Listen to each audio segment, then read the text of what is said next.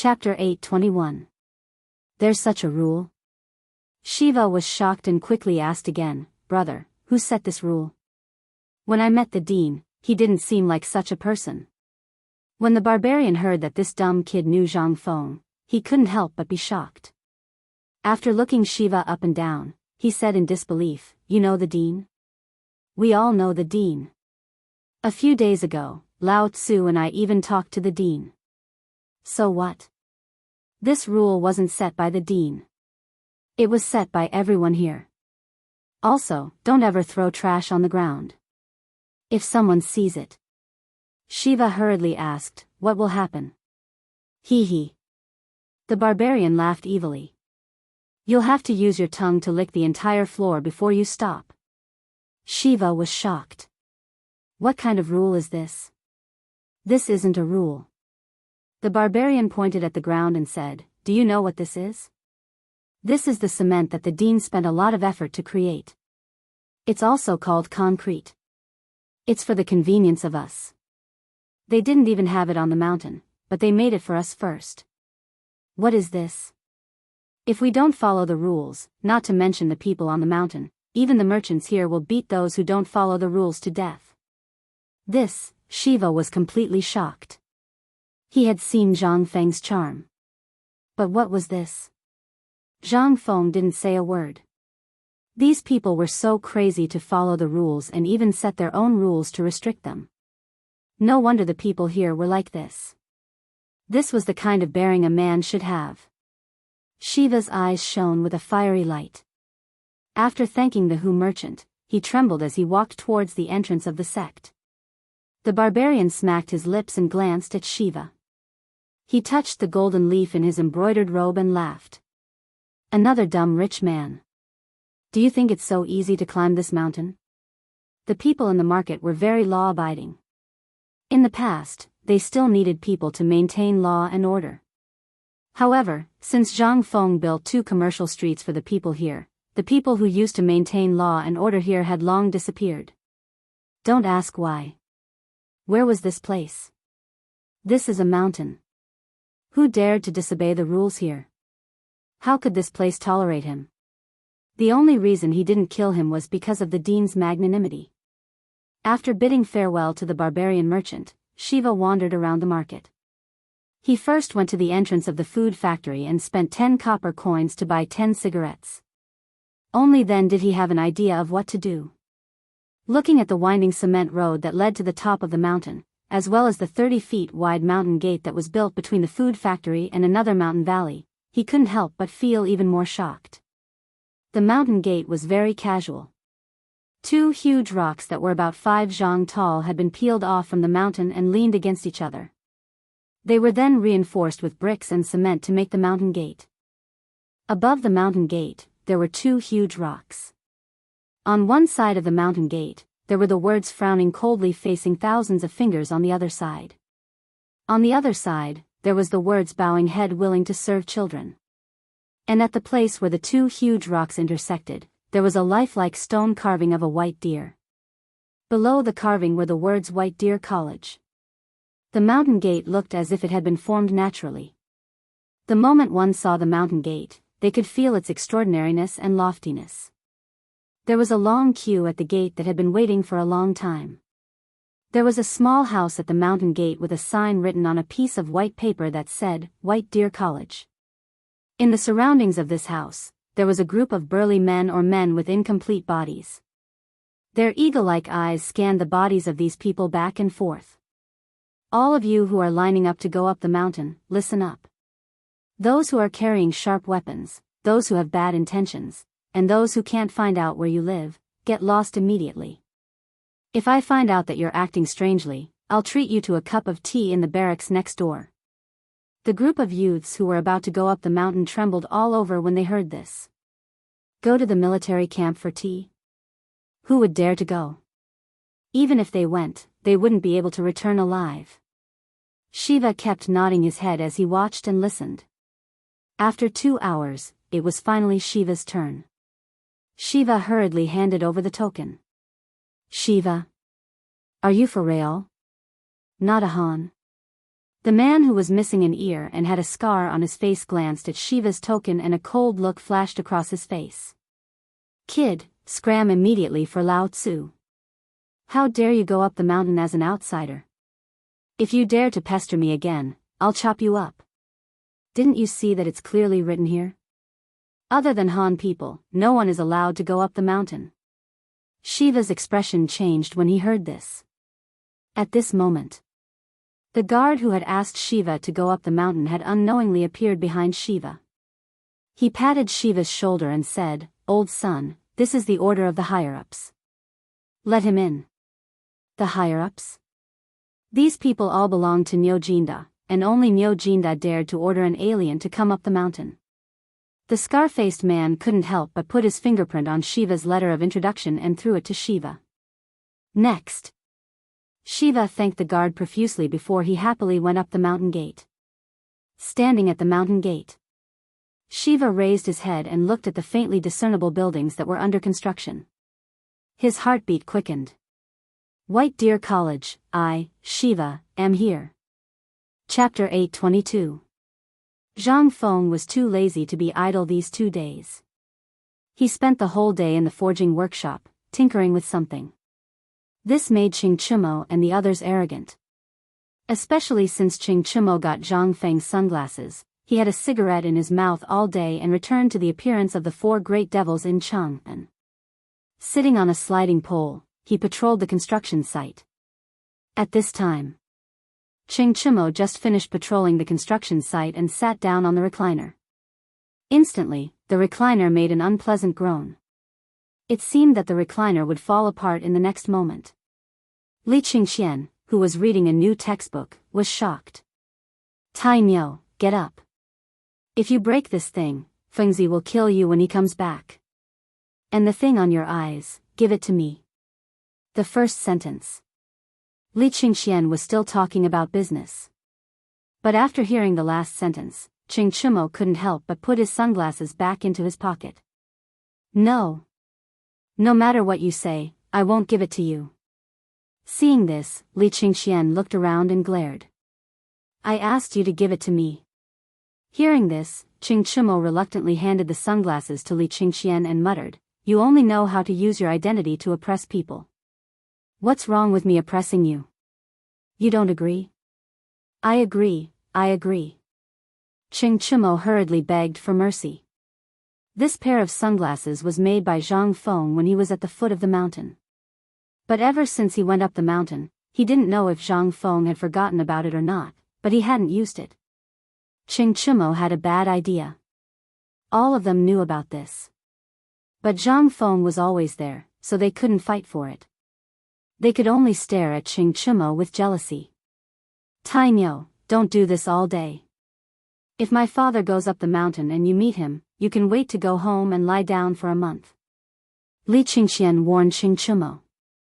Ching Chimo was shocked when he heard this. He hurriedly got up and asked, Master Li, have you been up the mountain? No, but it should be here soon. This thing should be used by Master Li and old Master Li now, so you better take it easy on us. Otherwise, we'll beat you to death when the time comes and you're implicated by us. While smoking, Zhang Sunchong shook his legs and said. At this moment, Ching Chimo heaved a deep sigh of relief. He took a puff of his cigarette and said, I thought they would come. It's good that they didn't come. Anyway, sunglasses is now in Li Gan's hands. He'll be the one getting beaten up first. Sunglasses? At this moment, Zhang Feng and Gao Can entered the living room. Before they entered the door, they heard the sunglasses and couldn't help but ask in surprise. But in the next moment, when he saw what was in Li Gan's eyes, Zhang Feng was so angry that he blew his beard and glared at Li Gan. Well, Li Gan, when did you learn to steal things? Li Qingxian didn't know that Zhang Feng had returned at this time. He hurriedly took off his sunglasses and pointed at Ching Chimo. It's him.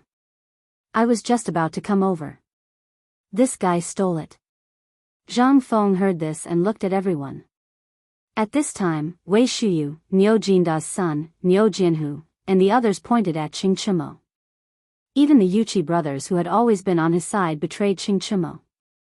Chang'an couldn't help but feel a headache coming on. Fengzi, listen to me.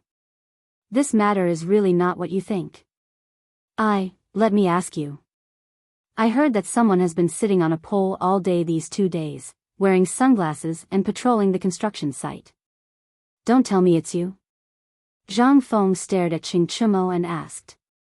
Chang'an's expression froze. Which bastard is it that's barking everywhere? Chang'an's eyes flickered as he defended himself. Fengzi, don't believe in rumors. These are all rumors. Lao Tzu, no, when did I do this? Zhang Feng rolled his eyes. Don't try to quibble. This is what Mr. Bosher said. Is there anything wrong with that? Although Mr. Bosher didn't name anyone, it's undoubtedly you. Chang'an still wanted to quibble, but Zhang Feng had already said it. What else could he say? Go and beat up Mr. Bosher? He really dared to. Even before his fist landed, his father would dare to chop him up with a knife. Chang'an couldn't help but cower. Zhang Feng was so angry that he wanted to punch someone. This kind of atmosphere couldn't be encouraged. Otherwise, when everyone followed the trend, what would happen on the mountain? That's enough. From now on, no palanquins are allowed on the mountain. Unless you're too sick to walk, or you're as old as Mr. Bosher, no one is allowed to sit on it. I'll leave this matter to Li Gan. If anyone dares to sit on it, he'll be sent down the mountain to slaughter pigs. Chang'an knew that Zhang Feng didn't say anything and instantly beamed with joy. However, Zhang Feng's next sentence made him fall to the bottom of the valley. It seems like you've been too strong recently. Alright, I've already arranged for someone to inform old Niu. Tomorrow, you'll go to the military camp at the foot of the mountain. I heard that General Qing Yaojin is doing some military training I mentioned before. You'll go and train for a month, or you can go home directly. Chang'an's expression changed drastically when he heard this. He had been to his father's military camp. Zhang Feng had created those perverted toys that tortured the experts to the point of wanting to die. It was known as the torture in the military camp that was more painful than being in the water prison. How could he go? Wasn't this asking him to go? Chang'an couldn't help but grab Zhang Feng and burst into tears. Fengzi, we're brothers. Why do you have to make things difficult for me? Chapter 8:23. When Niu Jinhu and the others heard this, they couldn't help but turn pale with fright. Yuchi Baolin and his brother didn't say anything. They just stood behind Chang'an and didn't say anything. Well, Fengzi, not everyone can enter this military camp. Let this guy go. If he goes in, he will definitely lose a layer of skin. Li Qingxian hurried to persuade Zhang Feng. Zhang Feng waved his hand, but Chang'an wouldn't let go no matter what. He even hugged Zhang Feng's legs, so tight that Zhang Feng could only roll his eyes. Let go of me. No, if you don't agree, I won't let go. Hey! Damn it, are you going to let go of Lao Tzu or not? No, unless you don't let me go down the mountain. Motherf **Ker, my leg is going to break because of you. Zhang Feng struggled and shouted in pain. Li Qingxian saw Zhang Feng's face turn red and turn pale with fright. He hurried forward and pulled Chang'an away with the two Yuchi brothers. Zhang Feng lay on the recliner. Wei Shuyu and Zhang Sun rushed forward and quickly massaged Zhang Feng's legs. Zhang Feng took a breath and said, I heard from old Niu that this is Lord Jiangxuan's order. The emperor knows about the military studies in our academy. Lao Li is really too much. He actually told the emperor about such an important thing. Now the emperor is interested and wants to see the results. That's why he ordered old Niu to pass a message to me. He asked me to ask someone with good conditions here to drive it. If you don't go, do you want me to go?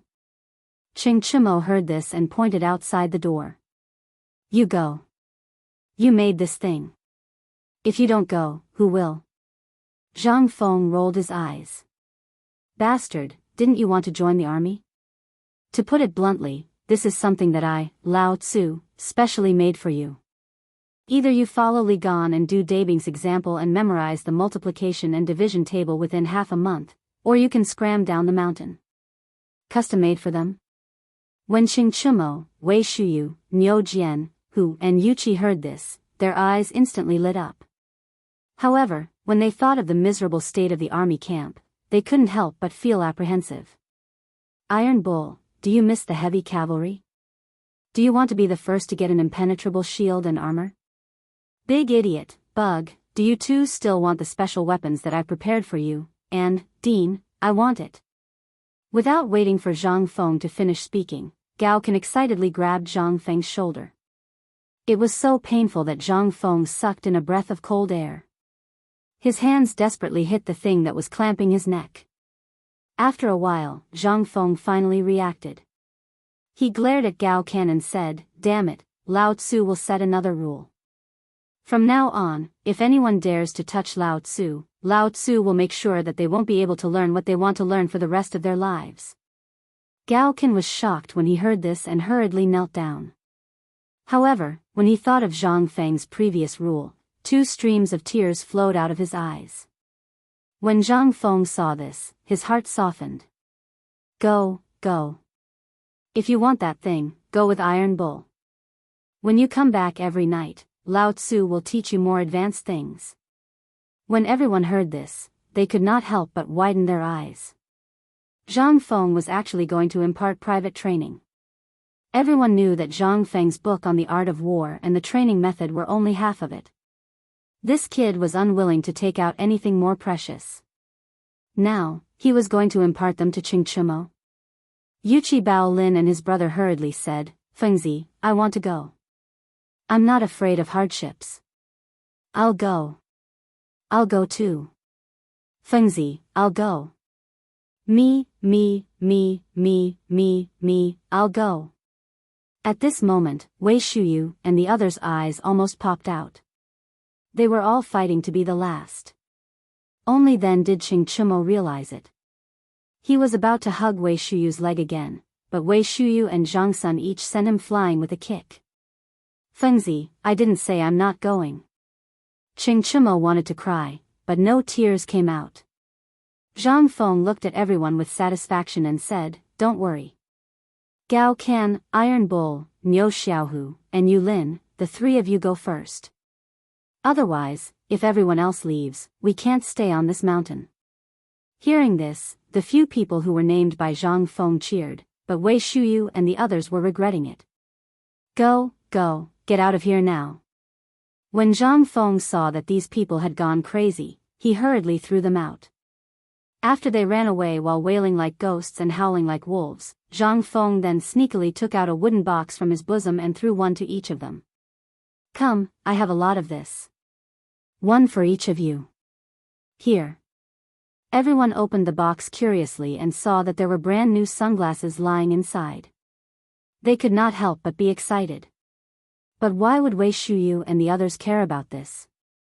They hurriedly asked, "Fengzi, the custom-made weapons you mentioned." Hearing this, Wei Shuyu and the others almost hugged Zhang Feng and kissed him. Seeing this, Zhang Feng hurriedly begged for mercy. "Everyone has one. I'll give you a surprise during the new year. Don't worry now. This thing can't be made in a short period of time. When I have time, I'll tailor it for you, okay?" At this moment, Qing Chumo returned and said, "Oh no, Fengzi, the fool you tricked before is here again. He's here to cause trouble." Chapter 824. When Zhang Feng heard this, he was a little confused. What? When did Lao Tzu cheat people? Zhang Feng really couldn't remember this. As he asked curiously, he got up and walked out of the door. Qing Chumo blocked Zhang Feng and said, "Isn't it that person called Shiwa? Have you forgotten?" When Li Qingxian heard this, he couldn't help but think of Shiwa's appearance. He asked with a strange face, "Why did that kid go up the mountain? How did he go up the mountain?" Qing Chumo shrugged. He heard that Uncle Niu told him to go up the mountain. Hearing this, Li Qingxian suddenly understood and looked at Zhang Feng with a strange expression. Although Zhang Feng didn't know about this mountain, it had already become a forbidden area in the imperial court. Without the approval of several generals, Li Qingxian's guards, and the Jinwu guards, or special certificates, no one could enter, let alone outsiders. Outsiders were either merchants with a clear background or slaves. No one else was allowed to enter. After Zhang Feng encountered the immortal bomb, Li Shimin was furious and set up an unwritten rule. Whoever barged in would be killed. No matter who it was. Even Li Qingxian would be beheaded if he dared to barge in without permission. Moreover, this Shiwa was cheated badly by Zhang Feng before. Why did he come up the mountain this time? Didn't he hear that he came to the Tang dynasty to ask for help last time? He had already asked for help, but he still didn't leave. What was he thinking? Could it be that he really came to ask Feng Zi for compensation for his previous losses? This dignified crown prince shouldn't be so poor, right? Li Qingxian also couldn't guess this kid's thoughts. He couldn't help but look at the puzzled Zhang Feng and ask, "Do you want me to go out and drive this kid down the mountain?" Zhang Feng heard this and said, "Drive what away? I also know now.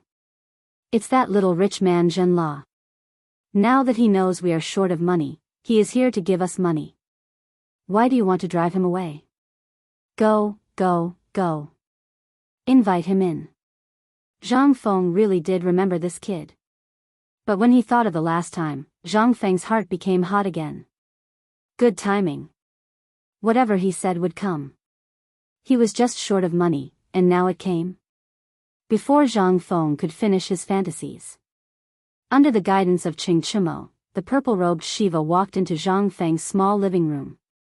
Upon entering, Shiva first looked at the simple furnishings in the room, then looked at Li Qingxian and the others. Only then did he respectfully bow and say, "Shiva greets Dean Zhang Feng." "Ha ha ha, so it's you.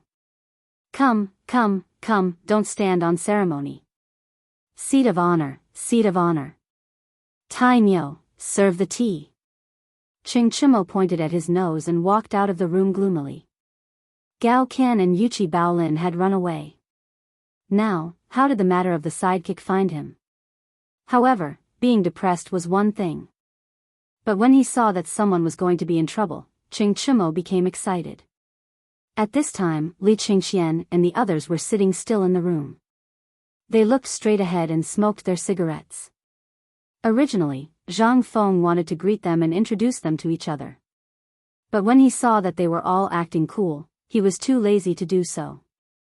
Glancing at Shiva's bulging money bag, Zhang Feng smiled even more happily. "Why are you here from so far away? I heard that Zhenla is in big trouble now, is that right?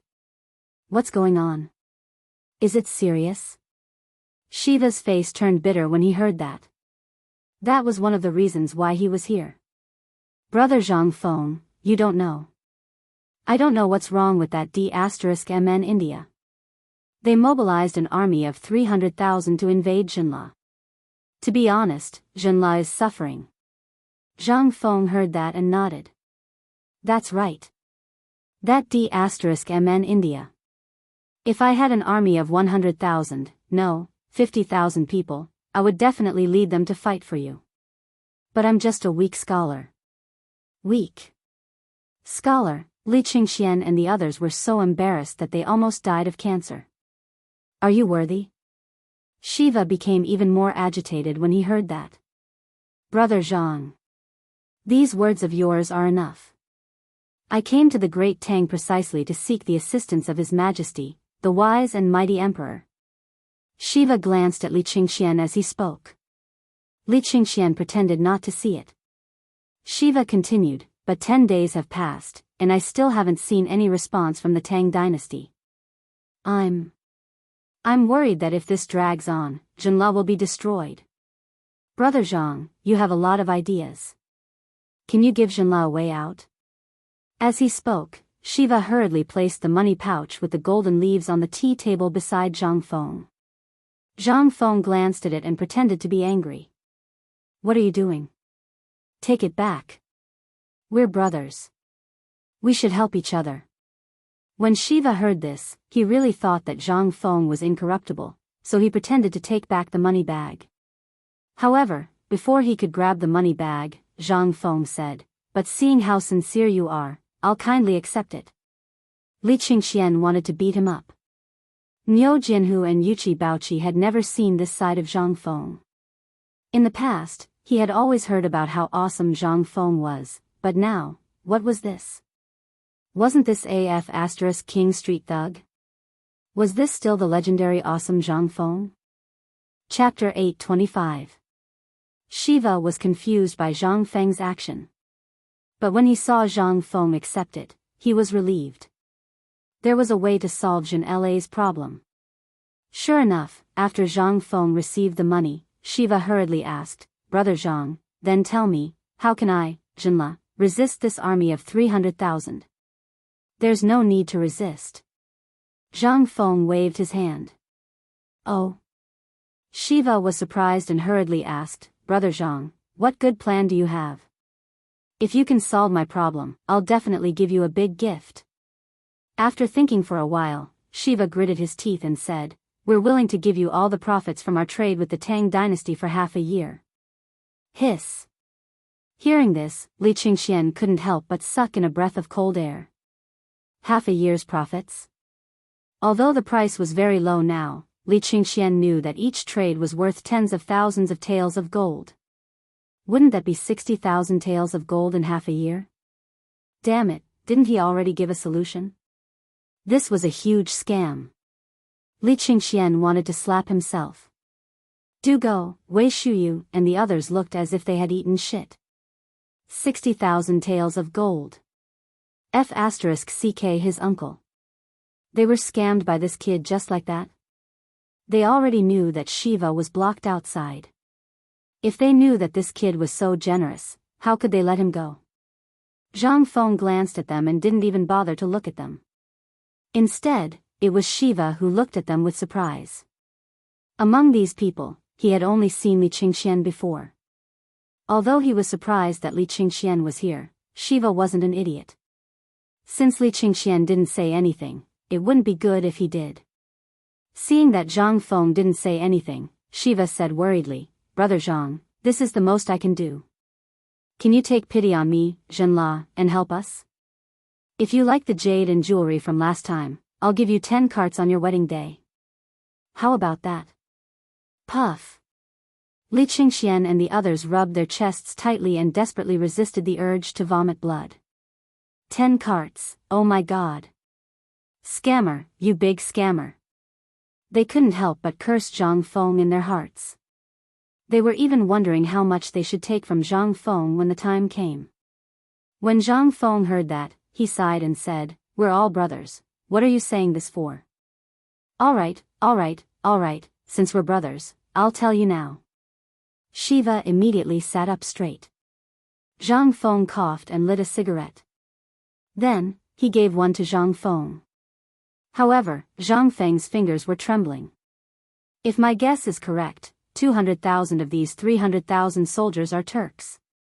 You don't know, but I heard from the returning merchants in Shao Mountain Market that the Turks had mobilized 200,000 people, but in the end, the whereabouts of these 200,000 people were unknown. Then, there was internal strife in Tubo, and then there was riots in India. Think about it, both Tubo, India, and Tubo were affected by the locusts, and they mobilized 300,000 people? If their stomachs weren't full, why would they mobilize so many people? When Shiva heard that, he couldn't help but frown and think for a while. Then, he nodded. Zhang Feng took a puff of his cigarette, crossed his legs, and said, Let's talk about other things. You're Prince Zhenla, so you should have countless spies in the country, right? You should know the actual number of soldiers in India, and you should also know about this disaster. Why did he suddenly put pressure on Zhenla? But how long has it been, and he's still slowly nibbling away at the border? If he really had 300,000 soldiers, he would only need 5 days to destroy you. But think about it, why didn't he do that? When Shiva heard that, his face turned pale. Zhang Feng was right. That was really the case. Shiva couldn't help but ask again, Brother Zhang, what does India mean? So you're saying that 200,000 of these 300,000 people are Turks? Zhang Feng nodded. He took out a piece of white paper, then took out a bamboo stick, burned it in the oil lamp, and drew a map on the paper. Look, this is your Zhenla. On the top is the Tang dynasty. Who's on the left? On the left is Tubo. Now that there's internal strife in Tubo, and your Zhenla encountered this problem, the Turks mobilized their troops again. But the Tang dynasty's Long Yu Dao is fine now. Why is that? Shiva stared at the map and fell into deep thought. Li Qingxian and the others finally couldn't pretend anymore. They also came forward. Zhang Feng waved his hand and asked everyone to come closer. Then, he poked the bamboo stick in his hand on the two words, Tang dynasty, and said, "It's because they don't know who the Tang dynasty is helping. So, they don't dare to start a full-scale war. That's why I said you don't have to worry. With the Tang dynasty around, India really doesn't dare to make a move. Now, who doesn't know that Zhenla is under the protection of the Tang dynasty? If they dare to make a move, they have to consider the revenge of the Tang dynasty. And to be honest, the Tang dynasty has already mobilized their army. The Tang dynasty has already mobilized. Why didn't I know?" Shiva was completely stunned by Zhang Feng's words. He hurriedly asked, "Brother Zhang, this is a serious matter. Please don't joke about it." Chapter 826. As long as the Tang dynasty was delayed, Zhenla would suffer for another day. Although Zhang Feng was right. The Indian army did not launch an all-out attack, but no one dared to be careless with a knife on their head. Zhang Feng saw that Shiva did not believe him, so he did not say anything. Instead, he continued to smoke. Shiva was anxious. How could Shiva, who had been taught a lesson before, not know what Zhang Feng wanted to do? He gritted his teeth and searched his chest for a long time before he took out an amber pendant. He handed it to Zhang Feng with a pained expression. "Brother Zhang, this was my mother's favorite when she was alive. I hope you will accept it." "Accept it, a relic from her mother." Zhang Feng's face darkened. He said with certainty, "Shiva, who do you think I am? This is your mother's relic." "Where is this?" "This is the academy. I, Zhang Feng, hate those who do not follow the rules of filial piety. How dare you give away your mother's relic to someone else? Someone, send the guest out." Sigh. Can you be a human? Li Qingxian could not stand it anymore. He slapped himself on the face and walked out of the living room in pain. Du Go and the others were watching with great interest. Shiva was shocked. He was almost scared to tears by Zhang Feng. He quickly put away the pendant.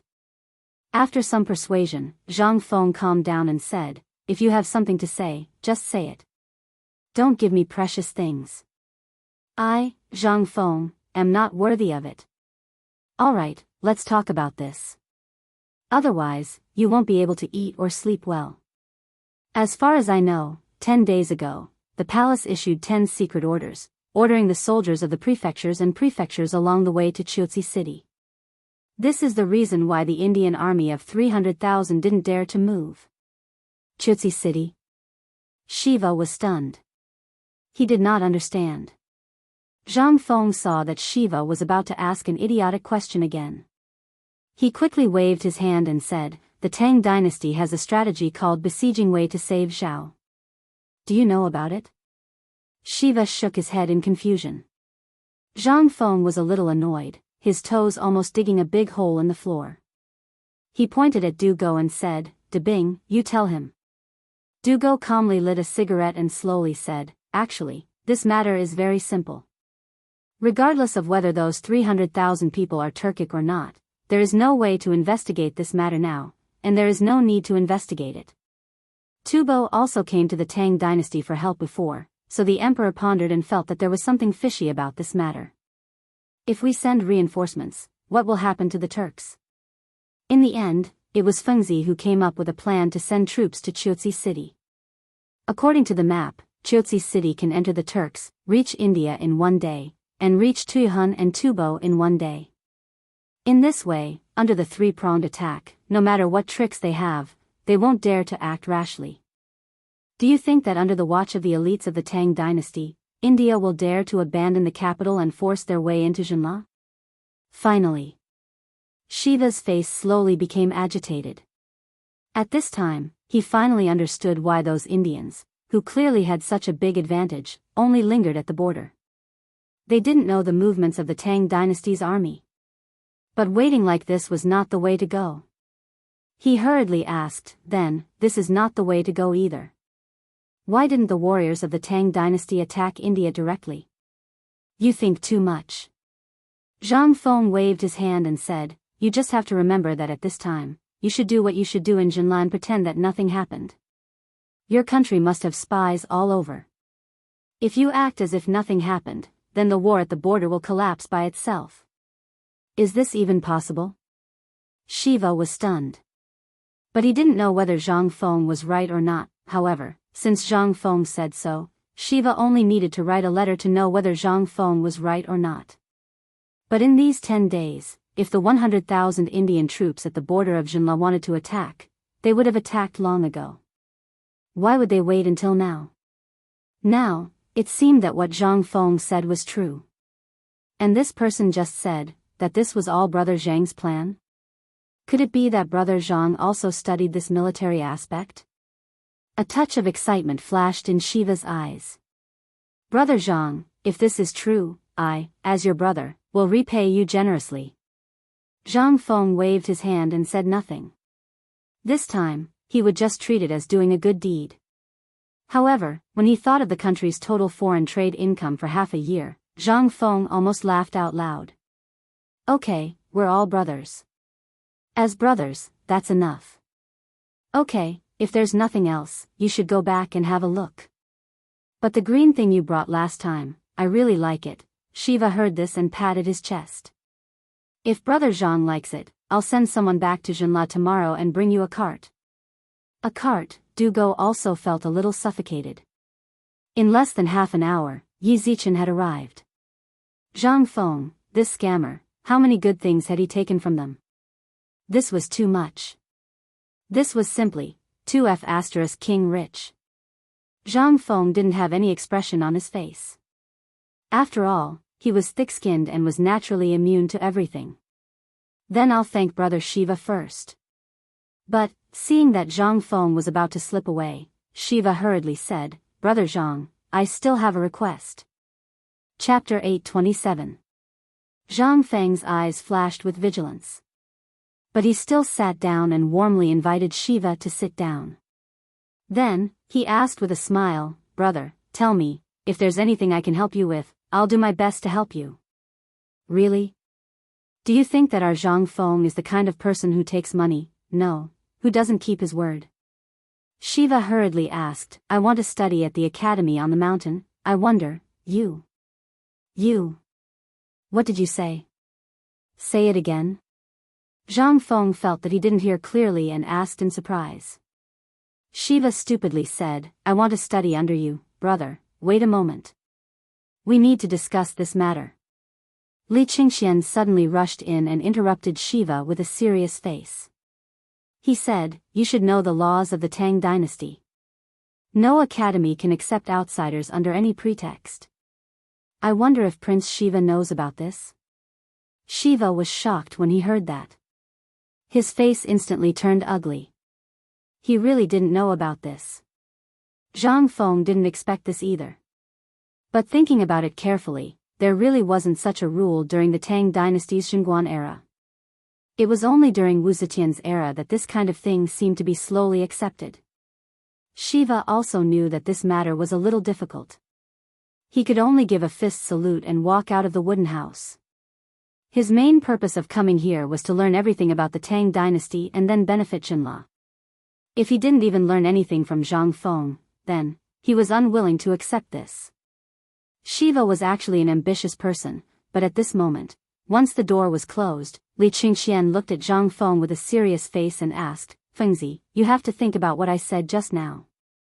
If you blindly accept him, then, there will be people from the Supreme Court inviting you for tea tomorrow. Although Li Qingxian knew that Shiva must have his father's permission to go up the mountain in front of everyone, he didn't give any specific advice on how to do it. Obviously, he wanted to let Zhang Feng make the decision himself. Zhang Feng asked curiously, then, is there any way to overcome this legal system? Zhang Feng didn't really care if he took the Shiva or not. However, when he thought about the treasures of the level 10 car and the profits he could make in half a year, he was envious. Who asked him to be so poor that he didn't even have food to eat? Zhang Feng's question really stumped Li Qingxian. He hurriedly asked, dating, you're more familiar with these things. Think about it and see if you have any ideas. There is a way, but it all depends on whether this Crown Prince Siwa is willing or not. Dugo stroked the small mustache on his chin and frowned.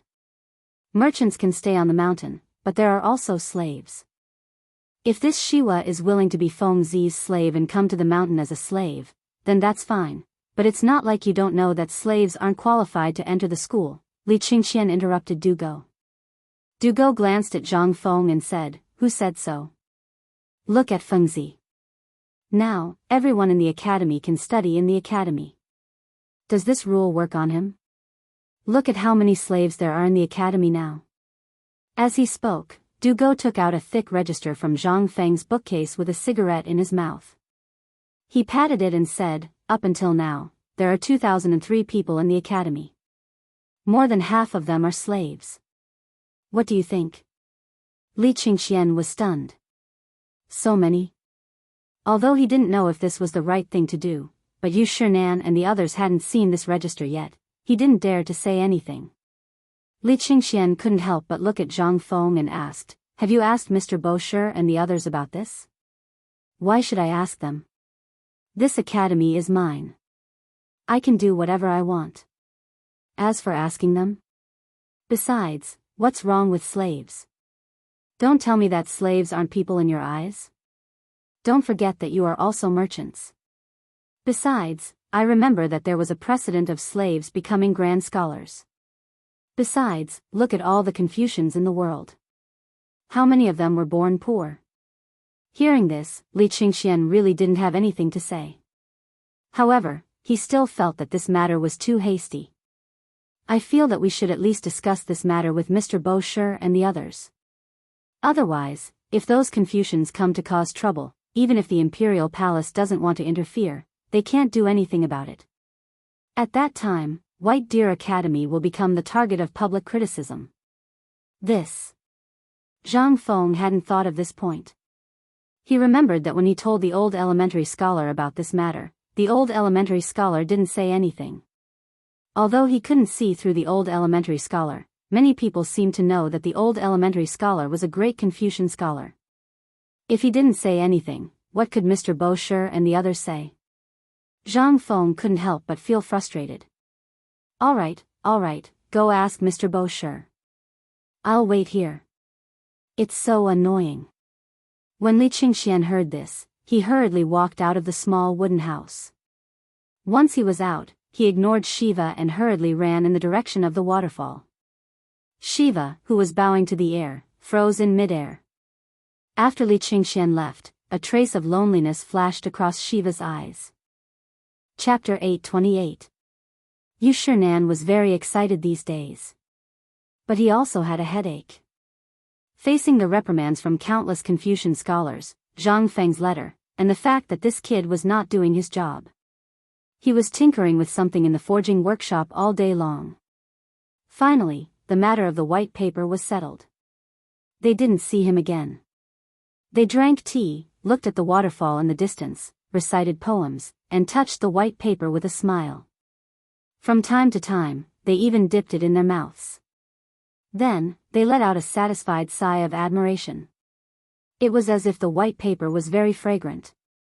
At this moment, in front of the bamboo house, Li Qingxian's voice slowly sounded, and they couldn't help but feel a little surprised.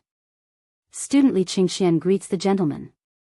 Li Qingxian still paid attention to etiquette. When there was no one around, he had the image of an elegant young master. Yu Shinan and the others nodded in satisfaction. Get up, sit. Li Qingxian didn't stand on ceremony.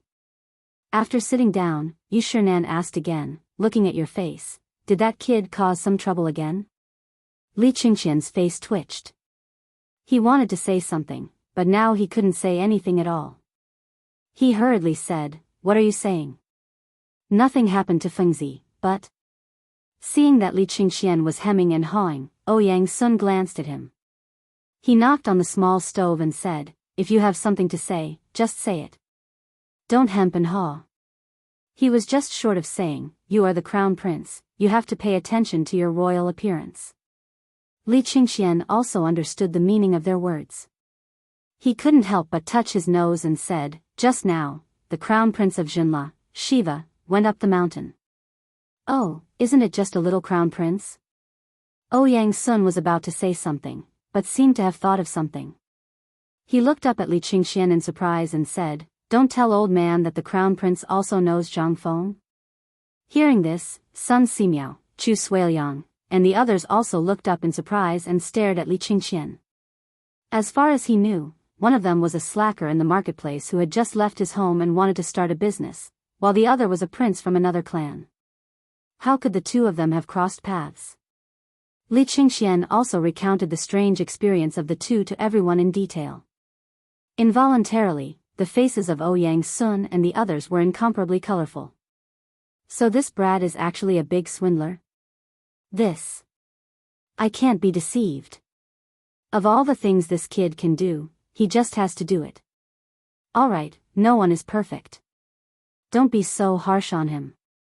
After all, this kid is also very good. Sun Simiao hurriedly stood up to smooth things over. Only then did they stop criticizing Zhang Feng. Sun Simiao then asked, "Then this time, did Shiwa come up the mountain because of Zhenla being surrounded?" "If it's really just for this, it's fine." Li Qingxian said with a wry smile, "This kid has been wandering around Chang'an city for 10 days. During these 10 days, he did nothing but check all the things that Fengzi made. He even squatted at the foot of the mountain for a long time. This time, he could come up the mountain probably because of my father's idea. And as soon as he came up the mountain, he wanted to enter the academy to study." Bam! Hearing this, the small spoon in Ouyang Sun's hand shook and fell on the teapot. In an instant, the delicate handle of the teapot was instantly smashed. "You said, he wants to enter the academy to study?" Finally, Ouyang Sun and the others reacted. The next moment, they could not help but ask in unison in horror, "That kid said so? Did he agree?" After asking 2 questions in a row, Li Qingxian could not help but say in his heart, as expected. This was not only against the rules, but also against the laws of the Great Tang. Su Rian had said that Zhang Feng had broken the rules, but the concept that those who were not of the same race were bound to have different hearts still did not allow them to do anything that exceeded common sense. In their view, if an outsider wanted to learn the information of the Han people, what was the difference between that and stealing? At this time, what they were most concerned about was whether Zhang Feng had agreed. Once this kid agreed, then, you said it all. Did that bastard Zhang Feng agree? Ouyang Xiu did not have time to care about the teapot that had accompanied him for 10 years and asked hurriedly. This was related to their reputation. If this brat really agreed, then all of their reputations would be ruined here. On the contrary, Li Qingxian was extremely calm. Seeing that they were anxious, he said, "Gentlemen, don't be anxious. This matter has been temporarily suppressed by me, and I'm waiting for you to discuss it." "Then what are you waiting for? Let's go, let's go." Hearing this, Ouyang Sun hurriedly got up and walked out with his hands behind his back. Seeing this, Yu Shinan and the others hurriedly put away the paper in their hands and followed closely behind Ouyang Sun. Seeing this, Li Qingxian heaved a deep sigh of relief. "I don't know what father is thinking. What should we do now?" Li Qingxian sighed and helped Ouyang Sun turn off the fire in the stove. Then, he hurriedly followed the others. At the same time, at the gate of Eason Pastry Shop in Chang'an's Tonghui Lane, the old scholar drove a carriage that belonged to Chang'an University, carrying Jingshu, and slowly appeared at the gate of Zhang Mansion. Behind this carriage was a carriage with a shed and 3 handcarts full of goods.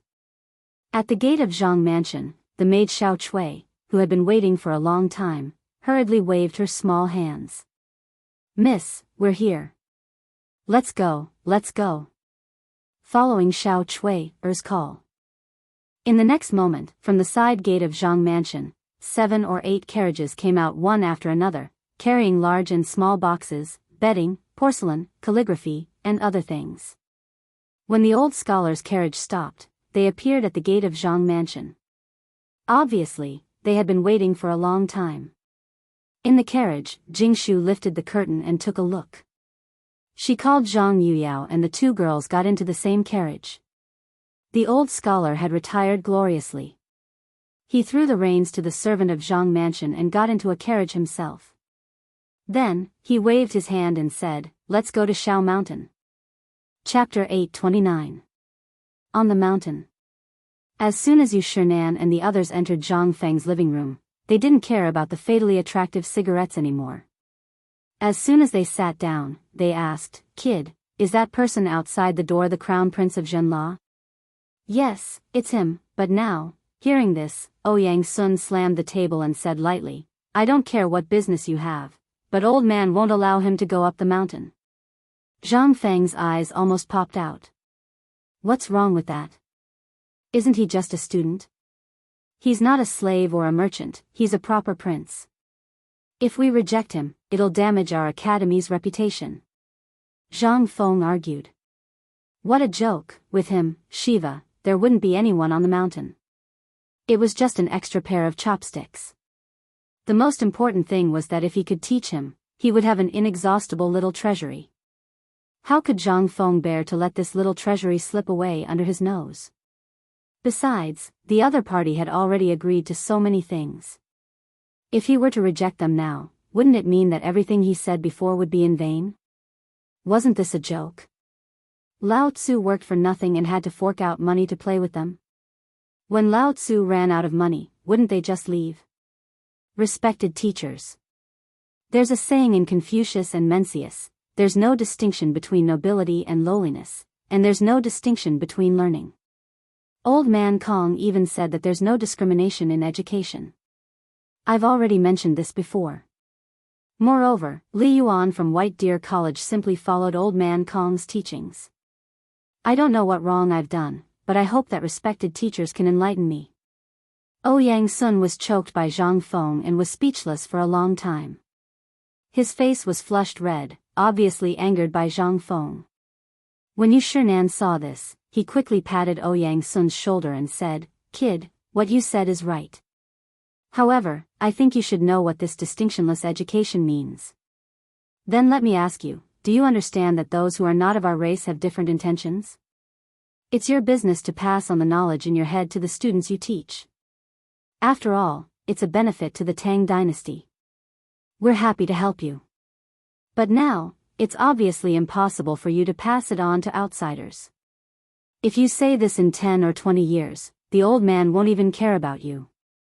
I believe that even if you don't say it, the emperor will issue such a decree. But not now. Look at your academy." Yu Shinan pointed at the door and said with a serious face, "The academy hasn't even opened yet, and you've already brought in an outsider. What do you think the others in the academy will think? What will happen to the people watching this place? Do you want to bear the crime of betraying the clan?" Zhang Feng's eyelids twitched. How could this have anything to do with betraying the clan? Do you really think that I, Zhang Feng, have never seen the world? This time, Prince Zhenla is here. I don't know what he's here for. He's just here to be a minister. If all the ministers are so stingy, it's really hard for them to be successful. Zhang Feng also understood their thoughts. However, if they were all so selfish, how could the Tang dynasty flourish? Respected teachers, I feel that you're exaggerating a little. Actually, this matter isn't as serious as you've described it to be. Is this not serious? Ouyang Sun's hot temper rose again. He stood up with a swoosh and stared at Zhang Feng. However, Zhang Feng ignored him and said, "Trust me, teacher. Calm down first.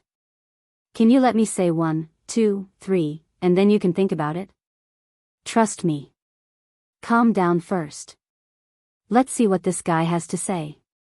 How about it?" Yu Shinan and Sun Simiao hurriedly tried to persuade him as well. A moment later, Ouyang Sun angrily said, "If you want to say it, then say it quickly."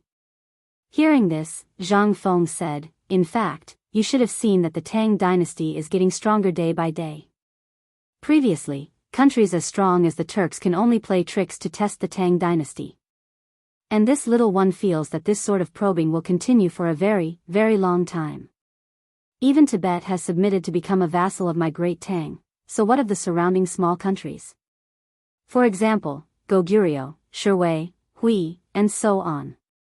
For example, it's like a bandit's nest. Does the bandit leader only care about his own pleasure and not, forget it? I'll change the metaphor." Zhang Feng shrunk his neck under Ouyang Sun's murderous gaze and hurriedly changed the topic. Take a wolf pack for example. The strength of a wolf pack does not represent the strength of the entire wolf pack. The strength of a wolf pack depends on how the wolf king distributes the food equally. If the wolf king in the wolf pack only cares about itself, then the wolves around it will become fewer and fewer. In the end, it will be the only one left fighting alone. At that time, even if it sees a bountiful prey, no matter how good the hunting opportunity is, it will only sigh. Although the Tang dynasty is strong now, it is still only temporary. The people who rely on the Tang dynasty all hope to be sheltered and learn something. Then, when they become stronger, the Tang dynasty will get more rewards. In this way, a huge net of interests will be formed. Then, who can defeat the Tang dynasty? Chapter 830. Zhang Feng's mouth flew up and down, and Ouyang Sun was really confused. Sometimes he frowned and thought deeply, and sometimes he gasped. Anyway, he felt that something was wrong. Yu Shinan and the others were the same at this time, but they were slightly better than Ouyang Sun. They could feel that Zhang Feng's mouth could even bring the dead back to life. Li Qingxian, who was standing at the door, was deeply shocked at this time. He felt that what Zhang Feng said now was reasonable, but in the end, he couldn't help but exclaim, "Fengzi, you are talking about the way to govern a country?" As soon as Li Qingxian's voice sounded, Ouyang Sun was instantly shocked and understood. "Fengzi, is what he said true?" Zhang Feng nodded. "You can say that, but these things are all universal. So, Mr. Xian Ben, do you think what I said is right?" Ouyang Sun's face couldn't help but become serious. "National policy, this is national policy, how does this kid know so much?" Ouyang Sun couldn't help but anxiously walk around in the room, with his hands behind his back. After a while, he asked, "Fengzi, old man, ask you, this thing, other than here, who else have you told?" Zhang Feng was stunned. "What did you say?" "The national policy you just mentioned?" "I told you here, and Lao Li and the others also know about it." "The matter of the drought in Longyu Road," Li Qingxian interrupted Zhang Feng and said, "Mr. Xian Ben, let me say this. This matter was nothing in their eyes, but in the eyes of these pedantic people, it was the crime of deceiving the emperor. Other than the emperor, who could talk about national policy? The common people were forbidden to talk about court politics." Although Zhang Feng was considered an idle person at this time, if this spread out, it would be terrible. Therefore, Li Qingxian felt that it would be best to use their identities to speak to these pedantic old fogies. When Li Qingxian saw that they didn't speak, he said, "I'm sure you all know about the matter of Longyu Dao. Although His Majesty has indeed implemented the strategy against the Turks and Tibetans, you may not know that this was calculated by Fengzi long before His Majesty came up with a plan. And at that time, I only knew about it from my father and uncles." Yu Shinan added, "That's right, this kid is not simple. The beer you drink and the fine salt you eat are all made by this kid. Do you believe me?" An old man also clarified one more thing. Sun Simiao said with a smile, "The bone-strengthening powder, the insecticide powder that smokes the locusts, and the nourishing porridge on the mountain are all made by this guy. Don't say that I made them. I really can't afford to take the blame." Hiss. Ouyang Sun almost couldn't breathe and fainted. Although he had always heard Yu Shinan talk about this, to be honest, he didn't believe it at all. But now that he heard Zhang Feng talk about national policy again, he was so shocked. After hearing it from others, this kid actually didn't refute. It seemed that these things were all made by this kid. Ouyang Sun quickly gasped for breath, suppressed the shock in his heart, and asked, "Kid, what else haven't you done?" "I have so many things that I haven't done. I'm really afraid that I'll send you away if I say it all at once." Thinking of this, Zhang Feng cupped his hands and said, "Not for the time being. What I want to do most now is to make White Deer College the world's White Deer College. What I said today will be taught in the college in the future, and these things are all in the books I wrote. I know that all of you think that I'm crazy, but I must tell you that I'm not crazy. All of you know just how many people there are in the Great Tang who can read and write. What can these people do? Now the Tang Dynasty's scholars are gradually rising rapidly, and the number of businessmen coming to the Tang Dynasty is gradually increasing.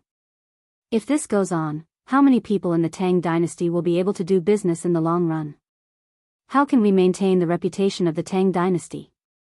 Do you want others to laugh at the Tang Dynasty and say that everyone in the Tang Dynasty is a country bumpkin who can't even read a word? Then if that's the case, won't my great Tang really be laughed at by others, and we won't be able to follow Confucius's admonition? If that's the case, what's the difference between us and those who deceive their masters and destroy their ancestors? They didn't think much of it before. But at this time, when Zhang Feng said this, Yu Shinan and the others suddenly changed their expressions and stood up with a swoosh. Seeing this, Zhang Feng quickly said, "Kid, you're doing this for the benefit of the Tang Dynasty. Think about it. Why did I spend so much effort and energy to open the college at all costs? Isn't it all for the Tang Dynasty? Once the Tang Dynasty becomes powerful, who will dare to bully, humiliate, beat, and scold me? But a powerful and famous clan needs to be built up piece by piece. Just like the college outside, if there is no foundation stone, how can a tall building rise from the ground?" Chapter 831.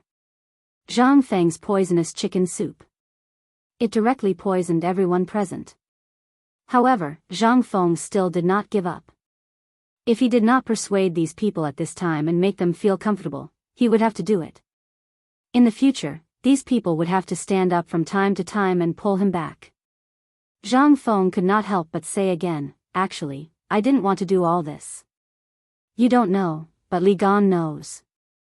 I was originally staying in my small tavern and idling away my days peacefully. But it's all because of that Lao Li. He urged me to become an official all day long. I didn't become an official. Later on, listen to what he said, I need to take the imperial examinations. Only the imperial examinations can lead to an official career. I, Zhang Feng, am so handsome, so cute, so resourceful. Even Zhuge Kongming has to call me master. Why would I need these things? This is nothing. I'll take the examinations. I heard from Lao Li that the emperor said that it was just a formality. But this Lao Li is trying to persuade me to open an academy. This, if it's opened, then so be it. Just as I was about to show off my skills, why are there so many obstructions?" Zhang Feng had not been so happy to show off in a long time. While beating down bitter water, he also scolded the few of them. Moreover, he didn't even use a single vulgar word. How could these people be a match for Zhang Feng? Compared to the people of this era, the people of this era did not know how to lie. It could be said that they had not learned how to lie in a roundabout way like Zhang Feng. Therefore, Zhang Feng succeeded at this time. He successfully forced his poisonous chicken soup of the 21st century down their throats. He successfully made the four great Confucians drunk. At this time, Zhang Feng seemed to be a little unsatisfied. He once again told them about the improvements and the innovative idea of the great harmony of the world. Involuntarily, these people instantly entered a state of confusion and could not extricate themselves. However, when Zhang Feng led the topic to Shiva in a roundabout way, Yu Shinan and the others came to their senses. "That's not right. Kid, don't try to bewitch us. By the way, what do you mean by the great harmony of the world? Stop quarreling.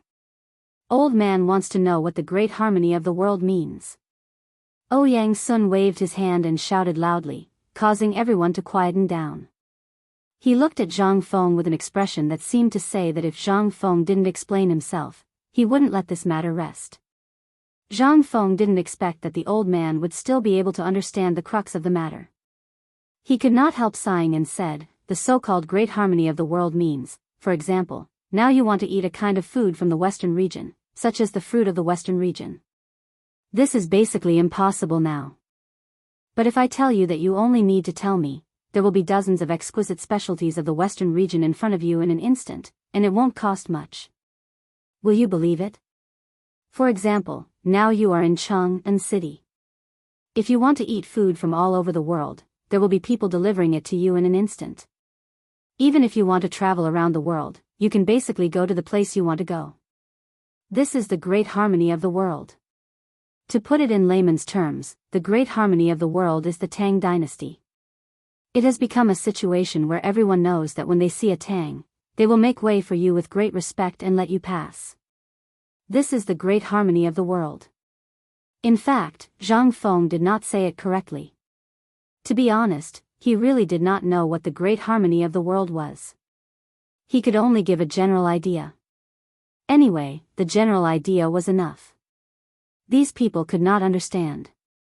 Sure enough. Zhang Feng's words once again made Ouyang Sun fall into a long contemplation for a long time. Yu Shinan took a deep breath and said with a strange look, boy, in the end, you just want to say that you want to accept Shiwa? Well, more or less. Only by letting more people understand the culture and language of the Tang dynasty, the influence of the Tang dynasty will be more far-reaching. This is a way to have the best of both worlds. Although what you see now is that they have secretly learned the things of the Tang dynasty, their roots are still in our hands. Think about it. 10 years later, all the vassal states around the Tang dynasty will be proud of the Tang dynasty's language, culture, customs, and clothes. Do you think they have secretly learned from us, or what? Silence. Dead silence. Everyone understood. He said a lot. This was the most important part of this sentence. It was just that they could not imagine a bearded Kunlun slave speaking fluent Guanzhong language and wearing the clothes of the Tang dynasty. What was this? What was this? Zhang Feng was right. The goal of these people in their lives was to maximize the spread of what they had learned, so that their ideas could spread. And to what extent did they achieve in hundreds of years?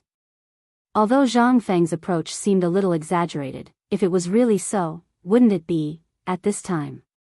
The happiest and most excited person was Li Qingqian. His eyes were full of stars as he looked at Zhang Feng. With a voice that only he could hear, he kept repeating this sentence. Mine, mine, it's all mine.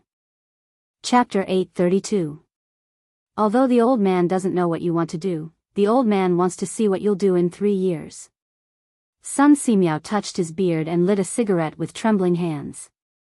He took a puff and said with a smile, I know why you asked me to come up the mountain.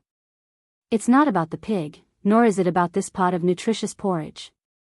You want me to teach you my medical skills on the mountain, right? Hearing this, Zhang Feng was about to say something. Sun Simiao quickly stopped him. Don't say anything. If you continue, I'll be so excited that I'll sell myself. You're very bad. Let me say it. Sun Simiao sighed. With his hands behind his back and a cigarette in his mouth, he looked at the group of old fellows who were in deep thought and said, actually, your medical book is somewhat against common sense. Even if I study it in my lifetime, I won't be able to comprehend it in a short time. So, when you gave me the medical book, you already had a plan, right?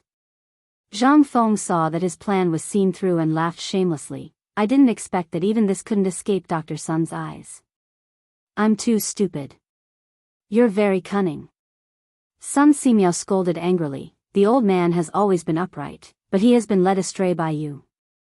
From not having a good appetite to not being able to drink and smoke. If you leave now, the old man won't be able to eat anything else. Forget it, you don't have to ask the old man. I'll stay, but you must remember one thing. As long as I need it, no matter what you're doing, you must teach me, such as experimenting on mice. Zhang Feng saw this and almost hugged Sun Simiao and kissed him. Okay, as long as you need it, even if it's growing flesh and bones, I can teach it to you. When will you stop bragging? Maybe you'll be a first-class official by now. Sun Simiao was speechless and stared at Zhang Feng. He naturally didn't believe in growing flesh and bones. How could there be such a magical thing in this world? Alright, let's talk about the kid outside first. After Sun Simiao walked around twice, he looked at Li Qingxian and said, "You mean to say that your father agreed to this matter?" After Li Qingxian nodded, Sun Simiao lowered his head and pondered for a moment. Then he patted Yu Shinan and the others on the shoulder and said, "Old friends, the matter of whether we accept Shiva or not has already been decided." The few of them were stunned upon hearing this. Sun Simiao repeated, "Li Gan's father." Sun Simiao emphasized the word father and then continued, "If he didn't agree, would the Li family servants at the foot of the mountain let him go up the mountain? You guys are also digging your own horns." Hearing this, they all nodded. Only then did he come to a realization. In his haste, he had neglected such an important matter. Without the emperor's permission, not to mention this kid, even one of them would not be able to go up the mountain from the side of the Chang'an military camp. This was all arranged by the emperor. He wanted to see if Zhang Feng would accept it or not. Thinking of this, the few of them sighed deeply. Rubbing their aching foreheads, they gathered together to discuss for a while. Yu Shinan said, "Fengzi, since this matter is decided by you, old man, and the others won't say anything. But what you just said, Li Gan, after this matter, wait for me to finish recording it in a book and keep it in the academy's library." Li Qingxian was dumbfounded. Why was it always him? Zhang Feng had said so much, how could he remember? But since Yu Shinan had spoken, he really did not dare to say anything. He could only say gloomily, "This student understands." Yes, yes. Hearing this, Yu Shinan and the others nodded in satisfaction and said, "You can enter the academy, but you can't break the rules. You can't run away from being a slave. Boy, what do you think?" In the end, Yu Shinan looked deeply at Zhang Feng. Zhang Feng also knew that this might be the biggest compromise, but this was not a matter of one's word. He had to ask for the other party's opinion. "I understand, but Shiva is the crown prince after all. I think we should let him make the decision. What do you think?" What a joke. Shiva was a prince. If news of this spread, the Jinla king would be furious. The Jinla royal family would fight Zhang Feng to the death. Zhang Feng did not care whether they agreed or not. He walked straight out of the door and waved at Shiva, who was squatting at the side with absent-minded eyes. After a long while, Shiva finally reacted. After following Zhang Feng into the room, Yu Shinan repeated the matter to Shiva and asked, "Crown Prince Shiva, this is the law of the Tang dynasty. As the crown prince, you should know this, so your decision is." Shiva was very excited. In fact, he had known about this for a long time. However, ever since he knew that Zhang Feng's son had opened an academy here and created so many good things, his mind was filled with Zhang Feng. He was even willing to be a slave. The main thing was that he could learn something that would allow the people of Jinla to not have a meteoric rise, but at least they would not be bullied by others. At this moment, when he heard Yu Shinan's words, Shiva knelt on the ground with a thud. Student Shiva greets the masters. Yu Shinan and the others were naturally not interested in taking in such a slave. They pointed at Zhang Feng, then rubbed their heads and left. Zhang Feng looked at Shiva and said, "Don't take it to heart. This is only in name. Only then can you stay on the mountain. So, we will do what we are supposed to do. Come, Li Gan. Give me a cigarette. What are you waiting for?" "No. Teacher, since you have taken me as your disciple and servant, then I, Shiva, will naturally be your servant for life." Chapter 833. Finally, this matter was settled. Zhang Feng's mood was very good at this moment. He found Zhu Zi and asked him to bring the smoked meat that had just come out of the pot, as well as a table of good dishes to entertain this rich man. Under Li Qingxian's incredulous gaze, he took out a jar of white wine from his bedroom. "Feng Zi, tell your brother the truth. How much wine do you have left?" Li Qingxian cracked. He stared with a pair of bull eyes and asked. Zhang Feng ignored him and said indifferently, "No more, no more. This is the last jar. I left this for Brother Shiva." "Oh right, why are you standing here? If you have nothing to do, go out and play." Li Qingxian was very angry. But with Shiva here, he did not dare to beat up Zhang Feng. He could only angrily slam the door and leave. When there is time, Lao Tzu will definitely tear down your rotten wooden house. This prince wants to see how much wine you have hidden here. Zhang Feng did not care about this. Now that he finally met a rich man in this period of time, how could he not grab onto his thigh? He laughed and poured a cup of wine for Shiva, then said, "Since we parted last time, we haven't seen each other for 3 months, right? It has been 3 months. I didn't expect so many things to happen in these 3 months. In the blink of an eye, you, a guy from the marketplace, actually became the dean." And I, sigh. Shiva drank 3 cups of wine and could not help but feel a little dizzy. When he thought of the things that happened in these 3 months, he could not help but feel sad. Creak. When the two were drinking cup after cup of wine, Li Qingxian pushed open the door with a strange expression. He looked at Zhang Feng and said, "Feng Zi, an important person is here." "Shiva, do you want to leave?" "Leave what?" "Shiva is now our brother, and also your brother. When have you seen me chasing you away when I have guests?" Li Qingxian's mouth twitched. "Fine, forget it. You're on your own. I have something to do, so I'll go down the mountain first." While talking, Li Qingxian immediately slipped away like there was oil on the soles of his feet. As he walked, he did not forget to say, "Oh right, Iron Bull and the others asked me to tell you that they have also gone to Chang'an to look at the white paper business." Who was it that had come? To be able to frighten these masters to this extent? Zhang Feng didn't mind. He continued to eat and drink with Shiva. When Zhang Feng poured a glass of wine for Shiva and gestured for him to drink, he noticed that Shiva was looking at the door in a daze.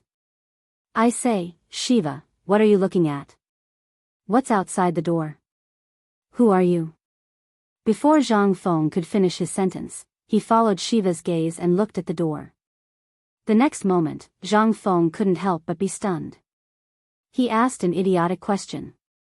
At the door, out of nowhere, a woman wearing a white strapless dress and a fiery red gauze dress had appeared. The woman was very beautiful and charming. The kind that was seductive to the bone. Zhang Feng thought that he had seen many beautiful women.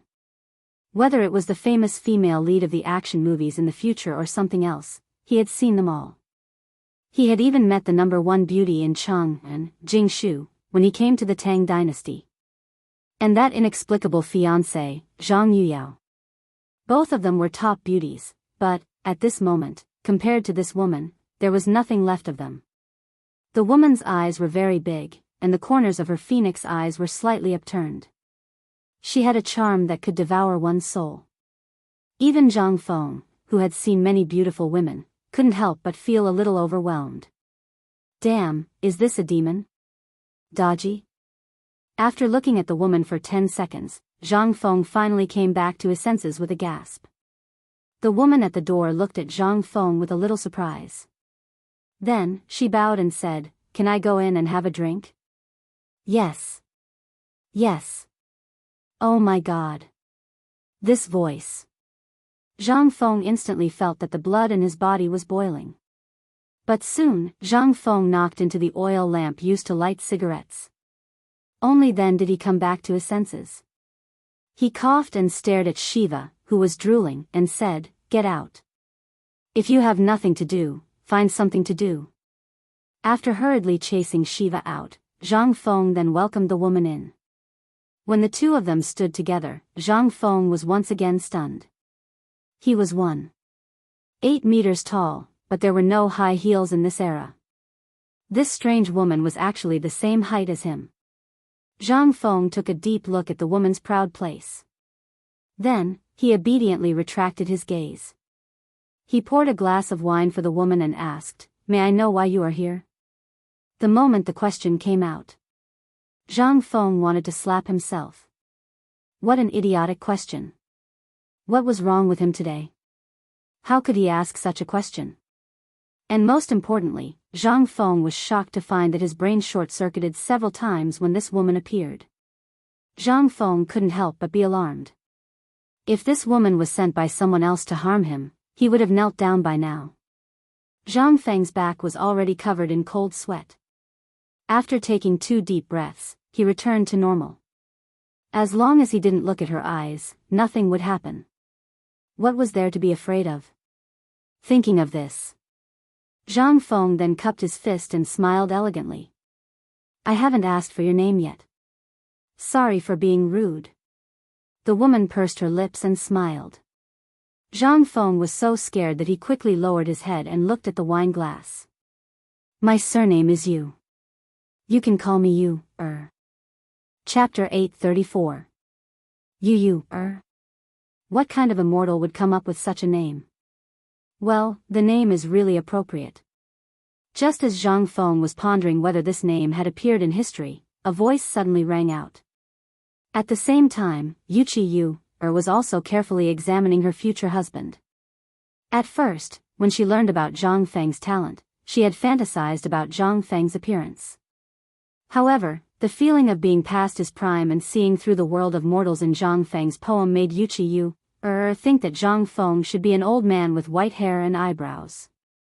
However, when Yu Baolin and his brother brought her here and stood at the door and saw Zhang Feng, Yu's heart never stopped beating wildly. Zhang Feng was very handsome, very handsome.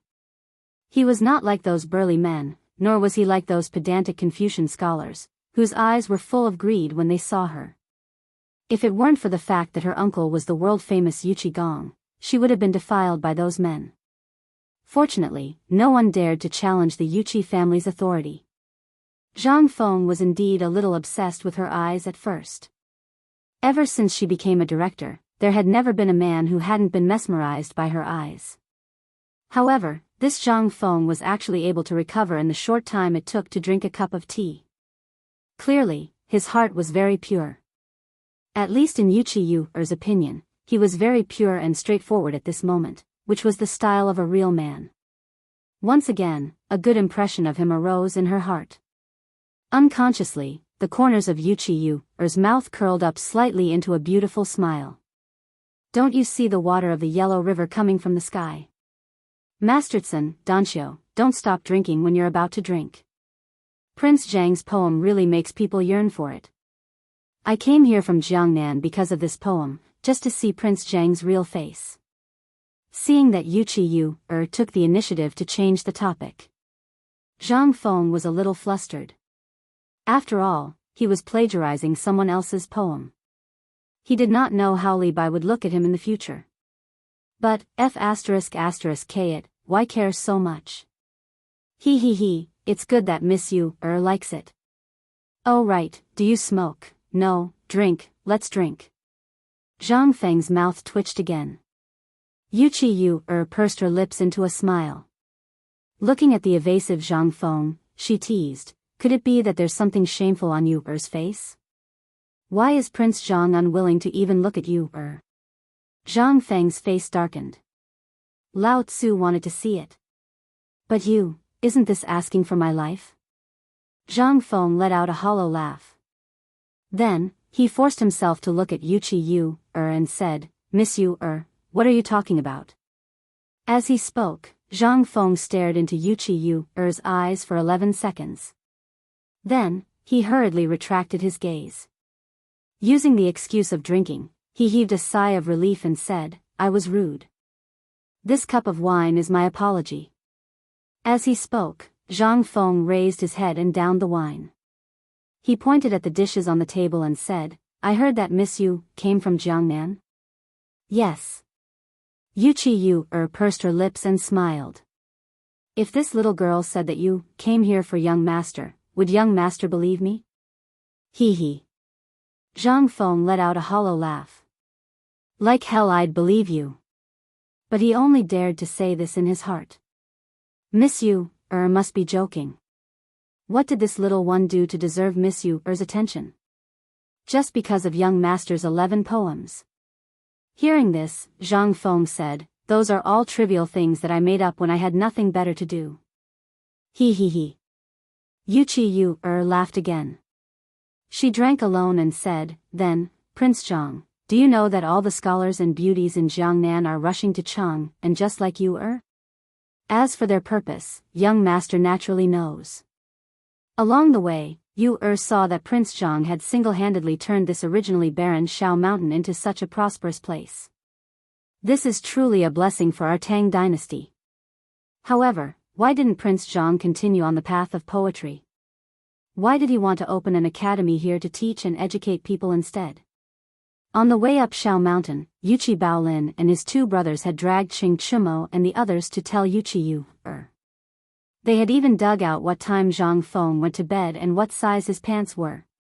All of this had been pulled out from the mouths of Qing Chumo and the others.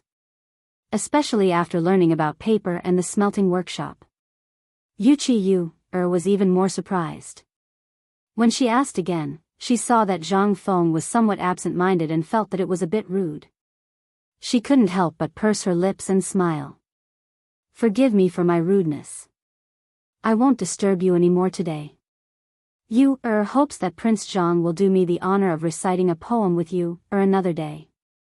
When Zhang Feng heard this, he felt as if he had been pardoned. Miss Yu is too serious. It is this one's fortune to have met such a beautiful person like Miss Yu As long as Miss Yu comes, I, Zhang Feng, will naturally sweep the bed to welcome you. Will you?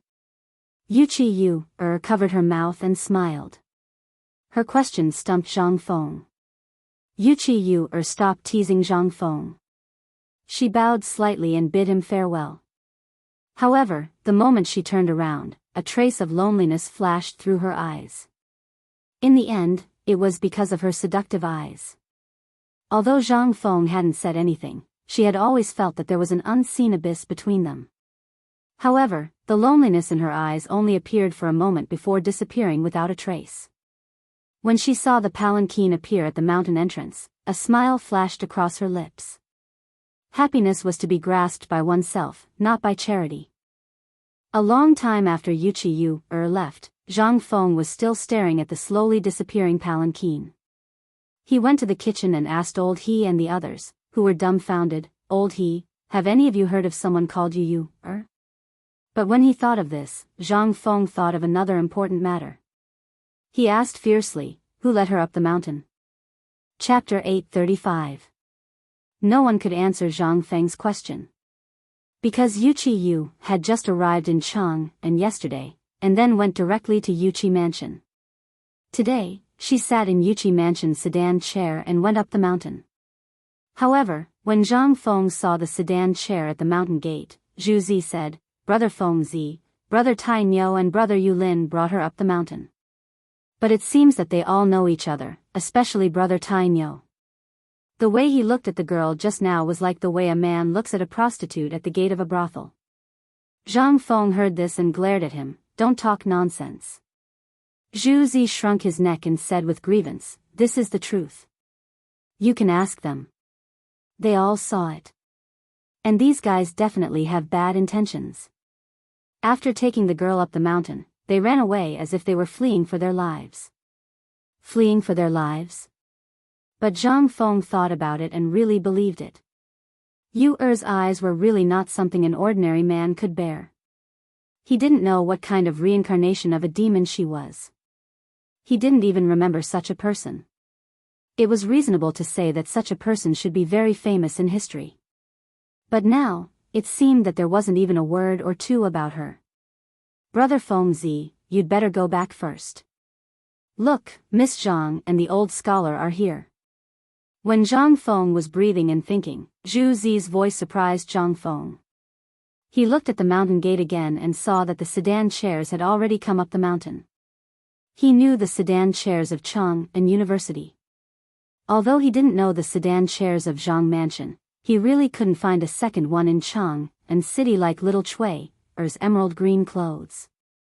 Seeing this, Zhang Feng's lungs were about to explode with anger. What the hell were these guys doing? Zhang Feng didn't care about anything else. Looking at the rows of carriages and handcarts, his eyelids twitched, and then he hurried to the mountain gate. When Zhang Feng arrived, the carriage had already stopped in front of Zhang Feng's door. Sedan chairs were not allowed on the mountain, but Zhang Feng's house was only a few hundred steps away from the mountain gate. Moreover, the sedan chair the old scholar was sitting in was from Chang'an University. Everyone on the mountain knew that Chang'an University was also the property of the dean. Naturally, no one dared to block the way. Not to mention the sedan chair of the Zhang mansion. What a joke. Even little Cui, Miss Zhang's personal maid, had come. What did that mean? That meant that the dean's wife was here as well. They dared to stop anyone, but would they dare to stop the dean's wife? Even if they were given 100 guts, no one would dare to do such a thing. Old Xiuzai, why didn't you tell anyone that you were going up the mountain? When Zhang Feng saw the old elementary scholar get off the carriage from afar, he hurriedly walked over and cupped his fists. The old scholar glanced at Zhang Feng and didn't say anything. Instead, he asked, "What's the matter with that woman who just came down the mountain?" How would Zhang Feng know what was going on? Well, she's Chang'an's relative. I don't know what she does either. She just came to sit for a while and then left. The old scholar looked at Zhang Feng suspiciously, but didn't say anything in the end. He pointed at the carriage behind them. Then, he went straight to Zhang Feng's small wooden house. Zhang Feng was stunned. He looked at Zhang Yuyao's carriage, which didn't move for a long time, and felt helpless. You said I was lifting the curtain? It was against the rules. What do you think I should do? Zhang Feng had no choice but to salute the sedan chair. I didn't know that Miss Yuyao and Miss Jingshu would be coming. Zhang Feng didn't go out to meet you. Little Cui's small eyes rolled around and looked at the sedan chair with some worry. Then, under her worried eyes, the curtain of the sedan chair was lifted by a slender hand. Needless to say, Zhang Feng knew that this was Jingshu's hand the moment he saw that hand. Zhang Yuyao's hand was fleshy and not so slender. Jingshu greets Prince Zhang. Jingshu lifted the curtain of the sedan chair and bowed. Then, she pulled the red-faced Zhang Yuyao out of the carriage. Miss Yuyao, are you not feeling well? Zhang Feng pretended not to understand and asked, if you're not feeling well, I'll call Dr. Sunday. No. I'm fine, there's no need, Zhang Yuyao hurriedly said, her face turning even redder. The people around them who were watching the show roared with laughter at this time. Zhang Feng was afraid that these people would talk nonsense, so he glared at them. Only then did they disperse in a hubbub. The few of them entered the small wooden house without saying a word. The old scholar sat in front of the table that had not been removed, his face gloomy. Zhang Yuyao could not help but exclaim, tears in her eyes. As for Jingshu, it was only now that she took off her veil. Although her expression was the same, she was staring at the table in a daze. Zhang Feng was a little embarrassed. Well, don't just stand there. Shiwa, quickly call someone to cancel the banquet and change it to another table. Change to what? The old scholar angrily shouted in a low voice, what kind of principal are you? So wasteful and extravagant. Do you want to spread this kind of atmosphere to everyone on the mountain? Zhang Feng was speechless. Sitting was not right, but standing was not right either. Jingshu was still the one who understood the big picture. Mr. Old Self, why, these dishes are basically untouched, which means that young Master Zhang and that girl only sat for a while. Also, look at this cup of wine. Jingshu pointed to the wine cup that Yu had just drunk from and said, there's only a little wine stain at the bottom of the cup, and the dishes are still warm. Don't worry about it. It just so happens that I haven't drunk Prince Zhang's white wine in a long time. Today, I'll borrow Prince Zhang's wine to toast you. Chapter 836. Zhang Feng was so excited that he wanted to hug Jingshu and kiss her. She was too virtuous.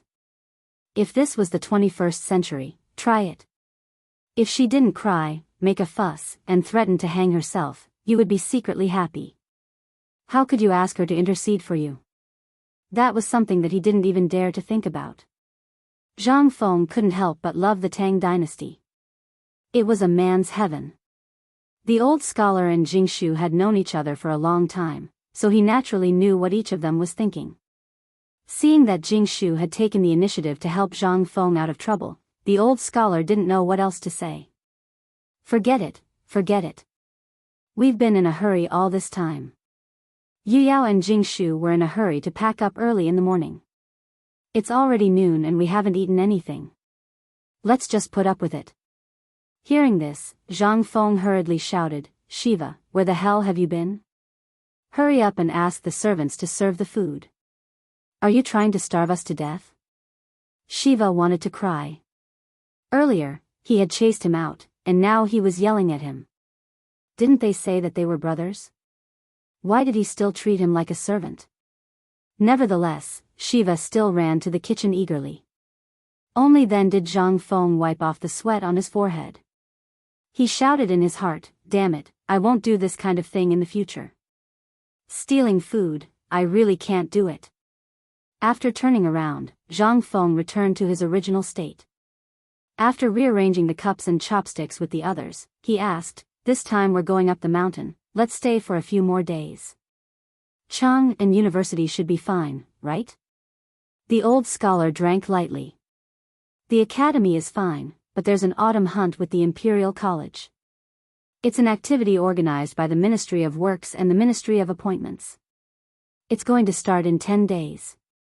This is the first thing we're going to do when we're up the mountain. Our Chang'an University still can't be compared with the Imperial College in terms of reputation and heritage. This time, the Imperial College took the initiative to have a friendly match with Chang'an University. We can't afford to lose. The old man went to look for a Kuju team, but until now, he hasn't found a foreman who is willing to take our place. Kuju. During the Tang dynasty, it had basically formed an industrial chain. Aristocratic families would basically fund a local foreman who specialized in Kuju. When the foreman received the money, he would recruit people who specialized in Kuju to compete with him, regardless of whether he won or lost. Of course, if he won, the aristocratic family would naturally reward him handsomely. However, there weren't many such academy versus academy competitions. Chang'an University was basically filled with those stubborn people from Chang'an. It would be strange if anyone was willing to come. If something went wrong, he would lose his life. If he kicked a certain stubborn person, he might even lose his life at night. Who would dare to come? The old elementary scholar could not help but worry. Zhang Feng frowned when he heard this. There are only 10 days left? Why did you only say so now? Jingshu saw the situation and said, originally, Zhang Xuan's mansion agreed, but the foreman disappeared yesterday for some reason in Chang'an. So, until now, we haven't found anyone who is willing to fight for us. I heard that the foreman and his men are all dead. Who was it? They were targeting him. Zhang Feng didn't even need to think about it. Let me think about it. Let's not talk about it for now. Isn't it just 10 days? After 10 days, I'll form a team. You can do whatever you need to do. At that time, I'd like to see who is the blind person who wants to harm me. Kuju, this thing.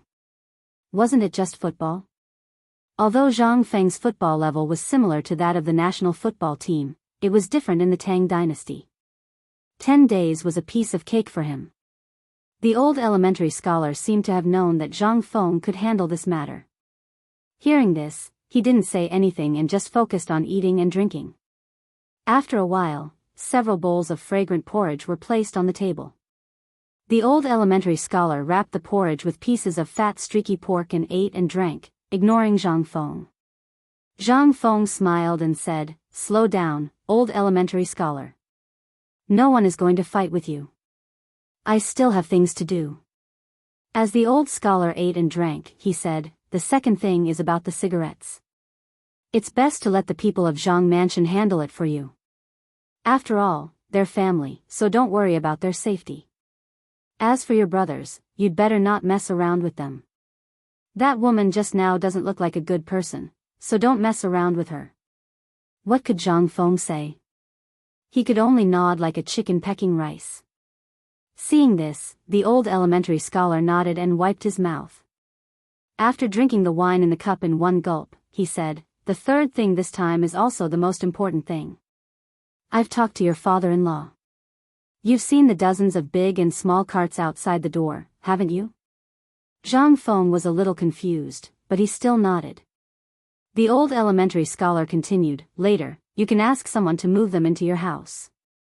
Just now, I heard that your villa at the foot of the mountain is about to be repaired.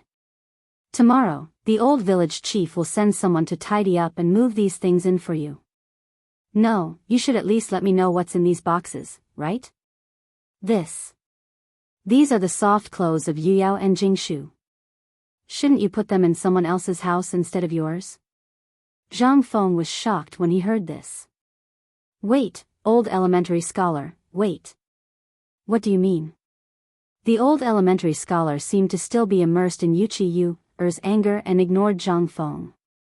He pointed at Zhang Yuyao and Jingshu and said, "I've brought them here. You don't have any good skills, but your bad habits are increasing day by day. What did you change to when you made a scene in Swallow Descent Tower? There are so many eyes on this mountain watching. Even if you're not embarrassed, I still want to save some face. It just so happens that Jingshu is a sensible person and will help you settle things outside. Yu Yao is meticulous and will wash your clothes and comb your hair every day. Alright, that's all. Old man, I'm leaving." Chapter 837. Zhang Feng was on the verge of breaking down. What kind of show was this? Even if he had made a mistake, shouldn't he at least tell him what he had done wrong? Just because he said no, he threw 2 girls away. Was this appropriate? Was there any justice in this? Zhang Feng hurriedly stopped the old scholar from standing up and asked, "Old scholar, what are you playing at?" "This. You see, I'm so busy that I can't wait to use one day as 2. And you see, we don't have anything to do with each other. Do you think it's appropriate for us to live together? That's not proper. You still know it's improper?" The old scholar sat down with a gloomy face. He took a cigarette from Zhang Feng's ear and lit it. He said, "Look at what you've done. Aren't you afraid of being laughed at by the people on the mountain? Aren't you afraid of being cursed by all the scholars? Now you're the director and a great scholar. You're no longer the carefree person you used to be. Whatever you do, you have to think about the consequences. I won't ask who that girl is, but don't worry. Now you can walk around the mountain and listen. Is this something that a director dares to do? I'm innocent. I'm King innocent. Since when have I been flirting with girls? That's right. Even if I flirt, it doesn't matter, right? What's wrong with a talent matching a beauty? And that girl just now, where the hell did she come from?" Zhang Feng felt wronged in his heart. But he couldn't say it out loud. "Old scholar, if I say that I really don't know what's going on with that girl just now, would you believe me?" The old scholar took a puff and glanced at Zhang Feng. "It doesn't matter if I believe you or not, but you're now engaged and you fell in love with Jingshu at first sight. I don't care about that, but how do you expect them to live in Chang'an from now on? Originally, I saw that you were alone on the mountain and were instigated to do bad things by your bad friends, so I was wondering if I should let them come up to accompany you. But today, I see that you're living a very good life. In short, do you want them to stay or not?" It seemed that the old scholar was really angry. Zhang Feng was also a little nervous. After weighing the pros and cons for a long time, he pinched his nose and said, "Then. All right." Seeing Zhang Feng's reluctance, the old scholar didn't bother to say anything more. "I'll go look for Mr. Bosher and the others. I'll come back tomorrow." As he spoke, the old scholar pretended to leave, but when he reached the door, he turned back and said, "You really don't know what happened to that woman?" Zhang Feng shrugged. "Do you think I would have this expression if I knew him?" Hearing this, the old scholar's face turned serious. "I'll check it for you. Don't worry about it for now." As he spoke, the old elementary scholar left with a gloomy expression. What the old scholar hated the most in his life were those greedy and extravagant debauches. He was also an extremely pedantic person. Otherwise, he would not have been able to live in his shackles for as long as 10 years. When he was going up the mountain, he heard the people in Tonghui Lane telling him that there was a seductive woman who came up the mountain to look for Zhang Feng. He couldn't help but be furious. But now that he was sure that Zhang Feng did not know this woman, the old scholar became even more worried and angry. Was someone trying to use a honey trap on him? Zhang Feng's current achievements were a stumbling block in the eyes of many people. Many people wanted his life. He knew this.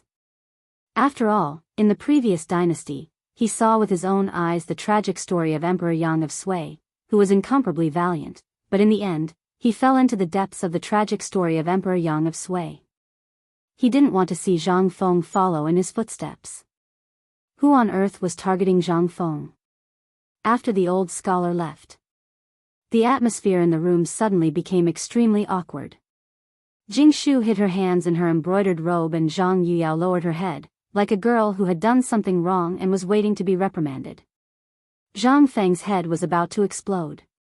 Behind Zhang Yuyao, Cui, who was dressed in emerald green, squatted on the ground. Her hand reached out from under Zhang Yuyao's armpit, grabbed a plate of braised meat from the table, and ate it like a cow. Other than the sound of Cui, chewing, the room was strangely quiet. Zhang Feng finally couldn't help but cough and ask, "Well, did Uncle Zhang say anything when you came up the mountain this time?" "No. Father asked me to serve my husband, Prince Zhang well." Zhang Feng's head exploded when he heard this. She was really planning to settle down on the mountain. Forcing a marriage to this extent was simply unheard of. Would Lao Tzu run away? Zhang Feng looked at Zhang Yuyao painfully, then looked at Jingshu. Jingshu seemed to have sensed it. Without waiting for Zhang Feng to ask, she said, "I didn't have anything to do at the foot of the mountain, so I accompanied Sister Yuyao up the mountain." Sister Yuyao, oh my God. Lao Tzu shouldn't have replied to Zhang Yuyao's letter. Back then, I really shouldn't have gone to Swallow Descent building with those few bastards. Damn it, is this retribution? Is it wrong to be handsome? Chapter 838. Zhang Feng finally managed to escape from the wooden house. He squatted in the kitchen and refused to go out.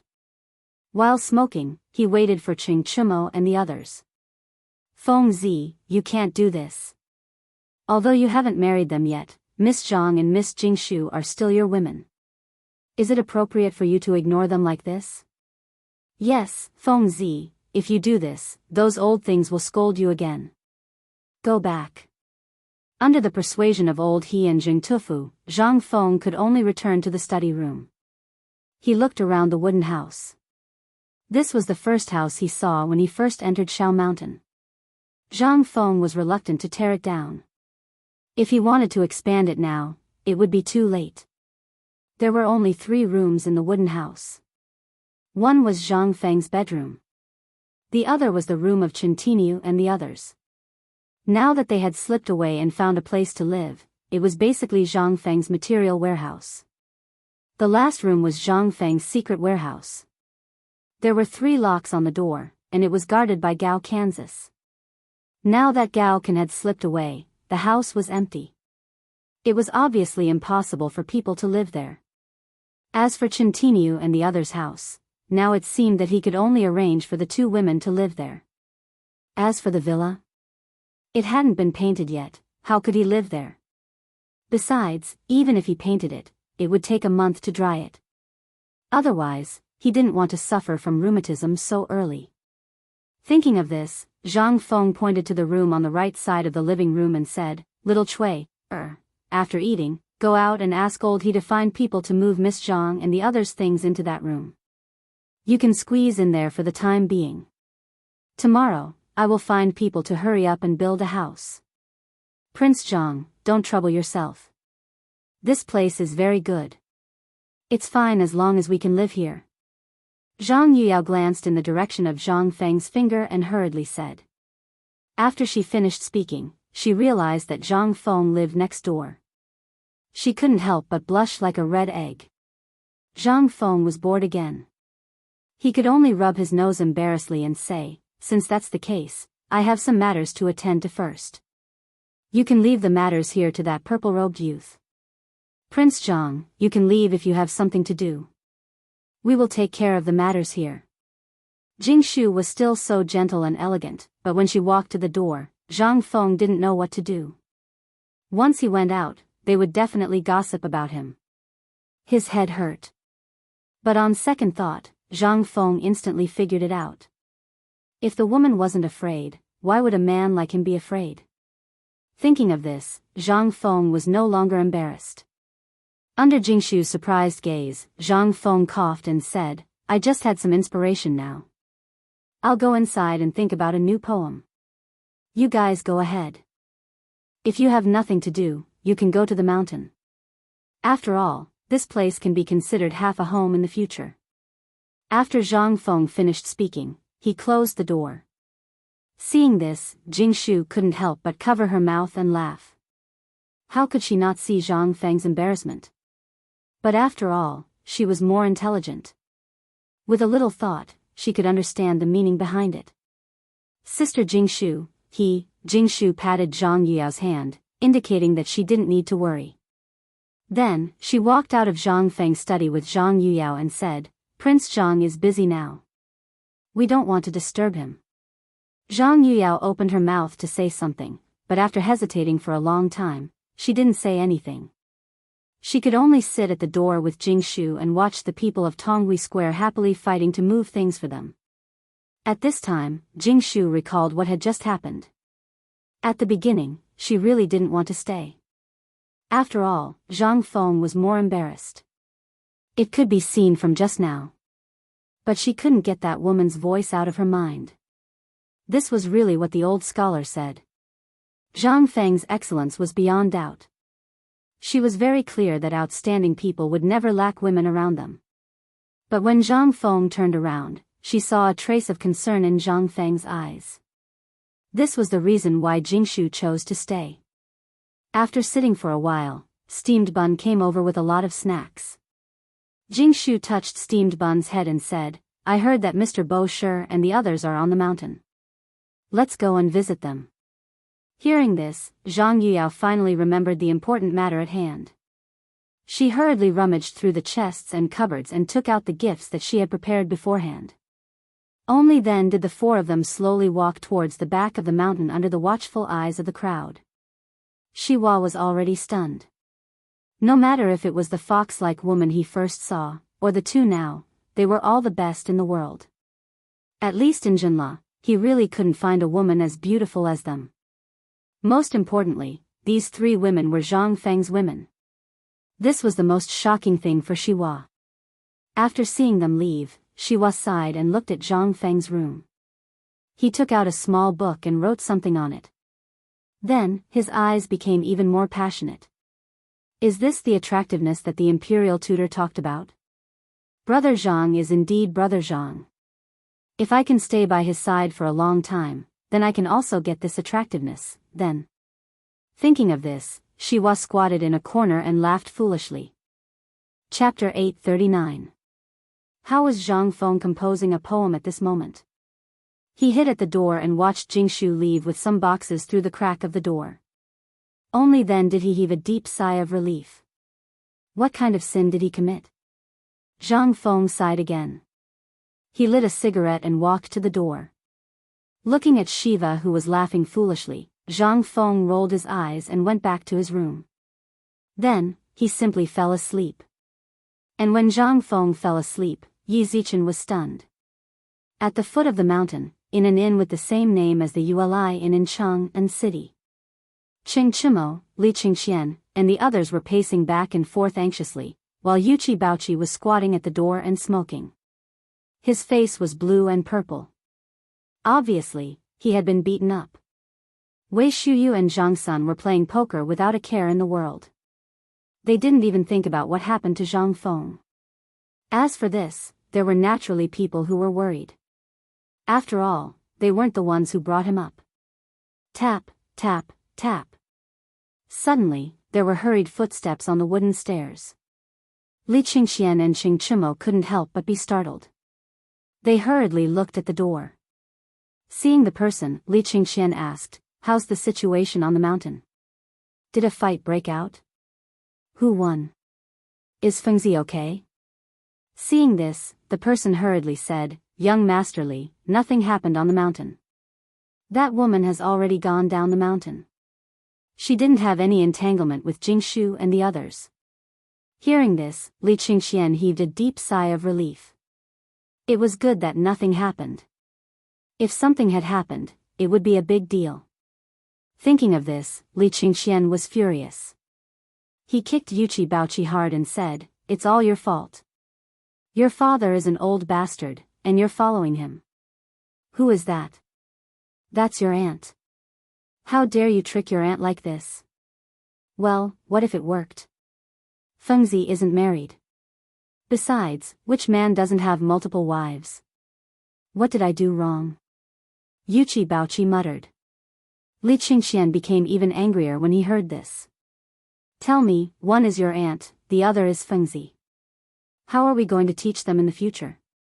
What's his name? Your father, that old bastard, didn't think of this. Are you following in his footsteps?" "That's right. Why are you following suit?" Qing Chimo also took the opportunity to slap him. Li Qingxian was so angry that he pointed at Qing Chimo's nose and said, "This is all your rotten idea. Don't think that Lao Tzu doesn't know that Yuqi Baoqi wouldn't do something like this. Which eye of yours saw me do it?" Qing Chimo could not take it anymore. Li Qingxian didn't say anything. He only snorted. Qing Chimo didn't say anything. He knew that it was useless to say anything. "Do you know the consequences if my father finds out about this? Who was old you? Who was Fengzi? If you let someone spread rumors about you, Tai Nyo, you'll be harming old Yu's family, do you know that?" Qing Chimo, Zhang Sun, and the others were shocked when they heard this. It really was like that. Yuqi Gong held an important position, and many people in the imperial court didn't like him. However, he had always been straightforward and didn't have any tricks up his sleeves. This saved the emperor from liking him. If Yuqi Gong married his younger sister to Zhang Feng in the past, it wouldn't be a big deal. Everyone would just chuckle. But now? Fengzi had mastered such important military skills, and he even had amazing methods of training soldiers. At this time, it was hard not to think too much about it. This was what Li Qingxian was most worried about. If someone in the imperial court submitted a memorial, Yuqi Gong would be in danger. Even the emperor wouldn't be able to protect him. At this time, Qing Chimo also became anxious. Then, what's wrong with men and women getting married when they're of age? Can't Fengzi get married? Uncle Yu isn't wrong. Yes. They aren't wrong, but if you were in the past, no one would be wrong. However, the wrong thing is that the borders are in chaos now, and it's inevitable that there will be unrest in the imperial court. If someone wants to use this against you, then... Qing Chimo and Yuqi Baoqi turned pale with fright when they heard this. Even Wei Shuyu and Yu Baoqi's expressions turned serious. What do we do? Then what do we do now? Li Qingxian pondered for a while, then looked at the gradually darkening sky. He muttered, "Let's go up the mountain. Let's go see how Fengzi is doing with her first." When they heard this, how could they dare to delay? They hurriedly packed up and ran up the mountain. Yuqi Yu had left long ago. After all, her identity was special, and the longer she stayed on the mountain, the more rumors there would be. She wasn't a flower vase, so she naturally knew what was going on. Thus, she left as soon as she went down the mountain. This was also what made Li Qingxian and the others anxious. No one knew what had happened in the end, or what they had talked about. To be honest, Li Qingxian and the others had slept with many women, but Yuqi Yu's eyes still made them lose their minds the moment they saw them. They were very worried about Zhang Feng's self-control. This kid was still a fledgling. His self-control towards this thing was, they were very nervous. If Zhang Feng couldn't control himself, then it would be a big problem. Previously, Li Qingxian thought that Yuqi Gong was just joking about introducing his sister to Zhang Feng. Who would have thought that Yuqi Gong was actually serious about it? This was simply, he was playing with fire. Li Qingxian anxiously went up the mountain with Qing Chumo and the others. At this time, lanterns and bonfires were already lit on the mountain. All the craftsmen and students had entered their own small worlds. Other than the patrolling imperial guards disguised as guards, there was basically no one else to be seen. They searched for a while and came to Zhang Feng's door. Looking at the flickering candlelight and Jingshu playing the zither alone in the candlelight, they were troubled. If they went in directly? That wouldn't do. If they waited like this, how long would they have to wait? Li Qingxian couldn't help but kick Qing Chumo and say, "Go get Feng Zi for me." "I'm not going." "Are you going or not?" Qing Chumo poked his head out to look at Jingshu in the room, then retracted his head. "I'm not going." "Who's outside?" At this time, Jingshu, who was playing the zither, seemed to be startled by Qing Chumo's voice.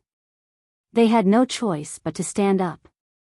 "Miss Jingshu, it's me, Li Qingxian." Jingshu was slightly surprised. "So it's young Master Li. It's so late. Are you looking for Prince Zhang?"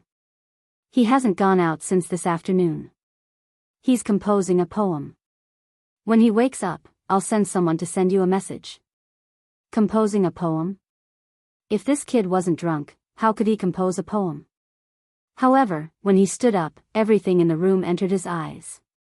Other than Jingshu, Steamed Bun and Little Chui were looking at Jingshu playing the zither with their chins in their hands.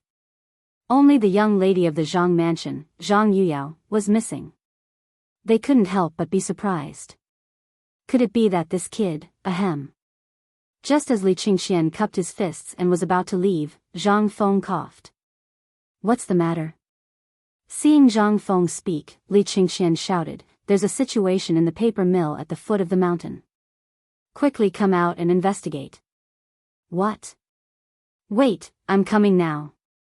A moment later, Zhang Feng put on his outer robe and said a few words to Jingshu before leaving the room. After they walked for a while, they stopped at a construction site. Qing Chumo lay on Zhang Feng's shoulder and sniffed left and right. Zhang Feng was so angry that he wanted to beat him. "Qing Tinu, are you AF** king dog?" Qing Chumo smiled and didn't refute. "Feng Zi, you're awesome. How's spring night?" It would have been better if he didn't say it. Once he said it, Zhang Feng instantly became angry. He grabbed Qing Chumo's collar and punched his fat face. "I'll F** king spring night your uncle. Lao Tzu will beat you to death, you bastard." Chapter 840. After Zhang Feng gave Qing Chumo a good beating, his anger gradually subsided a lot. Zhang Feng was speechless. Apart from the first punch on Qing Chumo's face, which had some effect, he didn't seem to hurt Qing Chumo at all. In the end, Zhang Feng could only give up.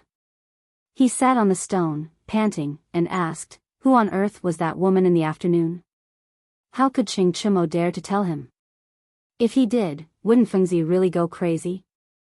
He kicked Yuchi Baochi and said, "Ask him. He knows better than me." Zhang Feng looked at Qing Chumo suspiciously, but Qing Chumo didn't dare to tell him. If he did, he might get beaten up. Although he wasn't afraid of Zhang Feng, he was afraid of the 4 Confucians. If those fellows were to find out about this, his father might climb up the mountain to help him loosen his bones before he could even return home. At the thought of this, Qing Chumo refused to tell him. He kept pointing at Yuchi Baolin. Yuchi Baolin wanted to cry. "If I tell you, can you not beat me up?" Zhang Feng looked over the bonfire. This guy's face was bruised. Obviously, he had been beaten up. He said angrily, "Tell me." That's my aunt." Zhang Feng was completely stunned. He stared at Yuchi Baochi for a long time before he came to his senses. He asked in a trembling voice, You say it again. Who is she?" "My aunt." Buzz. Yuchi Gong's big flat face and Yu's peerless beauty instantly appeared in Zhang Feng's mind. Even if the Photoshop guru of the later generation forced him to his death, it would still be difficult for him to Photoshop these two people into the same appearance. How were they similar? Wasn't this a joke? Were they born by their mothers? A fairy and a yiksha. Oh my god. Was there really such a weirdo? Ahem, Fengzi, don't think too much. Captain, you and Old Yu are distant relatives. As the daughter of Old Yu's distant uncle, she indeed doesn't look like one. But don't worry, I can guarantee that Miss Yu is really only 18 years old this year. Without waiting for Li Qingxian to speak, Zhang Feng waved his hand and moaned, "Don't say anything. Let me digest this." Zhang Feng was completely confused. Didn't he just cheat Old Yu out of a few things? Was it necessary? Who asked him to choke her and lift her collar when they met for the first time? Who wouldn't get angry if they were in his shoes? Last time, he remembered that Old Yu had mentioned this when he was drunk. He had just taken it as a joke. But now, it seemed that this wasn't a joke at all. This was serious. Although Yu was indeed very beautiful, Zhang Feng still did not want to die from exhaustion. Under those eyes, Zhang Feng always felt that his brain couldn't turn around. He had no control at all. This made him extremely unhappy. It was far from the peace he felt when he was with Jing Shu and Zhang Yuyao. Most importantly, Zhang Feng did not want to provoke such a woman. Such a woman, whether in history or in reality, was an extremely wild character.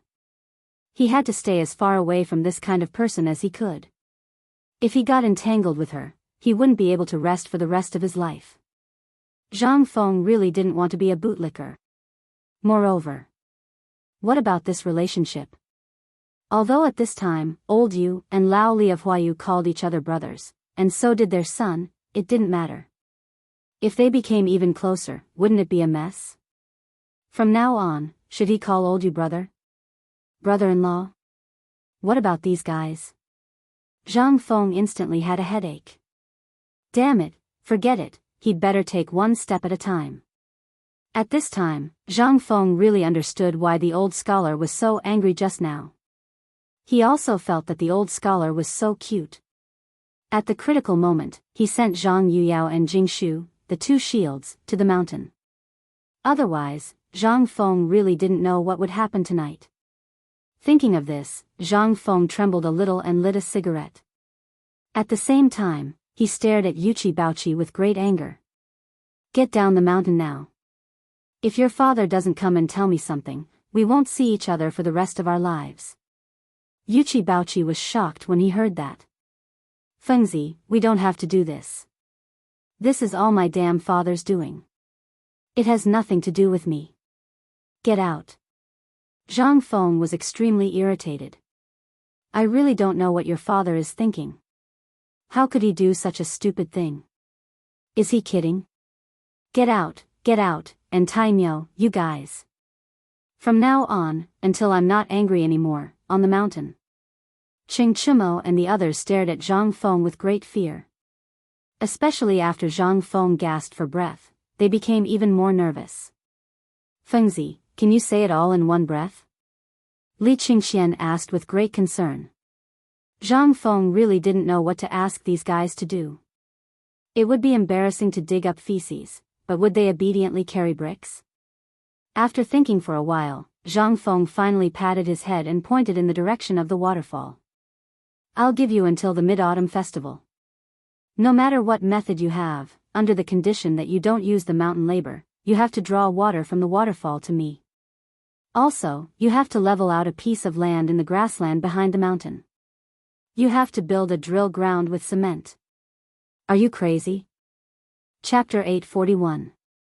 Zhang Feng didn't care what method these people used. He didn't care about their pleas and slipped away, leaving behind a few people with a headache looking at each other. Brother Qian, what do we do now? Counting the days, there are only 21 days until mid-autumn. How can we draw the water from the waterfall in such a short time? It's impossible. Ching Chimo complained without tears. Even if thousands of craftsmen across Shao Mountain were mobilized, it would still take 3 miles to reach the mountain gate from the waterfall. Additionally, there was a hollow between the mountain on the other side of the waterfall and the mountain gate. How could they draw the water here? This was simply a fantasy story. And that thatched pond, what could they do after flattening it? Although the thatched swamp was located between their dormitory area and the teaching building, it was not planned to be their living area. Wasn't it Feng Zi who allowed them to keep the thatched swamp? What kind of madness was this? They wanted to flatten it? Although flattening the thatched pond was fine, but the water, it was simply a dream. The most important thing was that this batch wasn't allowed to use the people on the mountain. What should they do? Could it be that they had to go to the barracks to call for reinforcements? I think, this is Feng Zi's test for us. At this time, Du Go, who was smoking, said, "Do you guys still remember the water flow principle that Zhang Feng told us before?" Hearing this, everyone was shocked. Only then did they start to think carefully. But at this time, only Du Go and Li Qingxian could think of something. Other than them, how could they remember these things? They were originally just idling around, waiting for Zhang Feng's military knowledge. As for the things that Zhang Feng was talking about, they had a headache. What air resistance? What water pressure? How could they know what these things were? If they wanted to know, they might as well jump into the water and swim around. Then they would know everything. Li Qingxian looked around and couldn't help but be speechless. De Bing, quickly go and wake up Hao Chujun and the others. Tell them to immediately go to our room. Tai Niu and the others are trash. They won't be able to help at all. Li Qingxian finally slapped his thigh. Since Zhang Feng did not allow them to use the laborers on the mountain, Hao Chujun and the others could not. They were students, and he had a feeling that Zhang Feng was serious this time. If they didn't handle this matter well, their credits for this year would be gone. Du Go did not hesitate and gave Qing Chumo and the others a kick. The few of them hastily took on the role of lackeys. There was nothing they could do. They really did not understand this stuff. If they were asked to beat someone up or use brute force, they would be able to do it. As for using their brains, forget it. Qing Chumo and Du Go walked back while pondering about this matter. From the water wheel to the bridge, they had thought about it, but they couldn't complete it within 20 days, not to mention the removal of the large swath of grass. The two of them couldn't help but hold the lantern and silently return to their small wooden hut, quietly waiting. In fact, Zhang Feng had already predicted that these few people would not be able to do it. Returning to the small wooden hut, the joy on his face first made Jingshu surprised. Then she asked, "Prince Zhang, did you think of some evil move again?" "What evil move?" Zhang Feng hurriedly quibbled. Jingshu covered her mouth and laughed. "This matter, it is very obvious that those few people are playing tricks on you. According to your temper in the past, if you don't teach them a lesson, then it would not be Prince Zhang's character." Zhang Feng somewhat embarrassedly looked up and down at Jingshu. It is better for girls not to be too smart, especially not to guess blindly. Otherwise, there will be trouble. Jingshu did not feel embarrassed. She looked at Zhang Feng and smiled. It was as if she was waiting for Zhang Feng. Zhang Feng could only raise his hands in surrender. "I'm going to sleep first. Rest early. I'm waiting for Prince Zhang's poem. I wonder if Prince Zhang has any great works." What great works could Zhang Feng have? He knew how to plagiarize. Zhang Feng also knew that Jingshu took the initiative to find a topic to get close to him. Zhang Feng could not help but have a bigger headache. He casually thought in his mind and thought of a poem. Ahem, this poem is a little long. If you want to hear it. Yes. Zhang Feng wanted to find an excuse to change the date, but Jingshu did not give him a chance. Zhang Feng's face stiffened. Why did the original method not work now? Fine. Then let's have a poem. After thinking for a while, Zhang Feng's mind instantly thought of a poem that suited his mood at this time. He could not help but cough.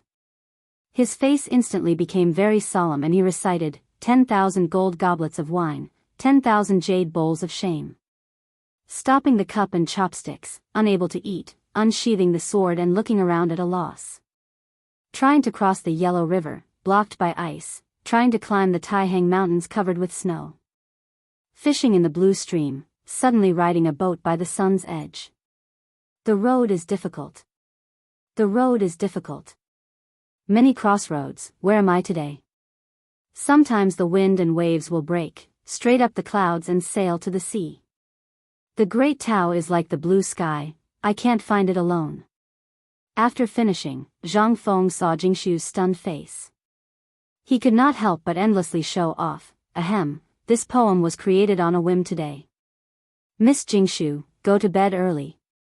I'm going to rest first. After finishing, Zhang Feng directly slipped away. What a joke. This poem was one of the difficulties of the poet Immortal Li Taibai. Even if Jingshu was more intelligent than others, it was enough for her to taste. Take your time to think about it. Chapter 842. Jingshu was indeed shocked by Zhang Feng's poem. The perplexity and melancholy expressed in this poem made Jingshu's heart resonate with it. Her life was miserable. As a child, she was sold to an official prostitute. If it wasn't for a female official from the previous dynasty who taught her a set of zither skills, she might have already stepped into the mortal world. How could she get to know Zhang Feng? She always thought that Zhang Feng was a dissolute and unruly talent. But in his poems, there was always a kind of perplexity, which made Jingshu even more confused. Although there was a saying that Zhang Feng's family was suddenly hit by a flash flood and landslide in the Phoenix Ridge, and the whole family was buried in the mud in the mountains, Jingshu didn't believe it. Because what Zhang Feng showed was too shocking. Especially his page of drunken poems. It was simply a shocking work. And Zhang Feng's benevolent government. Wait, which one of these was done by the predecessors? Although Zhang Feng always said that he had a mysterious master, but who was that master? Who could have such great ability? Wild geese still leave traces. What about his master? There was also the complicated relationship between Zhang Feng and Li Shimin and others. Let's not talk about these. Besides, Zhang Feng had innovated too many things. In her opinion, one of them could leave his name in history and make Zhang Feng earn a lot of money. But Zhang Feng was still like a treasure that couldn't be dug out. This made Jingshu worried again. Although Zhang Feng was so happy every time she saw him, but today, in the deep of the moon, Jingshu actually heard the loneliness and melancholy in this poem. Involuntarily, Jingshu's beautiful cheeks slowly glistened with tears. However, at the same time, although this poem was casually recited by Zhang Feng, don't forget that this was the mountain. There would always be some mischievous people on the mountain who wanted to listen to the wall and secretly learn from it. This matter, Zhang Feng and Li Qingxian all knew, but they didn't say anything. Anyway, in Zhang Feng's opinion, these things that could be said out loud were not big things. Once there was a big matter, the door would be closed and everyone would tacitly go far away. There was no other way. If you didn't go, those imperial guards disguised as guards would have to ask you to sleep in the Supreme Court for half a year. But today, Zhang Feng had caused too much of a ruckus. Everyone knew that Zhang Feng's 2 wives had come. Although most of the people were well behaved and didn't secretly learn from them, there were still some people who curiously came over when they saw Zhang Feng return. Once they came, they couldn't be saved. Originally, they wanted to secretly learn some skills. After all, every time Zhang Feng gave private lessons to Li Qingxian, Hao Qujun, and the others, these students would drool. As time passed, it became a trend to listen to Zhang Feng's private lessons. Once they saw Zhang Feng close the door, they would run as far as they could. Once Zhang Feng didn't close the door, no one would care about you. You can listen if you want. At this time, when Zhang Feng was reciting the poem, coincidentally, there were 3 students who were squatting below Zhang Feng's window. Seeing the 2 people talking, they were wondering if they should leave. Zhang Feng's words made their eyes burst with a flash of ecstasy. President Zhang Feng was going to compose a poem. And it was a poem that took him an entire afternoon to compose. It should be known that Zhang Feng usually didn't compose poems. But once he did, he would open his mouth and compose several poems at once. President Zhang used an entire afternoon to compose these poems. They instantly took out their brushes and ink from their arms in ecstasy. They were so nervous that they were sweating all over. When Zhang Feng's voice faded away, they were dumbfounded. After looking at each other, the three of them frantically recorded on the yellow paper, bamboo slips, and even the book covers that they had prepared in advance to secretly learn. It should be known that Zhang Feng had a lot of famous sayings on the mountain now. Each one of them was worth at least 1,000 strings of coins. And they were priceless. Especially the road that no one walked on before became a road after many people walked on it. Because of this one sentence, some people even called out the value of the first 2 pieces of gold, wanting to buy the right to use this word. But, at this time, the eyes of the 3 people couldn't help but turn into copper coins. After they finished recording, they ran away trembling all over as if they had epilepsy. Early the next morning, at the entrance of Yuchi Manor, a person wearing the special servant uniform of White Deer College anxiously knocked on the door. That person knocked on the door. After confirming that the person who came out was the housekeeper, he handed over a slip of paper and then hurriedly disappeared. To be able to become an official in the Yuchi mansion, how could he not have some skills? When he saw that this thing came down from Shao Mountain, he hurriedly sent it to Yuchi Gong's study. But when he heard the clamorous snoring sound, the housekeeper wanted to knock on the door but didn't dare to. He anxiously scratched his ears and cheeks. "Housekeeper, what's the matter?" At this time, Yuchi Yu leisurely came over. Seeing this, the old housekeeper's eyelids twitched. He hurriedly bowed. "There's a letter that came down from Shao Mountain." "But master, Shao Mountain?" Yuchi Yu's eyelids twitched. Then she smiled and said, "Cousin is resting at the moment. Just give it to me. I'll give it to him later." The housekeeper hesitated for a long time. But in the end, he clenched his teeth and handed it to Yuchi Yu. The matter of Yuchi Yu going up the mountain to meet Zhang Feng, as well as Yuchi Gong wanting to introduce his cousin to Zhang Feng, had long been spread in the manor. So at this time, everyone naturally treated Yuchi Yu as a member of Shao Mountain. It wasn't excessive to give it to her. After the housekeeper left, Yuchi Yu lightly knocked on the door a few times. A moment later, Madame Yuchi yawned and opened the door.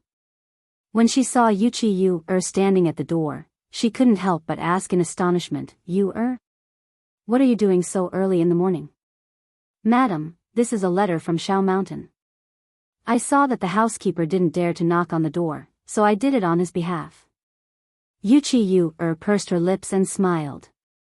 Madame Yuchi waved her hand. "I was wondering what it was. That dead man is sleeping so deeply that even 8 horses can't pull him awake. Let's take a look first. If there's something urgent, we'll wake him up." Hearing this, Yuchi Yu's eyes flashed. She supported Madame Yuchi into Yuchi Gong's study. Yuchi Yu didn't shy away. In front of Madame Yuchi, she opened the letter. There were only a few short lines.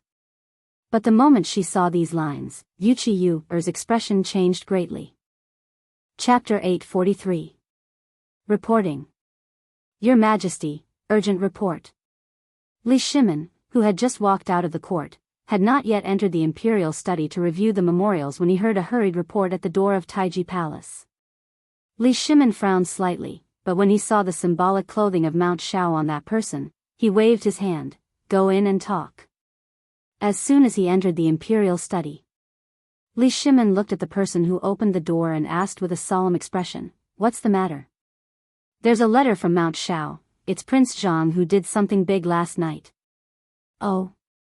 When Li Shimin heard this, he couldn't help but be interested. After waving his hand to signal Shao Gizi to read it, he slowly sat on the soft couch, smoking and drinking tea in a very comfortable manner. Shao Gizi took the letter and opened it. He, who had always been serious and did not have a trace of change in his expression, could not help but be moved at this time. Taking a deep breath, he said, "Golden wine and wine bowl for 10,000, jade plate for shame straight to 10,000. Stop cup and chopsticks can't eat, draw sword and look around at heart at a loss." And on the other side, in Wei Zheng's residence, Wei Zheng slowly looked at the note in his hand with a stunned expression, muttering, trying to cross the Yellow River. The river is blocked by ice, trying to climb the Taihang Mountains covered with snow. Come fishing on the blue stream, suddenly ride a boat to dream of the sun. The road is difficult. The road is difficult. Many paths. Where are you today? In Li Yuan's bedroom. At this time, Li Yuan's originally hazy sleepiness was instantly read by the female official kneeling in front of the bed. He did not completely wake up. There will be times when the wind and waves will break, directly hang the clouds sail to the vast sea. The great Tao is like the blue sky, I can't get it alone. Is this really that kid's poem? Li Yuan asked in surprise. The female official trembled all over and hurriedly said, this was passed down by the Jinwu guards of Mount Shao, it can't be fake. Go down, investigate again. Li Yuan waved his hand and dismissed the servants. He took the note from the concubine's hand. The more he looked at it, the happier he was.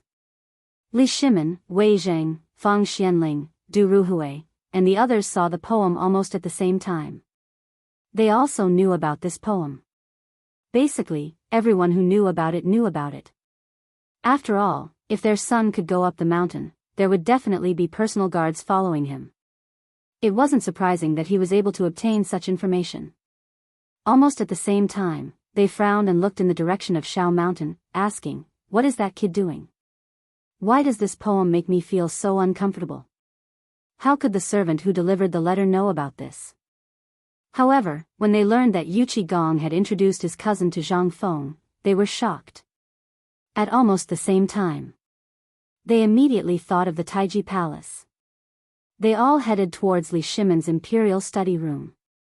Li Shimin also said, little Gizi, quickly summon the dukes. Especially that old man Yuchi. As long as he's not dead, you have to carry him here even if you have to. Seeing this, little Gizi's face twitched. Yes. Zhang Feng, this kid, had always been cheerful and carefree. These two women couldn't arouse his interest. At this time, giving him another one, wouldn't that be asking for his life? However, this kid didn't seem to be someone who couldn't control himself when he saw a woman, right? Otherwise, wouldn't that Jingshu have been taken in by him long ago? Could it be that there was something different about this Yuchi Yu? Otherwise, why would that kid's mentality collapse? Li Shimin couldn't help but ask curiously, that's right, let that old man Yuchi bring Yuchi Yu. We want to see who exactly this Yuchi Yu is. Little Gizi was stunned when he heard this, Your Majesty, if Yuchi Yu, doesn't have status, she can't enter, just say that we summon her. Little Gizi shrank his neck when he heard this, then hurriedly retreated. On the other side, Yu Qigong was woken up in a daze by the woman's needles. He was about to get angry, but Madame Yuchi threw the slip of paper in her hand at Yu Qigong's face and said, this is your fault, so do as you see fit. Just now, the servants reported that Wei Zheng and the other old fellows have received it. They're all running around the palace, and you're still trying to wake me up like a corpse. Another 2 hours and you'll really be a corpse. Yu Qigong was shocked when he heard this. He hurriedly looked at the paper, but there was no rush. After carefully reading it, he was so shocked that his forehead was covered in sweat. He wanted to curse. However, he couldn't curse in front of Yuchi Yu. If it weren't for this damned woman's incitement, this wouldn't have happened. He originally thought that with Zhang Feng's thick nerves, there wouldn't be a problem. Great, now the matter had blown up. How could Yu Qigong dare to sleep? He hurriedly got up and shouted as he crawled, Old Ding, quickly prepare the carriage. Lao Tzu wants to enter the palace. Men. As he put on his boots, Yu Qigong glanced at Yuchi Yu. Yuchi Yu was as calm as usual, as if this matter wasn't caused by her. Yu Qigong couldn't help but wonder if he had done the right thing. However, it was useless to say that now. As he ran outside, he pointed at Yuchi Yu and said, You follow me into the palace. Don't you think this matter has blown up? Madame Yuchi wanted to scold him, but Yu Qigong retorted, If she doesn't go, Lao Tzu will really be in big trouble. If His Majesty takes a look at you, this matter might really work. There was such a thing? Madame Yuchi and Yuchi Yu were both shocked. Let's go, Grand Aunt. If we don't go now, none of us will have to go. Chapter 844. 2 hours later. In the imperial study. Li Yuan calmly sits on the side of the dragon throne, sitting together with Li Shimin. In the imperial study, Wei Zheng and the others are also whispering something, sometimes excited, sometimes serious. Your Majesty, the Duke of Yi requests an audience. Summon him. Li Shimin doesn't even think about it, directly waving his hand. Soon after, Yuchi Gong carefully walks into the imperial study with his big belly. As soon as he enters, Li Shimin coldly snorts and says, Yuchi Gong, do you know your crime? Yuchi Gong is shocked when he hears this. Your Majesty, this old general doesn't know what crime I have committed. What crime? Li Yuan interrupts Li Shimin, slightly narrowing his eyes and asks, you introduced your sister to that kid, what are your intentions? Li Shimin rolls his eyes, wanting to say something, but after glancing at Yuchi Gong, he finally crosses his arms and watches a good show. Qing Yaojin and the others are the same at this time, smoking while lowering their heads and frowning, as if thinking about something important.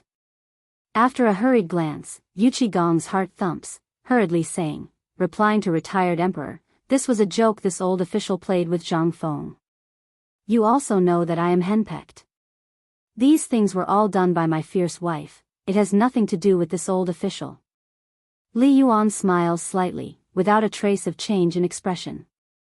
I know what you're capable of, but if you hadn't told anyone about this, your wife would have found out. We know your wife's temperament very well. Without your approval, would Yuchi Yu have been able to ascend the mountain? Don't think I don't know what you are planning. If you marry that kid, won't your Yuchi family be able to achieve meteoric success? I don't care about this. I believe that the emperor is too lazy to care. After all, you are the duke, you have to think about me and the emperor. You want to push the emperor and me to the tip of the blade, to block the blade for the rise of your Yuchi family? Yuchi Gong's face changes when he hears this. He hurriedly knelt down and said, Retired emperor, this official has been wronged. I just saw that the kid was lonely on the mountain. Moreover, that kid is impetuous. I cherish talent. You also know the ability that kid has.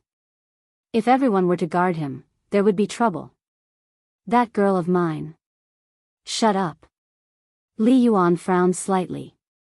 You're quite thoughtful. Do you think that His Majesty and I haven't made any arrangements? Do I need you to worry about this? Does His Majesty and I have to thank you? Yuchi Gong was shocked and quickly shut his mouth. Father.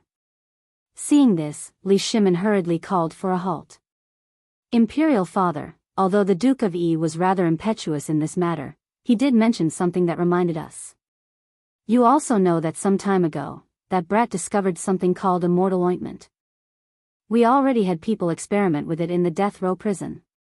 That thing is truly harmful to people. If you eat it, you will be neither human nor ghost. For such a thing to suddenly appear in Shao Mountain is truly not a normal matter. The Duke of Yi is in charge of the safety of Shao Mountain, so it's only right for him to think about Zhang Feng. It's just that he didn't think about everything, Li Yuan coldly snorted.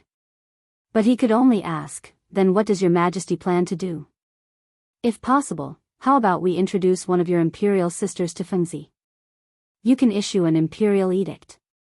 When Li Shimin heard this, he became even more ridiculous. His face darkened. He remained silent. Li Shimin also wanted to. But there was no suitable candidate. They were either too young or already married. Otherwise, why would Li Shimin go through so much trouble? So he tacitly approved and even secretly urged on Jingshu and Zhang Yuyao. If Li Shimin wanted to interfere, he could do so with a single word, but he did not. However, this Yuchi Gong was indeed a little impetuous. Although he had good intentions, forget it. That kid should be the one to make the decision. We still think that we should let that kid make the decision. As for what the outcome will be, we will only know in the future. Your Majesty, if that's the case, how will you deal with those court officials? Li Yuan could not help but feel slightly dissatisfied. He waved his hand and said, "Forget it. Let that Yu come in first. We are very curious." Even Jing Shu and Zhang Yuyao could not touch that kid. Just what kind of ability does this Yu have? Seeing this, Gong was overjoyed and hurriedly urged little Gizi. After little Gizi waited for Li Shimin to nod, he lazily roared, "Summon Yu for an audience." Your Majesty, do you think that this Yu and the Duke of Yi are cousins? Then don't the two of them look very similar? Li Yuan quietly teased, but his voice was not so low. Li Shimin's expression also froze. Could it be that because she was too ugly, that kid? That's right. Gong was so big and burly. How beautiful could his cousin be? Could it be, while Li Yuan and Li Shimin were making blind guesses, the powdered Yu gracefully walked into the imperial study. Instantly, Li Shimin and Li Yuan's eyes froze. Yu pays respects to your Majesty, pays respects to retired emperor. The crisp and deeply enchanting voice caused Cheng Yaojin and the others to suddenly look towards the door. But in the next moment, everyone couldn't help but be shocked. Especially after seeing Yu's eyes. Cough cough, beloved official Cheng, look at you, pay attention to your appearance. Chapter 845. Those eyes. No wonder Zhang Feng was flustered. Even Li Shimin and the others, who had seen countless people and created people as powerful as mountains in their hearts, were deeply stunned when they saw her today. She was a demon. Even Li Yuan. At this time, he was also somewhat emotional. But when he thought that she was that boy's woman, he could only sigh. He scolded Cheng Yaojin and the others, who were staring. Then he waved his hand and said, "You are Yu. Get up and raise your head." Yu raised her head. Li Yuan and Li Shimin's brows raised slightly. Even if they already paid attention to their image, they were still somewhat shocked in their hearts. But there was not a trace of expression on their faces. This involuntarily made Yu's eyes flash with a trace of disappointment. This trace of disappointment was deeply grasped by Li Yuan. He frowned slightly and said, "Yesterday on the mountain, you saw that boy. What is your impression of him?" Without waiting for Yu to speak, Li Yuan said again, "We and the emperor will not interfere in this matter. As for whether that boy Zhang Feng accepts you or not, that will depend on your own ability. But you should be a smart person. Don't use small tricks. It will only increase Zhang Feng's disgust. That's enough, you can leave now." Li Yuan's words involuntarily made Li Shimin, Wei Zheng, and the others shocked in their hearts. At the same time, they also carefully savored Li Yuan's words. At the same time, their backs could not help but exude cold sweat. This woman was not simple. Yu withdraws. Yu naturally finally panicked at this time. Just now, she clearly hid that trace of disappointment in her heart very well, but it was still seen by Li Yuan, this old fox. What did this mean? Could it be, Yu walked out of the imperial study in confusion, but did not plan to leave? However, who was little Gizi? Early on, he sent 2 little eunuchs and 2 palace maids to follow behind her and keep an eye on her. This woman was not simple. Otherwise, the retired emperor would not be angry. Who was Li Yuan? The women around him were as many as the hairs on an ox. What kind of woman had he not seen? What kind of woman had he not tried to figure out? With just one sentence from Li Yuan, sometimes these eunuchs and palace maids could instantly understand a lot of things.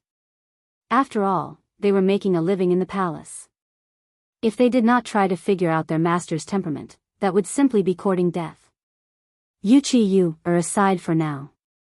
The atmosphere in the imperial study was heavy and strange. Li Yuan and Li Shimin whispered to each other for a while. Li Shimin's face also sank slightly. Then, He gave Yu Qigong a meaningful look and said indifferently, "This emperor and the retired emperor will not care about this. Like I said before, Duke of Yi, you should take care of yourself. This emperor advises you that you should let this matter develop. Alright, all of you are dismissed for now. As for this matter, if anyone asks, just say that Yu Qiyu admired Zhang Feng's literary talent and the reputation of Daoshan Academy, and that's why she went up the mountain to pay a visit to the four great Confucians.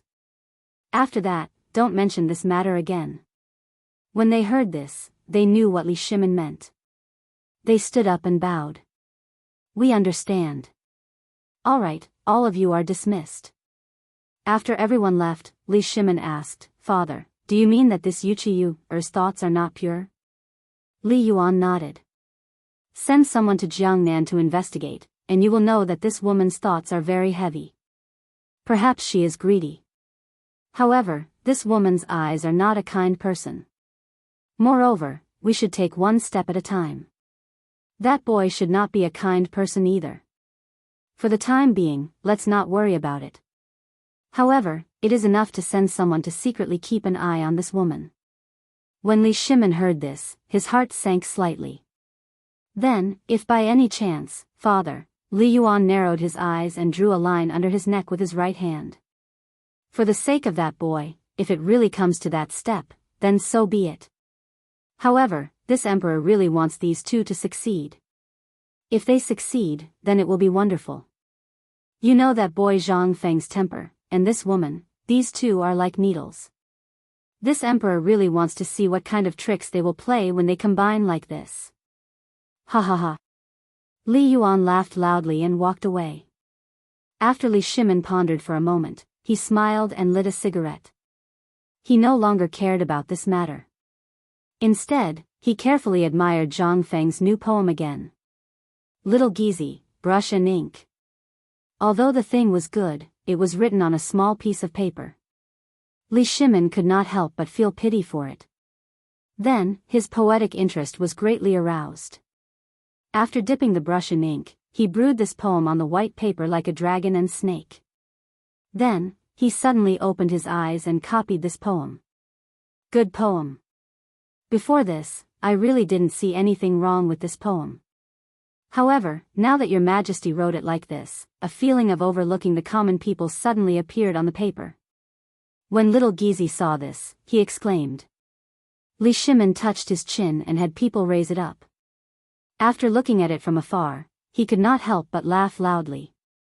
It's not that this emperor wrote it well, but Zhang Feng's poem is originally very good.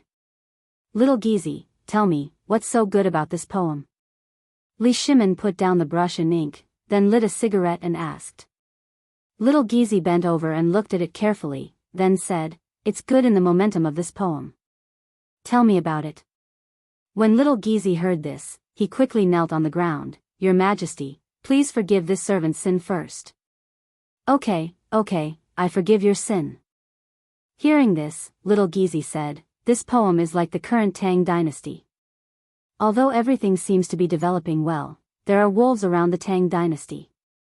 In fact, the Tang dynasty is like a trapped beast, so this servant thinks that the meaning of this poem is like the current Tang dynasty." Chapter 846. The smile on Li Shimin's face disappeared.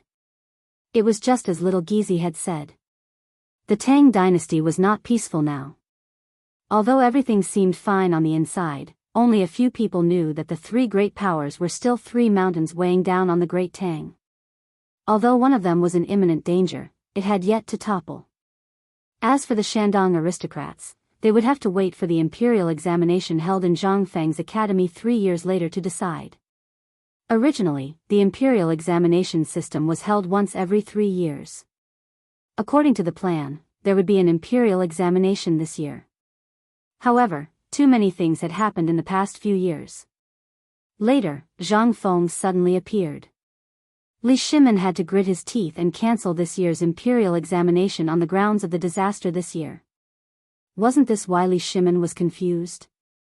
The more he read the poem, the more shocked Li Shimin became. Little Gizi, come and look.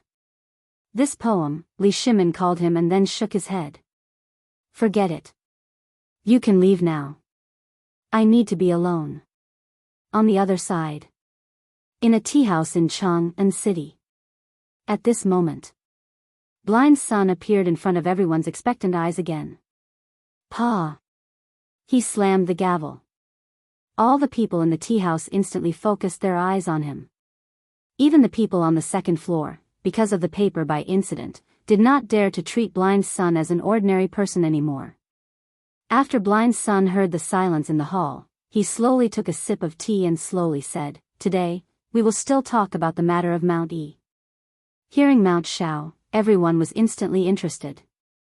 Blind Sun, isn't Mount Shao the White Deer College? Did the college produce something good again? A young man in a green robe on the second floor cupped his hands and asked. Hearing this, Blind Sun cupped his hands and said to the second floor, "Child Zhou, you must have heard of the name Zhang Feng, right?" The young man in the green robe nodded. "Yes, I have heard of him." "This person, good." Blind Sun interrupted him, but young Master Zhou didn't even dare to fart. "That Zhang Feng is the disciple of an extraordinary person. But today, let's not talk about his legend, and how he managed to turn those stubborn disciples into obedient grandsons.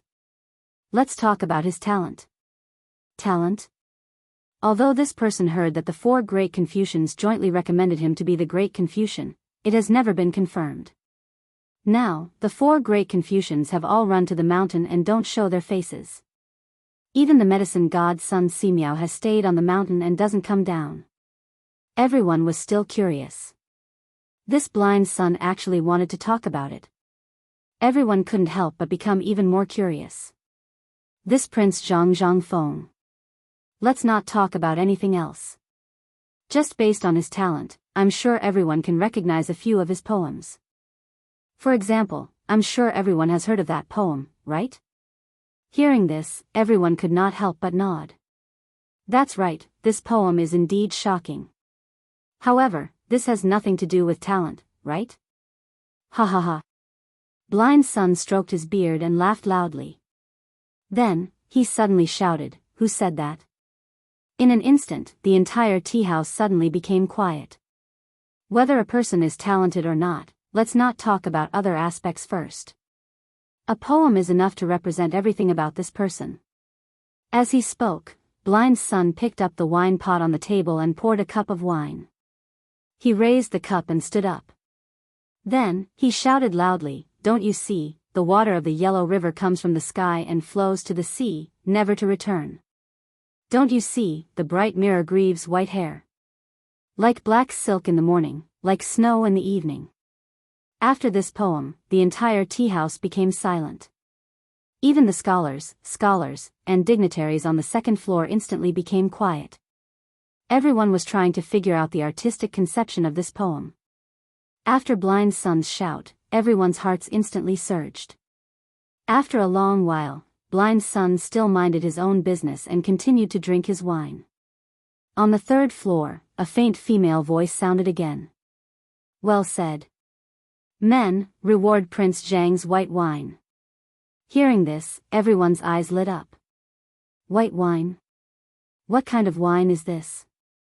Under everyone's expectant gazes, a maidservant carried a white porcelain wine pot to a platform between the first and second floor. This was also the place where Blind Sun always told stories. Blind Sun cupped his fists towards the third floor. "Thank you, shopkeeper." Then, under everyone's gaze, he slowly poured a cup of wine. In an instant, the fragrance of the white wine filled everyone's hearts. Blind Sun sniffed and then praised, "Good wine." After drinking it in one gulp, Blind Sun's face instantly turned as red as blood. This scene shocked everyone. However, under everyone's gazes, Blind Sun placed his hand on his chest for a moment before taking a deep breath. Good wine. Good wine. No wonder young Master Zhang was able to compose such a beautiful poem. I'm afraid that the wine is the most important thing. As expected of Prince Zhang, who was given the title of Wine Immortal by the four great scholars. Wine Immortal? Zhang Feng's title was Wine Immortal? This, everyone couldn't help but be stunned. Smelling the wine in the air and recalling the poem that Blind Sun had just recited, everyone's mind couldn't help but spin. Those who could become saints and immortals, which one of them didn't have the ability to transcend the heavens and the earth? This Zhang Feng was only in his early 20s. How could he be called wine immortal? However, Blind's son didn't say too much. Instead, he talked about Zhang Feng again. Just last night, wine immortal Prince Zhang created a masterpiece in Shao Mountain. At this moment, the emperor, the retired emperor, and even a few dukes in the imperial palace were alarmed. Chapter 847. On the mountain. When the gong sounded, it was time to open the gates. Zhang Feng slowly got out of bed. As soon as he went out and was about to call Shiva, Zhang Yuyao and Xiao Chui had already placed the copper basin on the table and were taking a nap. Seeing Zhang Feng come out, Xiao Chui quickly picked up the copper basin. Young master. Zhang Feng was stunned. How long have you been waiting here? Zhang Yuyao's cheeks were red. Not long. Not long, just 3 envoys. Before Zhang Yuyao could finish, Jingshu's faint voice sounded from another room. Zhang Feng took a look. He didn't know when, but Jingshu was actually sitting in his confidential information room, flipping through an ancient book. Hearing this, Zhang Feng's head almost exploded. However, Zhang Feng thought about it again. I didn't ask you to wait. Forget it, I'll take it one step at a time. Thinking of this, Zhang Feng shamelessly pointed at the sink at the side and said, Don't worry. As expected. Xiao Chui obediently brought the copper basin to the basin and even handed Zhang Feng's towel to Zhang Yuyao. Zhang Feng didn't say anything. He calmly sat in front of the basin.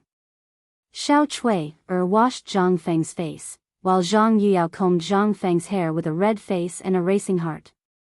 After a while, Zhang Feng was like a puppet. Under Zhang Yuyao's torment, he looked brand new. However, when Zhang Feng saw what he was wearing in the copper mirror, he didn't feel good. There was nothing wrong with the crown. Pure gold embedded with gems, but what was the meaning of this green robe? Yuyao, this, Zhang Feng pointed to the green robe on his body and asked. That was knitted by Sister Yuyao in the past month. The thread is also from the mulberry silkworms that Sister Yuyao raised personally. Sister Jingshu, that's enough. Zhang Yuyao hurriedly interrupted Jingshu, but Zhang Feng understood everything. He wanted to take it off, but how could he do it now? How would he dare to take it off? Rubbing his nose, Zhang Feng calmly patted Zhang Yuyao's shoulder. Revealing a smile that he thought was charming, he said, Thank you for your hard work. I like this robe very much. When Zhang Yuyao heard this, she lowered her head and blushed like an egg. Zhang Feng couldn't help but crack. He hurriedly found an excuse and said, Oh right, it's time to eat. Clean up and let's eat. Miss Jingshu, it's time to eat. Shiva, where's my food? Where the hell did you go? He's here. In an instant, Shiva, who had been standing outside the door for a long time, walked into the room awkwardly. He didn't even dare to raise his head as he hurriedly placed the food box on the table and slipped away. Seeing this, Zhang Feng was stunned. Jingshu placed the ancient book in her hand on the bookshelf and looked at Zhang Feng with a smile. Prince Zhang doesn't have to be like this. Why? But you're really frank. Frank my ass. Zhang Feng was embarrassed. He was angry and embarrassed. He didn't explain and sat down. He stared at Shui Er as she placed the exquisite dishes on the table. He waved his hand and said, Let's eat. After hurriedly eating a few mouthfuls of food, Zhang Feng finally found an excuse and said, I still have something to do at the foot of the mountain. I'll go first. You guys eat slowly. After saying this, he ran away as if he was fleeing from a disaster. When Zhang Feng left the room, he sighed in relief. However, when he looked at his toad-like green robe, Zhang Feng had the urge to beat someone up. Before this, he was still laughing at Shui Er's green robe. Now, in the blink of an eye, could it be that Zhang Yuyao likes green that much? No, I have to educate her. While thinking, Zhang Feng wandered around the mountain gate. At this moment, Uncle He came to Zhang Feng with a strange expression and said, "Feng Zi, come here. What's wrong?" However, Uncle He didn't say anything. He pointed to the back of the kitchen. Zhang Feng saw Li Qingxian and the others waving at him.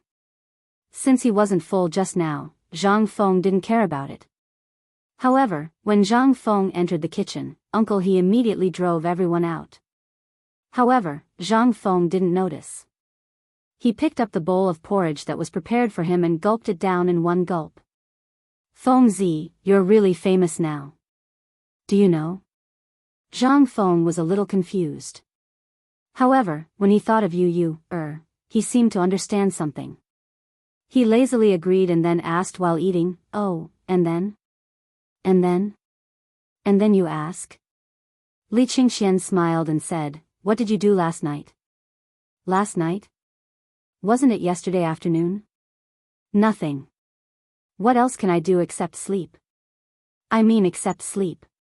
Hearing that, Zhang Feng put down his bowl and chopsticks. He looked at Qing Chumo and the others with a strange expression and asked, "Tell me clearly. Did I really go back to sleep last night after I finished talking with you? What else can I do except sleep?" Zhang Feng was a little impatient. Seeing that Zhang Feng didn't seem to know, Li Qingxian got close to Zhang Feng and asked, "Did you compose a poem last night?" Zhang Feng thought for a while. He did compose a poem. He nodded and asked, "You did? What's wrong? Where's the original work? Show it to us." Zhang Feng was even more confused. "Yesterday, I just casually told Jingshu a poem and then went to sleep. I don't have any original work. If you want an original work, write it yourself and stamp it with my seal. It's an original work." Hearing Zhang Feng's words, Li Qingxian and the others couldn't help but look serious. They said, "Feng, are you sure you didn't write it last night?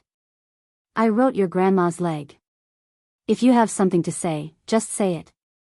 Don't hold it in. It's uncomfortable." Seeing that Zhang Feng was angry, Li Qingxian lit a cigarette and blew out a smoke ring. He said, "Since you didn't write it, but today, your poem has been spread all over Chang'an city.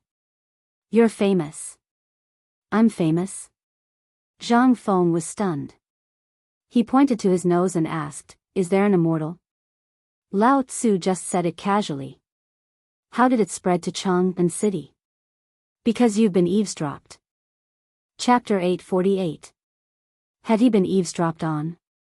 Zhang Feng's hair stood on end when he heard this. Who? Which bastard dared to eavesdrop on Lao Tzu? There were 3 kinds of people that Zhang Feng hated the most in his life. The first kind was gossiping. If Zhang Feng encountered this, he would be beaten up in the future. However, if he was in the Tang dynasty, he would definitely cut off that person's tongue. The second kind was those who secretly agreed but secretly disobeyed and betrayed. However, Zhang Feng hated this kind of eavesdroppers the most. They were the most detestable kind. There was no privacy at all. How could he play? This time, Zhang Feng unexpectedly became famous because of this eavesdropper. Li Qingxian saw this and said, "It's 3 students. They are now kneeling in front of Mr. Bosher's door as punishment." Students? What's the point of keeping such students?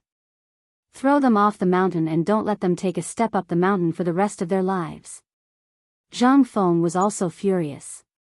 Li Qingxian saw this and sighed slightly. "This is all your fault." Zhang Feng pointed at his nose and laughed angrily. "Good fellow, how can you blame this on me? Yes, these students came up the mountain to study. Look at them during this time. These people are working as coolies. Do you think they can be balanced? And the most important thing is that you taught us alone during this time. This makes people jealous. You have a big mouth. From time to time, you would come up with amazing famous sayings. This made the students on the mountain even more restless. Other than when you close the door, under normal circumstances, there are people squatting outside your door at all times, waiting for your famous sayings." Hearing this, Zhang Feng's hair stood on end. Was there still privacy? Was there still human rights? Zhang Feng stared at Li Qingxian and said, "Don't you have servants on the mountain? Could it be that these servants were all incompetent? Don't they care about this?" Li Qingxian spread his hands. They didn't do anything shameful. Besides, this kind of thing doesn't violate the Academy's rules. You didn't change the Academy's rules. Other than craftsmen, students are generally allowed to move freely at night. So, Li Qingxian shrugged. This kind of thing, he really couldn't care less. There had never been such a law in the Tang dynasty. This was a moral issue and could only be strictly educated. If there were any serious consequences, the government would take action. Zhang Feng was so angry that his whole body trembled. Big flat cake, remember this. Tomorrow, we'll make the rules now. You'll be in charge. Carve it on the gate at the foot of the mountain. All right. Dugo said indifferently. Then, he took out the brush and ink that he always carried with him and unfolded it. Students are not allowed to eavesdrop. Those who are caught will have their legs broken and will never be allowed to enter any place under my name for the rest of their lives. Students are not allowed to gossip, not allowed. Zhang Feng listed 9 of the Academy's commandments in one breath, and the eavesdropper was the first one. It could be seen that Zhang Feng was really angry. This was also the reason why they waited here alone for Zhang Feng. Most importantly, these people had been idle for too long. No one could sit still if they did these things all day long. The key was that Zhang Feng treated them differently. How could they be willing? That would be the real deal. Li Qingxian stared at Zhang Feng until his anger subsided. Then, he asked, "Fengzi, when do you plan to start teaching these people officially? If you don't teach them now, they will go crazy." This was a big problem. Zhang Feng heard this and his anger subsided a lot. After a moment of silence, he said, "How long will it take for the Academy's construction to be completed?" "I'm talking about the Academy's classes." "Half a month. At the earliest, it will be half a month." Li Qingxian made a conservative estimate. Half a month. Zhang Feng touched his chin and thought for a while. Half a month it is. I'll go look for Mr. Bosher later. Tomorrow, we'll hold a general meeting of the Academy. The day after tomorrow, we'll select those who you think are outstanding and start the formal teaching. Differential treatment? You're still here? Wei Shuyu and the others couldn't help but frown and look at Li Qingxian. Li Qingxian didn't know what Zhang Feng was thinking. Seeing this, he could only say, "Fengzi, this matter, I think. Don't you think it's good?" "I want what I think." Zhang Feng interrupted Li Qingxian and said, "Look at the current situation in the world. People are divided into different classes. Why can't my academy do the same? Although I've said before that everyone here is equal, there are always a few shining stars among them. These are the people we need to focus on nurturing. This way, everyone in the academy will have a sense of crisis and a spirit of improvement. If thousands of people were to be educated fairly, would you be the one to teach them? Or me? Or let Mr. Bosher and the others do it? It'll be a wonder if they don't die of exhaustion." Li Qingxian was speechless. Zhang Feng's words made sense. However, the current situation was that most of the construction on the mountain was basically completed, but those who came from Chang'an and the surrounding areas were still unwilling to leave the mountain. On the one hand, it was because they could fill their stomachs here. On the other hand, Zhang Feng's charm made these people reluctant to leave. That was why the current situation was created. There were more people and less work. Once this person was free, it would be a big deal. Zhang Feng also thought of this point. "You guys go and look for Mr. Gan. If possible, leave all the things in the academy to the students. As for the people on the mountain, leave the necessary ones. The rest will go and build the rubber factory, as well as the textile factory, the smelting factory, and the paper factory. As for the food factory, don't touch it for the time being." Hearing this, Li Qingxian's face finally burst with a hint of ecstasy. Zhang Feng was finally going to be serious. Chapter 849. After finishing the conversation with Qing Chumo and the others, Zhang Feng left. However, Li Qingxian and the others also successfully removed the task that Zhang Feng gave them. Last night, they thought for a long time. If they were to draw water from the waterfall, it was almost impossible to accomplish. Now that such a thing had happened, Zhang Feng was not in the mood to teach them what was called the wind-water method. After all, if these students who had nothing better to do were not taught well, then everything they did before would be in vain. This was the biggest problem. When Zhang Feng arrived, Yu Shinan and the others burst into laughter in Li Yuan's bamboo house. The most important thing was that they seemed to still be discussing Zhang Feng's new poem. At the door, 3 young men wearing linen shirts were standing neatly at the door, reciting the Tao Te Ching over and over again. Zhang Feng did not care about anything, directly shouting outside the door, "Student Zhang Feng greets several teachers."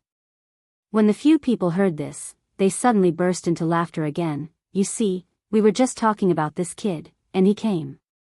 Come in, the door is not locked." When Zhang Feng saw this, he pushed open the door. As soon as he entered the room, he saw that on the screen in the middle of the room, there was a piece of writing that had just been done. The ink had not yet dried. This was the poem that Zhang Feng made last night. Yu Shinan pointed to the poem on the screen and said, "This was written by you last night?" "Yes, I said it last night, but I did not write it." When he heard this, he asked, "Then how did the people in Chang'an know now this was also done by you?" Hearing this, Zhang Feng poured out his grievances. "Wronged, this student is wronged.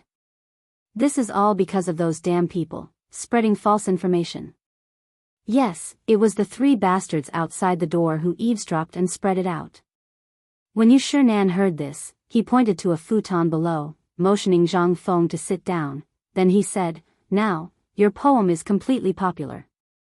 Last night, these 3 boys relied on your poem to earn 3 beggars' chicken and 10 pounds of braised meat, do you know? My poem is so worthless." Zhang Feng's eyes instantly became round. When Yu Shinan saw this, he laughed and scolded, "So, you think the poem was sold cheap? This was spread from their hands. Do you know how much the second hand earned?" "How much?" 300,000 strings. H-. Even if Zhang Feng had a hunch, he was still shocked by this number. Which nouveau riche wanted to buy this? "Come to me. I don't want more. Even if you give me 100,000, I can make 180 poems for you in one night. Don't be so greedy. Do you think this is a good thing?" When Ouyang Sun saw this, he glared at Zhang Feng and scolded him. In an instant, Zhang Feng immediately put away the greed on his face. "This student understands." Ouyang Sun nodded, "But your poem is excellent. As for the matter of we don't care. You just need to pay attention to the influence. But old man and others give you a piece of advice: stay away from this person, or you won't even know how you died." This woman was so awesome. Zhang Feng didn't know how to ask, so he just nodded. "That's enough. There must be a reason for him to come here. Boy, the old scholar just went to the waterfall. You call him and we'll discuss the friendly match between Chang'an University and the Imperial College." "Oh." Zhang Feng behaved like an obedient child. As soon as he went out, he saw the 3 people at the door and waved his hand, "Go and call the old scholar for me." Then Zhang Feng directly went back to the small bamboo house, regardless of whether they were willing or not. The few of them acted as if they didn't see him. They sipped their tea as they surrounded the piece of calligraphy and commented on it. After a while, the old scholar hurried into the bamboo house. At this time, they sat down reluctantly. After sitting down, Yu Shinan looked at the old scholar and said, "Brother Zihuai, you should tell us about the situation at the foot of the mountain." The old scholar looked at Zhang Feng and said, "I have told Fengzi about the situation at the foot of the mountain yesterday. The current situation is that we can either form our own Kuju team or change the method. Brother Boji and I have discussed it in Chang'an University. If it doesn't work, we can use Fengzi's military knowledge. Aren't old you and the others training now? When the time comes, we can call people from their place and win for sure." Yu Shinan and the others stopped smiling and stroked their beards. After a while, Ouyang Sun said, although it seems like there is no problem, military knowledge still belongs to generals and is biased towards our academy. Therefore, the old man thinks that it is better to have a Kuja team. What do you think? Didn't you just compose a poem last night? We are all Confucian scholars. Why don't we compete in poetry? I think so. His talent in poetry is unparalleled. Moreover, if we can win the Imperial College, Chang'an University and our White Deer College's reputation will soar again. The few of them discussed heatedly. On the contrary, Zhang Feng felt that he had come to the wrong place. Once you've discussed this matter, just let me know and it'll be fine. Do you want me to sit here and listen to you argue? Do you have to? Chapter 850. The discussion was lively and lively. He had even made proper arrangements for the aftermath of the victory. Zhang Feng finally couldn't listen to it anymore. He asked weakly, may I ask, respected teachers, do you only need me for this friendly competition? This question was out of the question. Everyone's fantasies were instantly shattered. After exchanging glances with each other, they coughed and returned to their seats. By the way, Fengzi, why didn't you mention this earlier? Why don't you tell me your thoughts? Yu Shinan pretended as if nothing had happened and asked while sipping his tea. Zhang Feng rolled his eyes and said, I will listen to the arrangements of my respected teachers. The old scholar frowned slightly when he heard this. Tell me, if poetry is not good enough, you can only participate in the mid-autumn hunt by playing Kuju. However, this mid-autumn hunt is significant. If we lose, Chang'an University will forever be inferior to Imperial College in Chang'an. Zhang Feng heard this and couldn't help but ask, what if we don't participate in the mid-autumn hunt? Don't participate? This is organized by the Imperial College. It is held twice a year. If we don't participate, we won't have the chance to participate in the Imperial examination after graduation. Do you think we can refuse? The old scholar explained to Zhang Feng in detail. Finally, Zhang Feng recalled the origin of the mid-autumn hunt in his mind. He couldn't help but feel a headache coming on. The students made it clear that the Imperial College wanted to intimidate Chang'an University. What were they doing? This was a slap in the face. Once Chang'an University lost, White Deer College's reputation would also be damaged. Now, Zhang Feng could only participate in the competition. However, he couldn't even find a Kuja team. What could he do? Are you sure you can't find a Kuja team now? Zhang Feng asked again. If I can find one, why would I come to you? Zhang Feng couldn't help but rub his chin. This time, the Imperial College was obviously targeting Zhang Feng.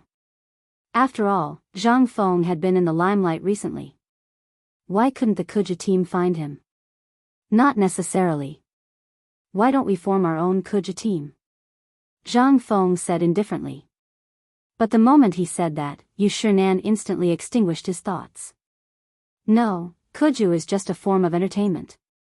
Moreover, it costs a lot of money and time. White Deer College is going to open in less than a month. Where would we find the time? Besides, the mid-autumn hunt is only 10 days away. Once the mid-autumn hunt ends, it will be the mid-autumn hunt poetry meet. Others may have the time, but where would you find the time? Zhang Feng shrugged. Then there's nothing I can do.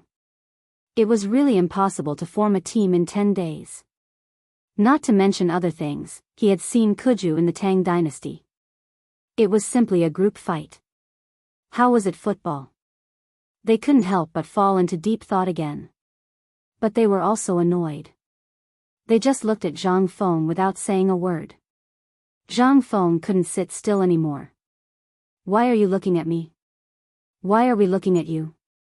Yu Shinan glanced at Zhang Feng. Chang'an University is yours. This White Deer College is also yours. Now that we're helping you think of a solution, you're just sitting there pretending to be a master. No. I'm innocent. I'm really innocent. You and the other teachers can help me. Why do I need to say anything? Zhang Feng complained.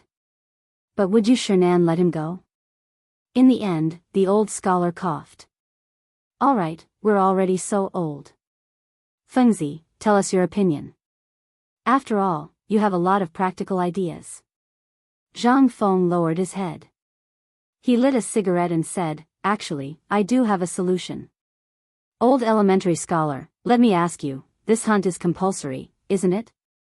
The old scholar nodded. Zhang Feng asked again, if I don't choose Kuju or other sports, can I choose other sports? This, the old scholar couldn't help but feel a little apprehensive.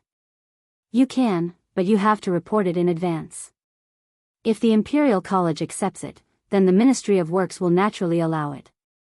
Hearing the old scholar's words, Zhang Feng's mood instantly calmed down. If that was the case, then it would be easy. He had no way of starting a football team, but he did have a way to teach his younger brother how to play basketball within 10 days. And this included making a basketball. Now that he had rubber, it wouldn't be difficult to make a basketball. As long as he handed it over to Arcanon, it would be a piece of cake. In that case, even if there were only 8 days left, he could train him in a short time. The most important thing was that there was no such thing in the Tang dynasty. That was why Zhang Feng was confident that he could start a basketball team in such a short time. After 3 days of training, even a fool would know how to throw a ball into a basket.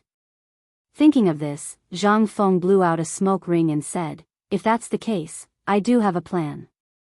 I don't know if it will work. Tell me about it. The old scholar didn't dare to trust Zhang Feng too much. This kid was born in the year of the donkey. If he didn't pay attention, he would cause big trouble. Chapter 851. Yu Shinan and the others did the same. Seeing this, Zhang Feng sighed inwardly that he had met the wrong person. He then said, actually, this matter is very simple. My former teacher once told me about something called basketball. This thing, wait, what did you say? Basketball? What's that? This, Zhang Feng had a headache. How should he explain to these people what basketball was? He thought about it and said, it's not easy for me to explain it to you now. However, if you believe me, Chang'an University will definitely win this mid-autumn hunt. That's enough. How about it? They looked at each other. In the end, it was Ouyang Sun who made the final conclusion. We don't care what you're up to. However, we have to check it out in 5 days. Otherwise, we won't be confident. Zhang Feng shook his head. Okay, then in 5 days, I'll invite you all down the mountain to watch a basketball game. However, I have a problem now. I hope you can help me. The biggest problem was solved. Yu Shinan laughed and scolded, I knew you wouldn't come here for no reason. Tell me, is it because of these 3 students who were eavesdropping on you? Zhang Feng nodded, and then said with deep hatred, there are only 3 types of people who are the most ruthless in a student's life. The first type is those who specialize in stealing from others, and the second type is those who talk nonsense behind others' backs. That is the kind of people who are lazy and only talk nonsense. Therefore, I have just set 13 academy precepts. Later, Du Dabing will bring it over for all of you to review and revise. As for these people, I think it's best to expel them from the mountain. Ouyang Sun frowned slightly. Isn't that a bad idea? White Deer College's reputation has just been established. If we expel them now, it will damage the reputation of the college. No. Zhang Feng shook his head decisively. These black sheep should be alerted to the fact that White Deer College provides free education. However, it doesn't mean that the college will accept anyone. Therefore, this student believes that it's best to expel him from this place. Zhang Feng's words were so convincing. The few of them didn't say anything. In the end, the old scholar asked worriedly, what is the purpose of this? You couldn't have chased him down the mountain out of anger, could you? Hearing this, Yu Shinan and the others couldn't help but look at Zhang Feng. Last night, they didn't need to think to know what Zhang Feng was doing in the room. They were all experienced people, so how could they not know? However, these few unlucky fellows just had to pretend at this time. Not only did they bump into Zhang Feng, but they also read out Zhang Feng's poem. This was the most important thing. Otherwise, if it was in the past, the commotion caused at this time would have made this brat laugh until his mouth was about to reach his ears. How could he fly into a rage out of humiliation? No, I've thought about this for a long time. Zhang Feng shook his head. Currently, the construction of the college is about to be completed. With less work to do, these people have more ideas. Therefore, there are more people who have crooked thoughts. Therefore, it's time to rectify the atmosphere. Otherwise, they will really think that White Deer College has no rules at all. How can we manage them in the future? Chang'an praised as he stroked his beard. You've finally remembered what you wanted to do. I thought you would need some time to remember what you were doing. Zhang Feng's face stiffened. I didn't think of this before. I'm so busy. Busy? Ouyang Sun laughed. I think you're not doing your job properly. Moreover, don't think that old man doesn't know that you've selected some people. This is the most important thing. You ignored the thousands of students on the mountain and went to take care of those little fellows. It would be strange if nothing happened. The students only know that the consequences are serious now. To be honest, it's too late. Unless you treat everyone equally. Isn't the purpose of your school to treat everyone equally? Why, now you know the difference in treatment. How could Zhang Feng not know that Ouyang Sun was mocking him? He had indeed said such things before. However, when did this happen? Zhang Feng simply repeated what he had said to Li Qingxian and the others, especially the key point of why there was such a difference in treatment. Kid, the reason for the difference in treatment is mainly because there are too many monks on the mountain and not enough gruel. There are thousands of students, but there are only 4 of you as teachers. Even with me, it's not enough. So? Chang'an nodded and asked. Zhang Feng continued, so my idea is to first select a few outstanding people from these people and undergo the first step of training. Then, let these people lead the next batch of people, and then the next batch of people will lead the new people. In this way, the old students can also review the old and learn new things, and the teachers and the others can also relax a little. Otherwise, the academy won't be able to operate normally in the future. This was Zhang Feng's further improvement of the class division system in the Tang dynasty. It was also called the batch system. It was easy to run an academy, but it was inevitable that there would be some people with a foundation among these people. If they were put together, would they be taught how to read? Or what to teach them? Neither side was willing to do so. Therefore, in the end, Zhang Feng could only come up with such a clever idea. After the establishment of Chang'an University, Zhang Feng once talked about the 6 principles. However, because of the establishment of the Science and Technology Department, he put this matter aside. Now that he mentioned it, the old scholar suddenly understood and said, that's right. Feng Zi once said this set of principles when he first opened Chang'an University. Brother Bashi, think about it carefully. I once said it. Chang'an and the others couldn't help but frown slightly. Are you talking about that?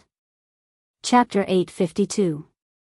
The old scholar nodded and said, yes, it's the class system I told you about before. But later, this kid basically didn't care about Chang'an University anymore. Besides, Brother Boji also resigned from the position of Crown Prince's master and came to Chang'an University, so I didn't mention it. If Fengzi didn't mention it, I would have forgotten about it. Hearing that, it took Chang'an and the others a long time before they finally remembered what the old scholar had told them in his letter. They frowned again and pondered for a long time. Chang'an smiled and said, old guys, this kid dislikes us for eating on the mountain and not working. Zhang Feng was shocked when he heard that. He was wronged. This was a great injustice. Master, you must be joking. Even if you asked me to serve you for a lifetime, it would be my honor. Come on, we're just kidding. Chu Suiliang looked at Zhang Feng with a smile and said, however, you brat, are you really planning to raise us like pigs? If we don't do something when we're provided with good food and drink every day, won't we be sneered at by others? All right, leave the matters on the mountain to us. As for the later matters, such as the printing of books, you don't have to worry about them. We'll naturally look for you when we need you. For the time being, you just have to settle the matters of the autumn hunt." Zhang Feng heard that and breathed a deep sigh of relief. "I understand. Well, since things are clear, kid, send a jar of white wine here. Let's discuss this matter carefully." "There's no white wine." Zhang Feng waved his hand repeatedly. "You still want to lie to us? If Brother Zihui didn't come yesterday, you were going to eat it alone?" Zhang Feng shouted that he was wronged. But it didn't help. Finally, he gritted his teeth and nodded. "Well, okay. Then I'll leave first." While speaking, Zhang Feng left in a huff. After Zhang Feng left, Chu Suiliang held his big belly and said, "I told you this kid was hiding something, right? You don't believe me? Ha ha ha, this brat is really crafty." The old scholar opened his mouth, but didn't know what to say. After the few of them joked around for a while, Yushernan said with a serious expression, "Everyone, now that you know the situation on the mountain and at the foot of the mountain, it is not reliable. However, there are some good people in charge of external affairs, so the rest will have to depend on the few of us for the time being. I think that we should get those few brats to come over first and start teaching from tomorrow onwards. It's okay to teach, but the key is how to teach. The new building of the academy is not ready yet. We can't teach in the open air, right?" Seeing this, they couldn't help but put away the smiles on their faces, and their expressions became serious. "If it doesn't work, we really need to teach in the wild. Otherwise, there won't be anything to do on the mountain. Once people are free, they will stir up trouble. Once they stir up trouble, the mountain will be in chaos. Once chaos happens, things will happen." Ouyang Sun frowned and continued, "However, it's also okay to teach in the wild. After all, Confucius used to teach outside often. If you don't have any objections, old man will send someone to pass on the message now. Tomorrow morning, will it officially start?" "Wait a moment." Chu Suiliang waved his hand and said, "Teaching is teaching, but where and how to teach needs to be decided first. Brother Zihui, don't just sit there. Tell us about the teaching philosophy of Chang'an University, and we can discuss going down the mountain to report the situation." Hearing this, the old scholar raised his eyelids and said, "Fengzi, I leave the things on the mountain to you. Of course, I have no right to say anything." Hearing this, Yushernan laughed and said, "Look, Brother Zihui is crying out for that brat. Come on, Brother Zihui, we were just joking with that brat. You took it seriously? It's really. Let's drop this matter for now. Let's talk about this matter first. What do you think?" Teaching was a matter of great importance. Once there was a problem, it would be a big problem. In this way, although the teaching did not pay attention to bathing and burning incense, the basic ceremony was still necessary. But at this time, everything in the academy was not ready, so it was useless to say more. This was the biggest problem. Although the old scholar was dissatisfied with their approach, he also knew the importance of this matter. He could not help stroking his beard and thinking for a while, then slowly said, "I just saw the waterfall. It's a good place. The meaning of the jujube tree is good, and the gurgling water is quite poetic." In ancient times, Confucius and Meng taught under the jujube tree. Today, the four great Confucians will teach under the jujube tree. Yushernan and the others at this time looked a little confused. In their inherent thinking, didn't the teaching need to be in a clean room? Now, what kind of teaching was this? Sun Simiao, who had been speaking up for them, said faintly, "In fact, you all pay too much attention to things that look good on the outside. An old farmer in the field teaching a skill to a young child is also teaching. A cook chopping firewood and carrying water in the kitchen is also teaching a skill. An old cow plowing the land and following the calves is also teaching. Why should we care about appearances?" Hearing this, Yushernan and the others could not help but feel a chill in their hearts. Sun Simiao reminded them in an instant. Involuntarily, Jika nodded with some guilt and said, "Brother Sun is right. We pay too much attention to these things of Su Hua. Let's go, old guys. Since we became great Confucians, we have been away for a long time. Chapter 853. After Zhang Feng threw all the matters of Shao Mountain to Yu Shinan and the others, he looked around and saw Ma Zhou not far away, holding a big bloody basin and washing it by the river. A group of children were downstream of Ma Zhou, fighting for the things that Ma Zhou had thrown away. Zhang Feng couldn't help but remember something important. Ma Zhou. Zhang Feng called from afar. In an instant, Ma Zhou was stunned. He hurriedly threw down the basin and ran over. Teacher, are you looking for me? Zhang Feng nodded and pointed in the direction of the pig farm. Let's go, let's talk while we walk. Now, how's the matter of slaughtering pigs? When asked about this matter, Ma Zhou's face showed an extremely excited expression. Teacher, I haven't been to the pig farm for some time. Previously, old Gao, Butcher Zheng, and I selected a few unusually active breeding pigs and bred them successfully. At present, most of the remaining pigs have been slaughtered. Then how's the situation? I'm asking about the mortality rate and survival rate. Zhang Feng nodded and asked. When asked about this, Ma Zhou became even more excited. I'm thinking of reporting this matter to you when I teach next time. At present, the mortality rate is basically from an average of 30 out of 100 deaths. But now, it's less than 10. Moreover, after these pigs were deleted, they are not as active as before. They eat and sleep every day. Instead, they are fatter than those pigs. Half a month ago, old Gao took a litter of full-term pigs and tested it. He found that these pigs, after being fed with the feed prepared by old Sun, increased their weight to about 90 pounds in half a month. This really made Ma Zhou excited. Previously, when he was asked to slaughter pigs, Ma Zhou was really unwilling. If it weren't for Zhang Feng's private teaching every 3 days, he wouldn't have been willing to do it. How could a student raise pigs? Moreover, his students had been ridiculed by the students on the mountain. They smelled of pig shit. However, slowly, Ma Zhou also discovered the magic of Zhang Feng and the joy of raising pigs. Every day, he would record the growth, eating, and sleeping status of the pigs. That was not all. Every day, when he weighed the pigs, that was what excited him the most.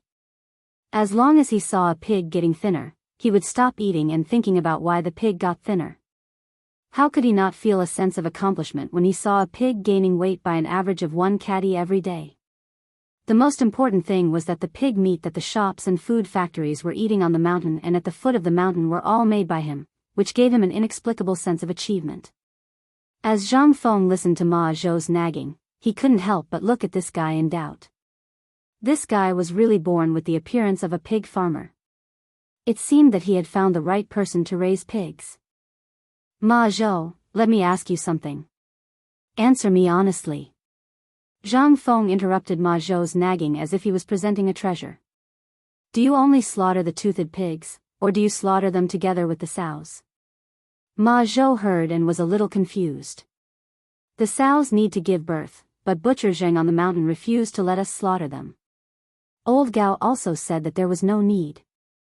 Who said so? Zhang Feng asked and then pointed at the door of the pig farm. The two of them then entered Ma Zhou's room on the second floor. Before the two of them sat down, Butcher Zheng brought his son and old Gao, whose hands were covered in blood, up to the second floor. Ayaya, Fengzi, why didn't you tell us that you were coming? We should at least clean up this place. Look at this mess. Clean up, clean up. Butcher Zheng hurriedly cleaned up the room and kicked Xiaohu Zheng. Why aren't you making tea for your brother Fengzi? No need, I just passed by here to take a look. By the way, Xiaohu, I think the academy will officially start teaching tomorrow. You should go too. Don't always deal with the pigs. Butcher Zheng's face trembled. He hurriedly asked in a trembling voice, Fengzi, you said Xiaohu can go too. Didn't I say it before? I want Xiaohu to become the best butcher in the Tang dynasty. I will do what I say, but you let him stay here all day. That's your fault. How can he be successful like this? Butcher Zhang was overjoyed. He kicked Xiaohu Zhang's butt and roared, "Why aren't you kowtowing to your brother Fengzi? No, your teacher." Xiaohu Zhang knelt down with a thud. Zhang Feng was speechless. "Get up. I said that kneeling in the academy is not allowed. This is the last time." "Butcher Zhang, I told you last time to help at the foot of the mountain. Why did you go up the mountain again?" Hearing that, Zheng Tufu pointed at the dense swarm of pigs on the back mountain outside and said, "Isn't it because we can't fit all these pigs? I'm always worried about letting this brat and Ma Zhou herd the pigs. Besides, I'm worried about leaving Elder Gao here alone." Butcher Zhang had worked with pigs all his life. Although the food factory was very suitable, there were too many butchers there. It didn't matter if he was there or not. However, it was different on the mountain. Nothing here could do without him. Pigs, cows, sheep, chickens, ducks, which one of them didn't need him to take care of? He wouldn't be at ease if he left it to an outsider. Zhang Feng stared into Butcher Zhang's eyes. Seeing that he sincerely wanted to stay on the mountain, he took out a feed formula from his chest and said, "Well, since you like dealing with pigs, cows, and sheep so much, I'll give you an important task now." Zhang Feng pointed at a piece of paper and said, "This is the feed formula list. You just need to mix it according to the ratio. Now, leave the things here to Elder Gao. I'll arrange for someone to deal with it. You go to Chang'an and open a feed factory as fast as you can. As for the rest, you can go to Ligan and ask him to deal with it for you. Then, I heard that the pigs in the other prefectures are being fed according to our method, but it's not a good idea to keep eating. Since you know how to feed pigs, do you want to go to the other prefectures of the Great Tang?" Chapter 854. Hearing this, Zheng Tufu's eyes turned red. His breathing became a little hurried. "Fengzi, why do you have to be like this? These things are all for your future. Just take it. We're all neighbors of Tong Huifang. When you're rich, will you forget about me? There's a saying that when a man achieves the Tao, even his chickens and dogs will ascend to heaven. Now that they all have things to do, and you're still here, I'm a little worried. Moreover, I'm not at ease leaving the pigs' matter to others, so I can only leave it to you. Old Zheng, don't decline anymore. If you decline again, my family will be jealous." Old Gao said with a faint smile. Hearing this, Zheng Tufu took the paper from Zhang Feng's hand and treated it like a treasure. Seeing this, Old Gao burst out laughing. Zhang Feng waved his hand and said, "All right, go and tell your family about this now. Your family members are taking good care of the chickens and ducks, so let them continue to take care of the chickens and ducks on the mountain. When the time comes and you've established a foothold at the foot of the mountain, take them over. I won't help you support your family anymore." Hearing this, Zheng Tufu took a deep breath, smacked his lips, and bowed deeply. He pulled Zheng Xiaohu's ear and left. After he left, Zhang Feng looked at Old Gao and asked with a smile, "I've given him all the good things. Old Gao, don't you have anything to say?" Old Gao shrugged and pointed at Zhang Feng's ear, "Don't break this thing for me. There's also wine and meat. Otherwise, one night I'll have to take a knife and sit in your room for an entire night." Hearing this, Zhang Feng instantly felt a chill in his crotch. Hee, Old Gao, you really know how to joke. How can I leave you out of this?" While speaking, Zhang Feng hurriedly took out a wooden box from his bosom and stuffed it into Old Gao's hand. Then he said, "The matter on this mountain is very important. Old Gao, what do you think after these pigs are killed?" "What can I think? There are a few young eunuchs under my command who want to follow me. If you have a way, tell Lao Li and have him bring them out of the palace for me. It's fine as long as they stay by my side. It's hard in the palace. Would looking for Lao Li work?" Zhang Feng was very suspicious. However, he still nodded. "I'll inform Lao Li about this matter later. With Lao Li's current connections, a few eunuchs shouldn't be a problem." When Elder Gao heard this, he nodded in satisfaction. "When the matters here are settled, don't worry, old man won't go anywhere. If you want me to stay, I'll stay on the mountain to look after the pig farm for you. As for my subordinates, I plan to let them follow old Zheng.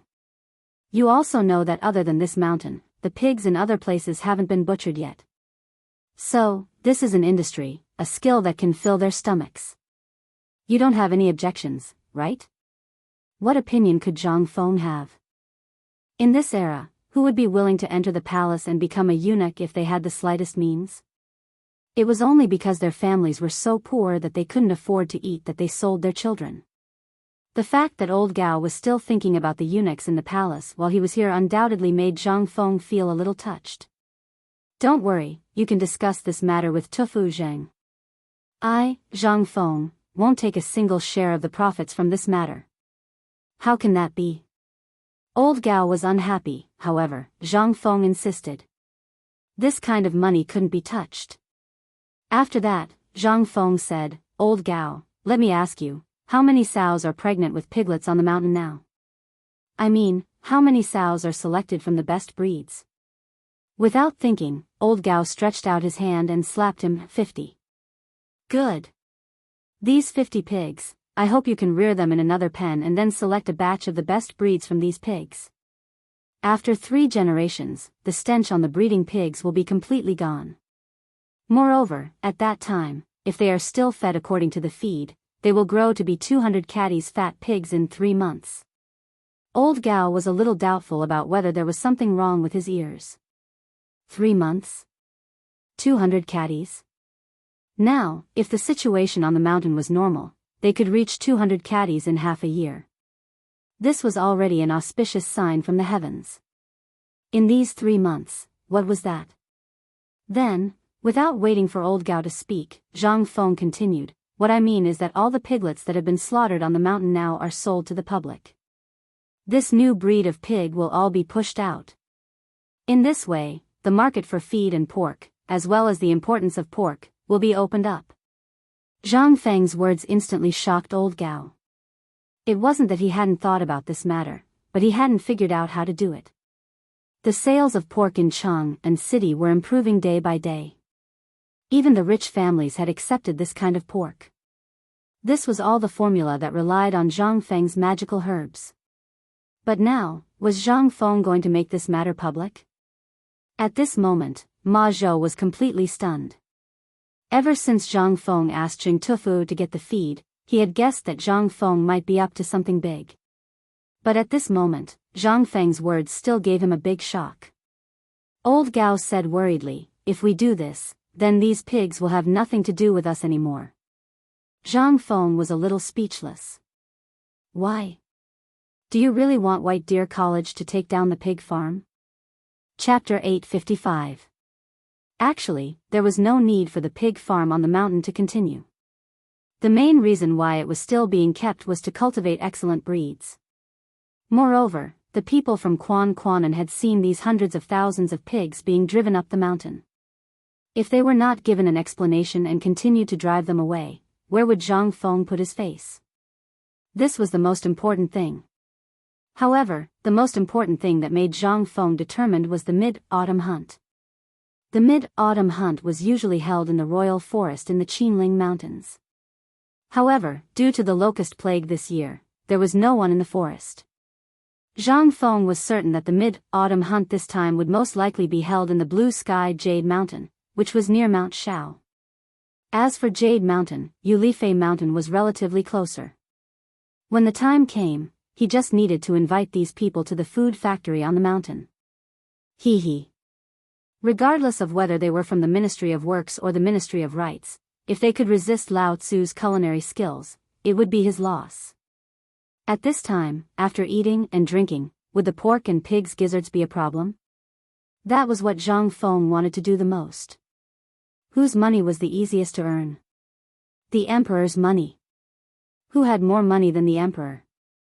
In addition, the emperor had already made a lot of money from the cooperative this time. If he did not take the opportunity to earn some money, he would be letting down Zhang Feng's cooperative. Thinking of this, Zhang Feng could not help but laugh. Cough, cough. Ma Zhou saw Old Gao laughing while looking at Zhang Feng. Ma Zhou also wanted to laugh, but he did not dare to. He could only remind Zhang Feng to stop laughing. At this time, Zhang Feng also realized that he had lost his composure. He touched his nose and said, "Sorry, I was distracted. Let's get back to the topic. Old Gao, the farm on the mountain will definitely be closed in the future. However, I will set up an experimental base here to breed new breeds of pigs and other things. So, if you are interested, I will have to trouble you to help me." Experimental base? Old Gao was a little confused and asked, "Is it the same thing as this new breed of pig we're making now?" Zhang Feng nodded and then shook his head. "Not exactly. Other than pigs, I will also have people bring in some plants from the outer realms. For example, a new type of corn and other things. Corn, also known as millet. The rice of this era. They were basically called millet. As for this thing, it tasted, hee hee. However, it was still too early to talk about these things. It was just drawing a big picture. The truth was to keep people here. As for old Gao, he could survive in such a complicated place like the palace. He had no problems with interpersonal relationships and management. Zhang Feng was relieved to leave this place to him. However, this was not the main point. The main point was that Zhang Feng wanted to keep Ma Zhou in this experimental base. That week, he was very meticulous. Very suitable for this job. Zhang Feng looked at Ma Zhou and said, "Ma Zhou, what do you plan to do in the future? The pig will definitely not let you raise it. You've seen it for yourself. Have you thought about what you'll do in the future?" Ma Zhou did not even have to think about it. He said, "Take the imperial examination and become an official in the imperial court." Good ambition. However, do you really think that you can only learn things by becoming an official in the imperial court? This time, Ma Zhou was really asked the right question. In his understanding, as well as most people's understanding, becoming an official in the imperial court and passing the imperial examination were important things that could change their fate. Nothing could make them rise to prominence in one step more than this. Zhang Feng pressed him step by step. "Are you sure this is what you want?" Zhang Feng's question really stumped Ma Zhou. People have to have a goal in life. However, if everyone wants to pass the imperial examination and become an official in the imperial court, think about it. In this world, how many people can really pass the imperial examination? There are people who spend their entire lives fighting for this dream even when they are old. They even forget that they live in straw huts and eat, so, although I'm confident that you can pass the imperial examination in 3 years, what do you want to do after high school? Look at Dr. Sunday. He didn't become an official in the imperial court. Look at his achievements now. Even the emperor has to stand up to greet him. Did he choose to become an official in the imperial court? No. Passing the imperial examination is just a hope for you now. When you achieve it, what do you want to do? Ma Zhou's heart suddenly became cold. He hurriedly bowed and said, "Master, please enlighten me." Looking at Zhang Feng, Gao could not help narrowing his eyes slightly. At this time, Zhang Feng's words became more and more incomprehensible. Was this why the emperor and the crown prince were attracted to him? Zhang Feng continued, "Sit down." After Ma Zhou sat down, Zhang Feng said, "People always need a goal. At this time, passing the imperial examination is your current goal. But before you achieve this goal, what do you want to do? What are you going to do after you achieve it?" Hearing this, Ma Zhou thought for a moment and said, "Before the imperial examination in 3 years, I will listen to your arrangement. I will do whatever you ask me to do." Zhang Feng frowned slightly. "I'm asking your own opinion. I don't need you to read it out." Hearing this, Ma Zhou hurriedly wanted to get up, but he was pressed down by Zhang Feng. "Master, in fact, I think it's quite good now.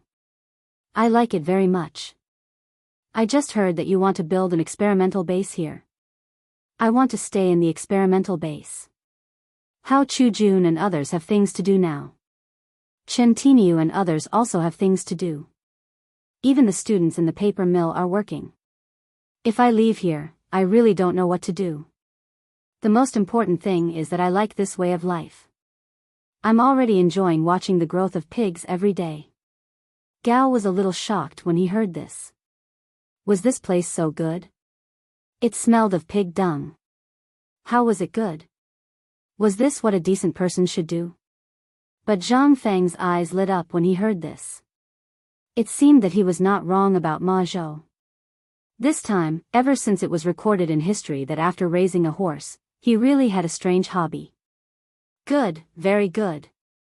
Zhang Feng patted Ma Zhou's shoulder and said, actually, I plan to build a research institute on the mountain.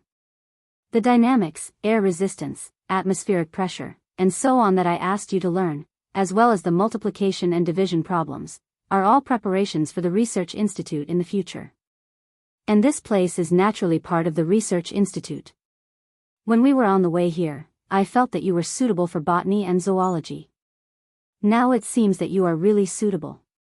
Don't worry, from today onwards, as long as you work hard enough, I will definitely nurture you within 3 years. At that time, even if I, Zhang Feng, have to throw away my face, I will have elder son teach you how to differentiate between plants and their characteristics. At that time, when you become a high scholar, I will naturally have more important things for you. Ma Zhou. As he spoke, Zhang Feng's expression turned serious. Are you willing to become someone who surpasses elder son?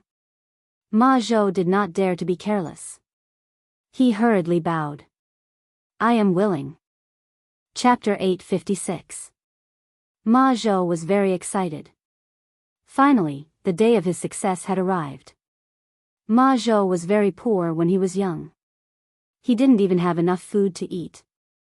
The reason why he wanted to participate in the imperial examination was because of his obsession. Only by doing so could he be considered outstanding.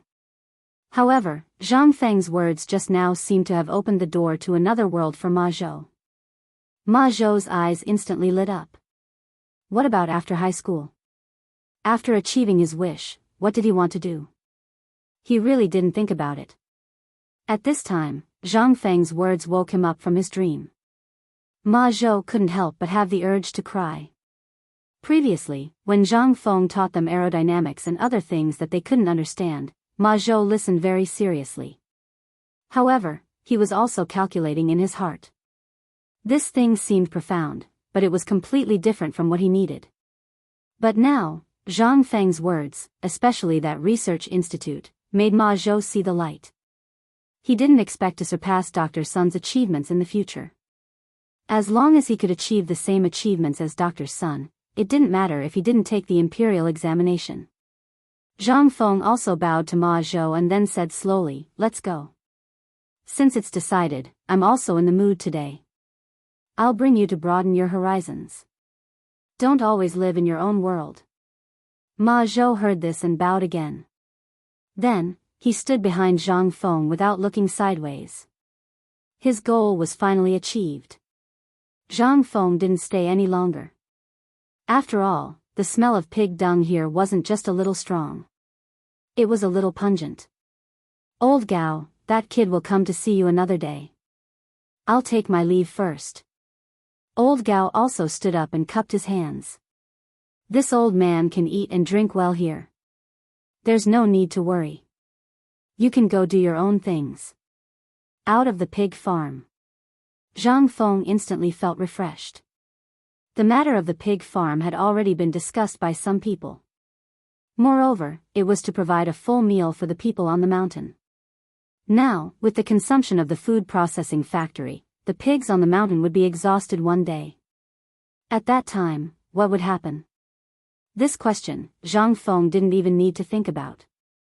Throw them all out. In the future, no one would bring up the 300,000 pigs again. Not only would he be at a disadvantage during the mid-autumn hunt, but he would also lose face during the mid-autumn poetry meet. What is a pig? No matter which era it was, this thing was synonymous with despicable. Therefore, Zhang Feng was in a hurry to finish the piggery before the mid-autumn hunt. And the most important thing was to trick Ma Zhou into staying here. That was the most important thing. Other than Ma Zhou, no one else could do it. The main thing was that he was not as meticulous as Ma Zhou. Zhang Feng clasped his hands behind his back and hummed a song. Ma Zhou followed closely behind Zhang Feng like a lackey. Just like that, the two of them followed the mountain stream and arrived at the workshop. At this moment, in the forging workshop. Because he knew that Zhang Feng was trying to goad him. His appearance had changed drastically. Under Zhang Feng's strong request, the guards here had been driven away. The shackles on these people were all thrown into the furnace. Even the workshop, which was only 100 square meters, was excavated by these people. They used wood to extend more than half of the area on the edge of the cliff. Smelting furnaces made of earth were built along the mountain wall. Some people even used bamboo to lead the water from the mountain stream to the workshop.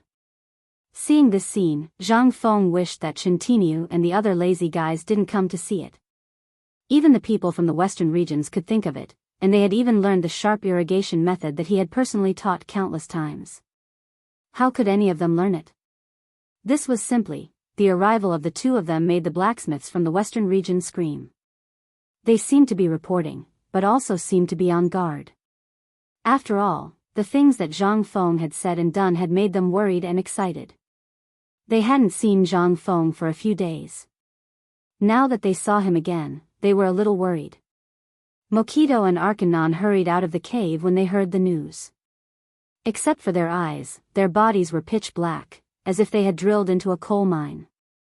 When they saw Zhang Feng and Ma Zhou, but did not see Niu Jinda and the others behind Zhang Feng, they heaved a deep sigh of relief.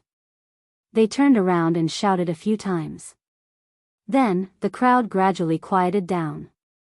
The two of them ran towards Zhang Feng. "Honorable Dean, are you here to inspect?" "Ha ha ha, no. I'm just here to take a look. You guys go ahead. Don't mind me." Zhang Feng waved at the crowd in the distance. Then, he pointed at the rocks outside the workshop and sat down. "What are you two doing? Why do you look like this?" After walking closer, Zhang Feng saw that the two of them had curly hair that resembled the hair of a golden lion king. It had long been burnt yellow by the smoke, and there were even some bumps and hollows due to the fire sparks. Hearing this, the two of them looked at each other. Arkanon then said, "It was because of the smelting that Mr. Dean mentioned. There were a few mishaps. The furnace exploded 3 times and the fire was extinguished 5 times. In the end, the two of us dug a cave in the mountain wall and prepared to test the power of the fire in the cave to see if it could be improved to a higher level. Otherwise, with the current temperature of the fire, let alone the steel that you mentioned, we can't even smelt fine iron. Unable to condense high temperature?" Zhang Feng frowned slightly. "That's impossible." In his previous life, he often watched the live broadcasts of those awesome outdoor people. Didn't those awesome people smelt like this? Zhang Feng seemed to have thought of something. He waved his hand and said, Let's go take a look at your furnaces first." Chapter 857. Seeing this, the two of them hurriedly got up and led Zhang Feng into the workshop. It was early July now, and although it was not as hot as before, the temperature in the workshop was extremely high. From a distance, there seemed to be only 10 strange forging furnaces burning red in the workshop. However, as soon as Zhang Feng walked in, he realized that the forging furnaces that Old Li and the rest had brought over had been dismantled by these people, and there was nothing left of them. In the place where the mountain wall used to be, there was a furnace about 6 meters tall. At this moment, a few Western regioners, who were only wearing loincloths, were desperately filling it with charcoal. Arkanon and Makoko led Zhang Feng around these people and entered a natural cave that was only 10 meters deep. Everyone looked at Zhang Feng. Although they were not vigilant, they did not pay any attention to him either. It was as if Zhang Feng was invisible. Zhang Feng did not care about this. He followed Arkanon and Makoko into the expanded cave. As soon as they entered the cave, a wave of heat almost made Zhang Feng faint. More importantly, there was a smell of cumin, which was unique to the Western regioners. Zhang Feng resisted this strange smell and frowned slightly as he looked at the furnace that was dug out by hand from the mountain wall. This furnace was ventilated using both ears. However, in this enclosed environment, there was no way to vent. The fire could not be concentrated at all. "Be careful, Mr. Dean. The molten iron will be ready soon." Please stand back and wait for me to release the molten iron for you to see. While speaking, Chang'an and Mokido talked for a while. Then, Chang'an picked up a small iron hammer and an iron rod and fiercely hammered a few times at the bottom of the furnace that was covered in mud. As the hammer fell, the area was filled with a scarlet light. Makoko shouted in a low voice, "Be careful, Mr. Dean. Open the furnace." Clang! Algernon swung his hammer down. Drops of crimson liquid flowed out from the cracks created by the iron rod. Once the crimson liquid came into contact with the ground, a sizzling sound could be heard. Mokido hurriedly picked up a hoe and dug a trench in the ground to guide the molten iron to flow out. Although the furnace looked very big. However, there was very little molten iron. Not long after, the molten iron flowed out of the mountain, and the molten iron stopped dripping from the furnace. Only then did Arjunan order the others to bring buckets of water and pour it on the ground around the molten iron. In an instant, pitch-black smoke mixed with the smell of iron filled the entire smelting workshop. Zhang Feng couldn't take it anymore. Covering his mouth and nose, he hurriedly fled the workshop. Ma Zhou was completely dumbfounded. It was his first time coming to this workshop, so how would he know that all the expensive ironware and bronzeware that he usually knew about were produced this way? Not long after, the smoke was blown away by the wind in the valley. Arjunan called for Zhang Feng in the workshop. As soon as he entered the workshop, Arjunan handed a piece of newly smelted iron to Zhang Feng. "Mr. Dean, the temperature is still not high enough." "This is the kind of steel you mentioned." Zhang Feng frowned slightly. He took out a delicate curved knife from his waist and used the back of the knife to gently cut the palm-sized piece of iron. In an instant, the knife left a mark on the piece of iron that was still a little red. "No, this is still iron. Was there a problem with the steps?" Zhang Feng couldn't help but remove the videos in his mind. He searched for the physics knowledge he had learned in high school and college, as well as the methods to forge iron. Zhang Feng could not help but slowly figure out the reason. Looking at the charcoal in the corner, Zhang Feng asked, "You've been using this before?" Arjunan nodded. "Is there anything else that can replace this?" Zhang Feng seemed to have realized the problem. He turned around and asked Ma Zhou, "Ma Zhou, do you know that the Tang dynasty uses charcoal to forge iron?" Ma Zhou didn't know what Zhang Feng was trying to say, but he still nodded. "Yes, it's charcoal. Go and call Li Gan. I have something to talk to him about." Zhang Feng frowned.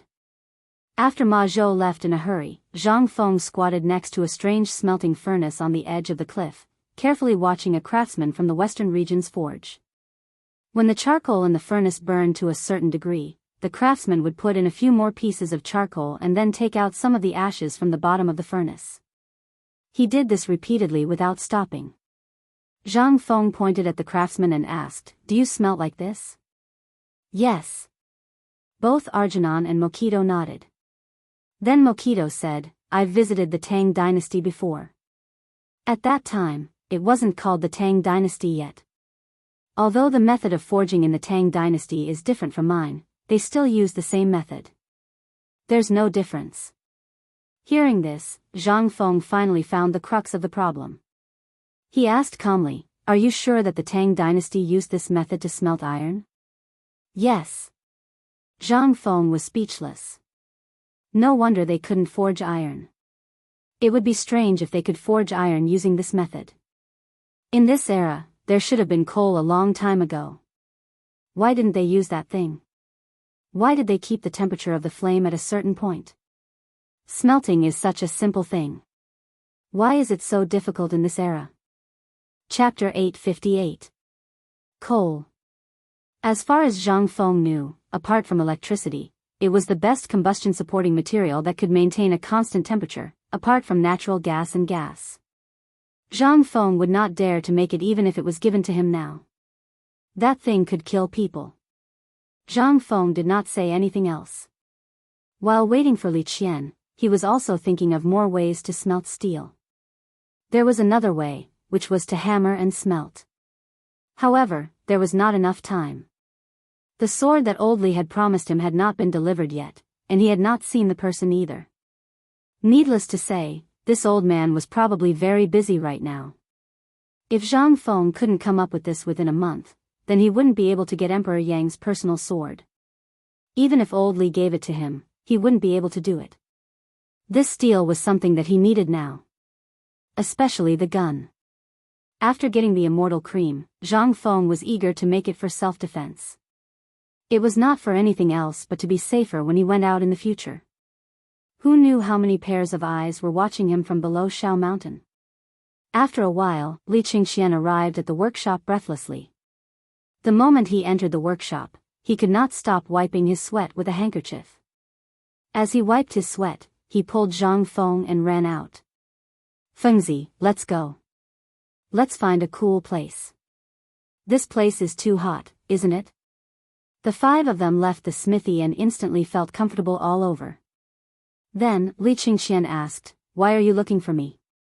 You made the steel?" Zhang Feng shook his head and asked, "Let me ask you, have you heard of coal?"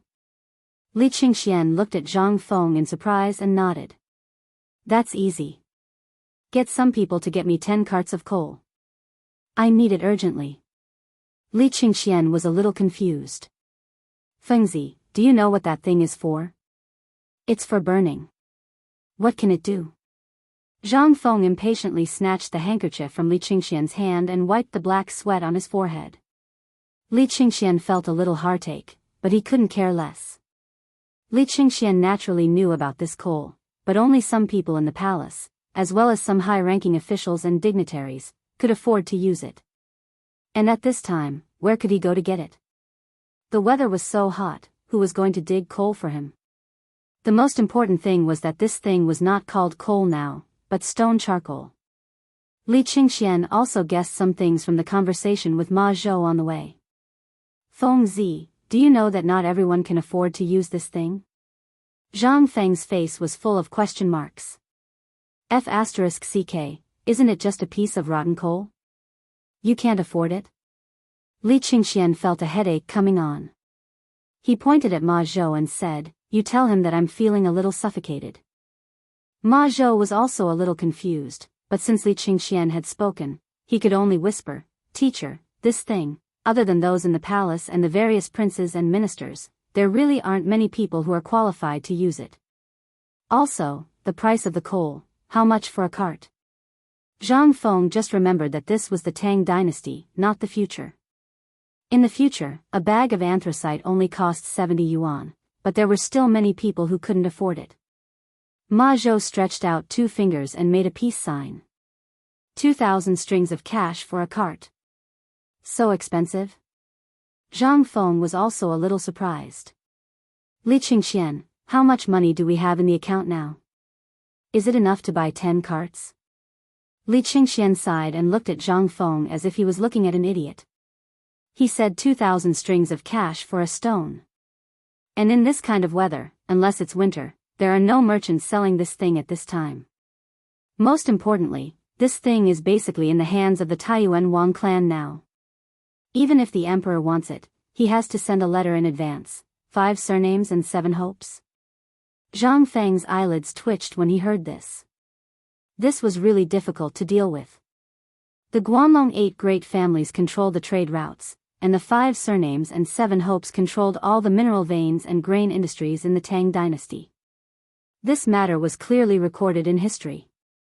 With a little hint, Zhang Feng instantly understood. However, the matter of steel had already progressed to this point. Wouldn't it be a joke to give up at this time? Moreover, this charcoal was really not good. It could be used to melt glass and other things, but if you want to refine steel, then you have to get coal. Zhang Feng couldn't help but have a headache. He really didn't know that the control of coal mines in the Tang dynasty was so strict. Zhang Feng didn't give up and asked, "Apart from the Tang dynasty, are there any coal mines in Tubo and Tuyuhun?" "Yes, but now the situation in Tubo, then immediately ask your people to find a way to get me some coal. Anyway, I'll say it right here. Without coal, let alone a gun, I can't even make a spear that can break through anything." Li Qingxian was shocked. Ma Zhou, Algernon, and Mokido were also shocked at this time. A spear that could break anything? What was that? Also, what was this flamethrower? Could it be that these two things that they had never heard of were the things that the dean talked about the other day? They couldn't help but have a trace of fire in their eyes. Chapter 859. Zhang Feng was silent. He was silent for a long time. He also thought for a long time in his mind. If the coal problem was not solved, it would be really difficult to get anything in the future, let alone other things. Zhang Feng looked at Li Qingxian and asked again, "Is there any way to get me a batch of coal now?" "It's possible. But this thing," Zhang Feng did not want to listen to his explanation. He patted him on the shoulder with a smile and said, "Do you want me to give you a gun and let you show off?" "Yes." How could Li Qingxian not want to? He was about to go crazy thinking about it. It might not be easy to get it from others, but if Zhang Feng gave it away, it would be a different story. "Then go and get me 10 carriages of coal. If you can get it for me before tonight, I'll owe you a favor." "How about it?" Li Qingxian was going crazy at this time. He just nodded no matter what Zhang Feng said. After that, Zhang Feng patted him on the shoulder and said, "Then why don't you go now? If you can't get it before tonight, I won't even give you a fire stick, let alone a gun." "Okay, I'll go now." Li Qingxian left happily. If he wanted 10 carriages of coal, he really did not have it in the Chang'an local treasury. But if he wanted 1 carriage, he could find a little bit of it. Even if his father knew, he would not blame him. After Li Qingxian left, Zhang Feng called Arcanon over again and said, "Actually, there is another way to get the thing I said." Arcanon's eyes lit up when he heard that. He hurried over. "Director, this way is making steel with the earth method." "Earth method? Is it a secret of the Tang dynasty?" More than 30 craftsmen from the western regions immediately stopped their work and gathered around. Zhang Feng pointed at the forging table on the side, and then picked out 2 relatively strong men from the crowd. He took out a pair of tongs and took out a piece of red-hot, fist-sized iron from the fire. He threw it on the forging table and said, "Later, beat it until it's only the size of an egg and as thin as a leaf, and then come find me. When Li Gan brings the coal over at night, you guys can use coal instead of charcoal. However, you have to make sure that the coal is red hot before you replace it. Raise the temperature of the flame as much as you can. Don't let the temperature of the flame fluctuate." After saying that, Zhang Feng no longer paid any attention to them. Arcanon was dumbfounded. Looking at the red-hot iron on the forging table, he was a little confused. Could this thing be hammered to that extent? However, since Zhang Feng said it, they had no choice but to do it. Moreover, Algernon was a madman. After hearing about Zhang Feng's forging method, he couldn't help but be eager to try it out. However, the fire. That was what attracted Algernon the most. At this time, as soon as Zhang Feng left, Mokito and the others couldn't help but come up and ask, "Old Algernon, what do you think about the problem of the flame's temperature? Also, is this forging method really effective?" Algernon smacked his lips. In fact, he also had doubts in his heart. "Well, I don't know if it will work or not, but if we can really master this kind of forging method, we can get rid of the slave status and also become famous in the Tang dynasty. Isn't this attractive to you, Mokito? Haven't you always wanted to come to the Tang dynasty? Now that you're here, if we can really make the thing that Zhang Feng said and he's willing to teach us, we can really become the people of the Tang dynasty." On the other side. In fact, Zhang Feng was lazy and asked Mokito to make a basketball. But now, it seemed that he had to do it himself. Looking around, Zhang Feng suddenly realized that he really couldn't find a quiet place. After thinking about it, he called Huali, who was waiting for work at the mountain gate, and pointed to the foot of the mountain. The two of them hurried down the mountain. The matter of the rubber. Zhang Feng had been preparing.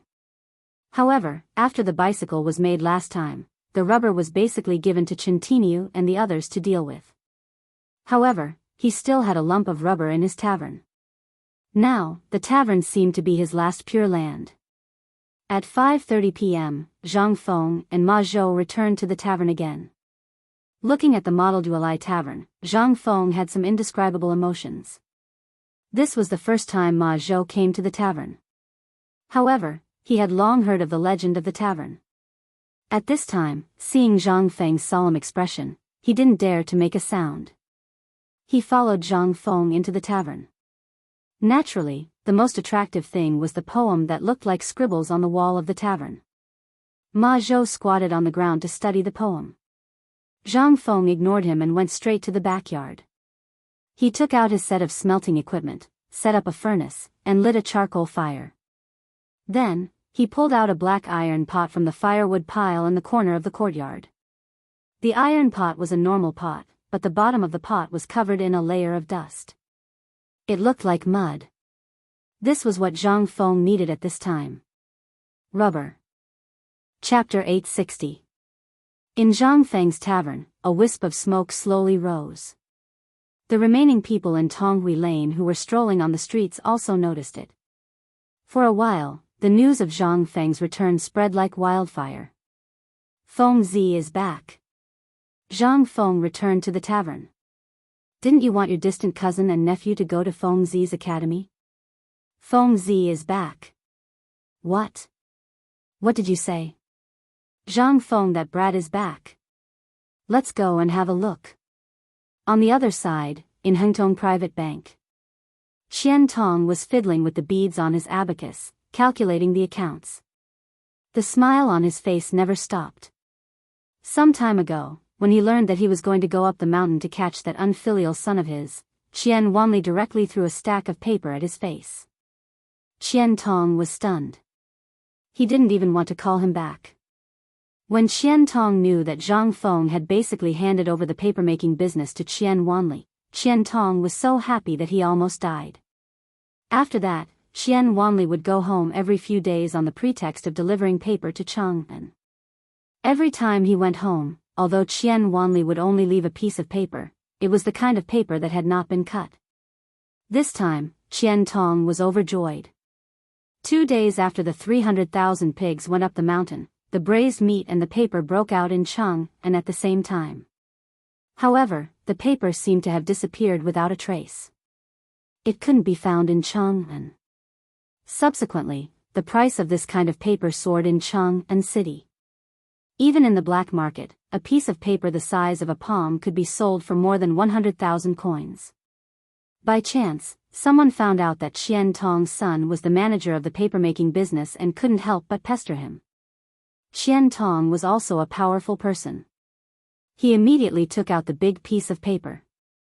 The asking price is 5,000 strings of cash, and the highest bidder wins. Then, under his astonished gaze, this piece of paper was actually pocketed by a third-rank official of the Ministry of Works for the last 17,000 strings of cash. Although Qian Wanli would still come back every time, the amount of paper he brought was getting lesser and lesser. What's more, a lot of it was what Qian Wanli called waste paper. What made Qian Tong even angrier was that his silly son actually wanted him to give him a receipt, then happily took a few dozen strings of money and went back home, saying that it was for the public account. But none of this mattered. The matter of Hengtong Bank having paper buy in it had made Qian Tong famous, and the business of his bank had also improved a lot. This made him smile so much that his teeth couldn't be contained. Master, something's wrong, something's wrong. While Qian Tong was happily fiddling with the beads on his abacus, a sharp voice that made him want to punch someone suddenly rang out. Qian Tong angrily grabbed the abacus and shouted, "Is your mother dead? Or is your father alive? This master said that when I'm settling accounts, no one is allowed to disturb me. Was your brain eaten by a dog?" When the servant heard this, he felt extremely wronged. He stammered, "Master, didn't you tell us to keep an eye on the Yuelai tavern?" Qian Tong was startled when he heard this, and when he thought about what the servant had shouted as soon as he came in, he hurriedly asked, "Tell me. What happened to the Yuelai tavern?" The tavern. Prince Zhang seems to have returned. There are a lot of people outside the tavern. Go, prepare a sedan for old man, let's go to Tonghui Square. Qian Tong was overjoyed when he heard this. He was a businessman, and everything he did was for profit. At this time, his son was so highly regarded in White Deer College. Not only did he work in the paper mill during the day, but he also gave private lessons at night. One had to know that there were at least 2,000 students on this mountain. However, this President Zhang, Lord Zhang, actually valued his family's Qian Wanli so much. Qian Tong couldn't help but tighten his grip on the wooden box in his hand and sit in the sedan chair. He learned from his son that Zhang Feng didn't lack anything. He didn't like anything. But there was one thing. And that was that he liked to collect all kinds of rare treasures. This made him, who had always wanted to visit Zhang Feng and talk about paper and the braised meat business, unable to find a way to do so. Now that he knew that Zhang Feng was in the tavern, how could Qian Tong sit still? Along the way, even if the sedan bearers ran at full speed, Qian Tong still felt that they were too slow. On the other side, Yuchi Yu, who had nothing to do, was in a daze in Yuchi Estate's waterside pavilion when she happened to hear a group of soldiers talking in private. It was related to Zhang Feng. Yuchi Yu couldn't help but ask hurriedly, "Little brothers, were you talking about Prince Zhang on Shao Mountain just now?" Those who were able to serve as soldiers in the Yuchi estate were all Yuchi Gong's loyal followers. As for the rumors about Yuchi Yu, how could they not know about it? They lowered their heads and didn't dare to look at Yuchi Yu, Miss, someone outside the estate just heard that Prince Zhang returned to the tavern. Hearing this, the sadness on Yuchi Yu's face was swept away. She hurriedly lifted the hem of her skirt and was about to run out of the door. Seeing this, the soldiers turned pale with fright and hurriedly stopped Yuchi Yu, saying, "Miss, the patriarch ordered. Your patriarch is my brother. My brother didn't allow me to go up the mountain, but it doesn't mean that I can't go to Chang'an City, right?" When the soldiers heard this, their foreheads were instantly covered in cold sweat. "Miss, we are just following orders. Please, get out of my way.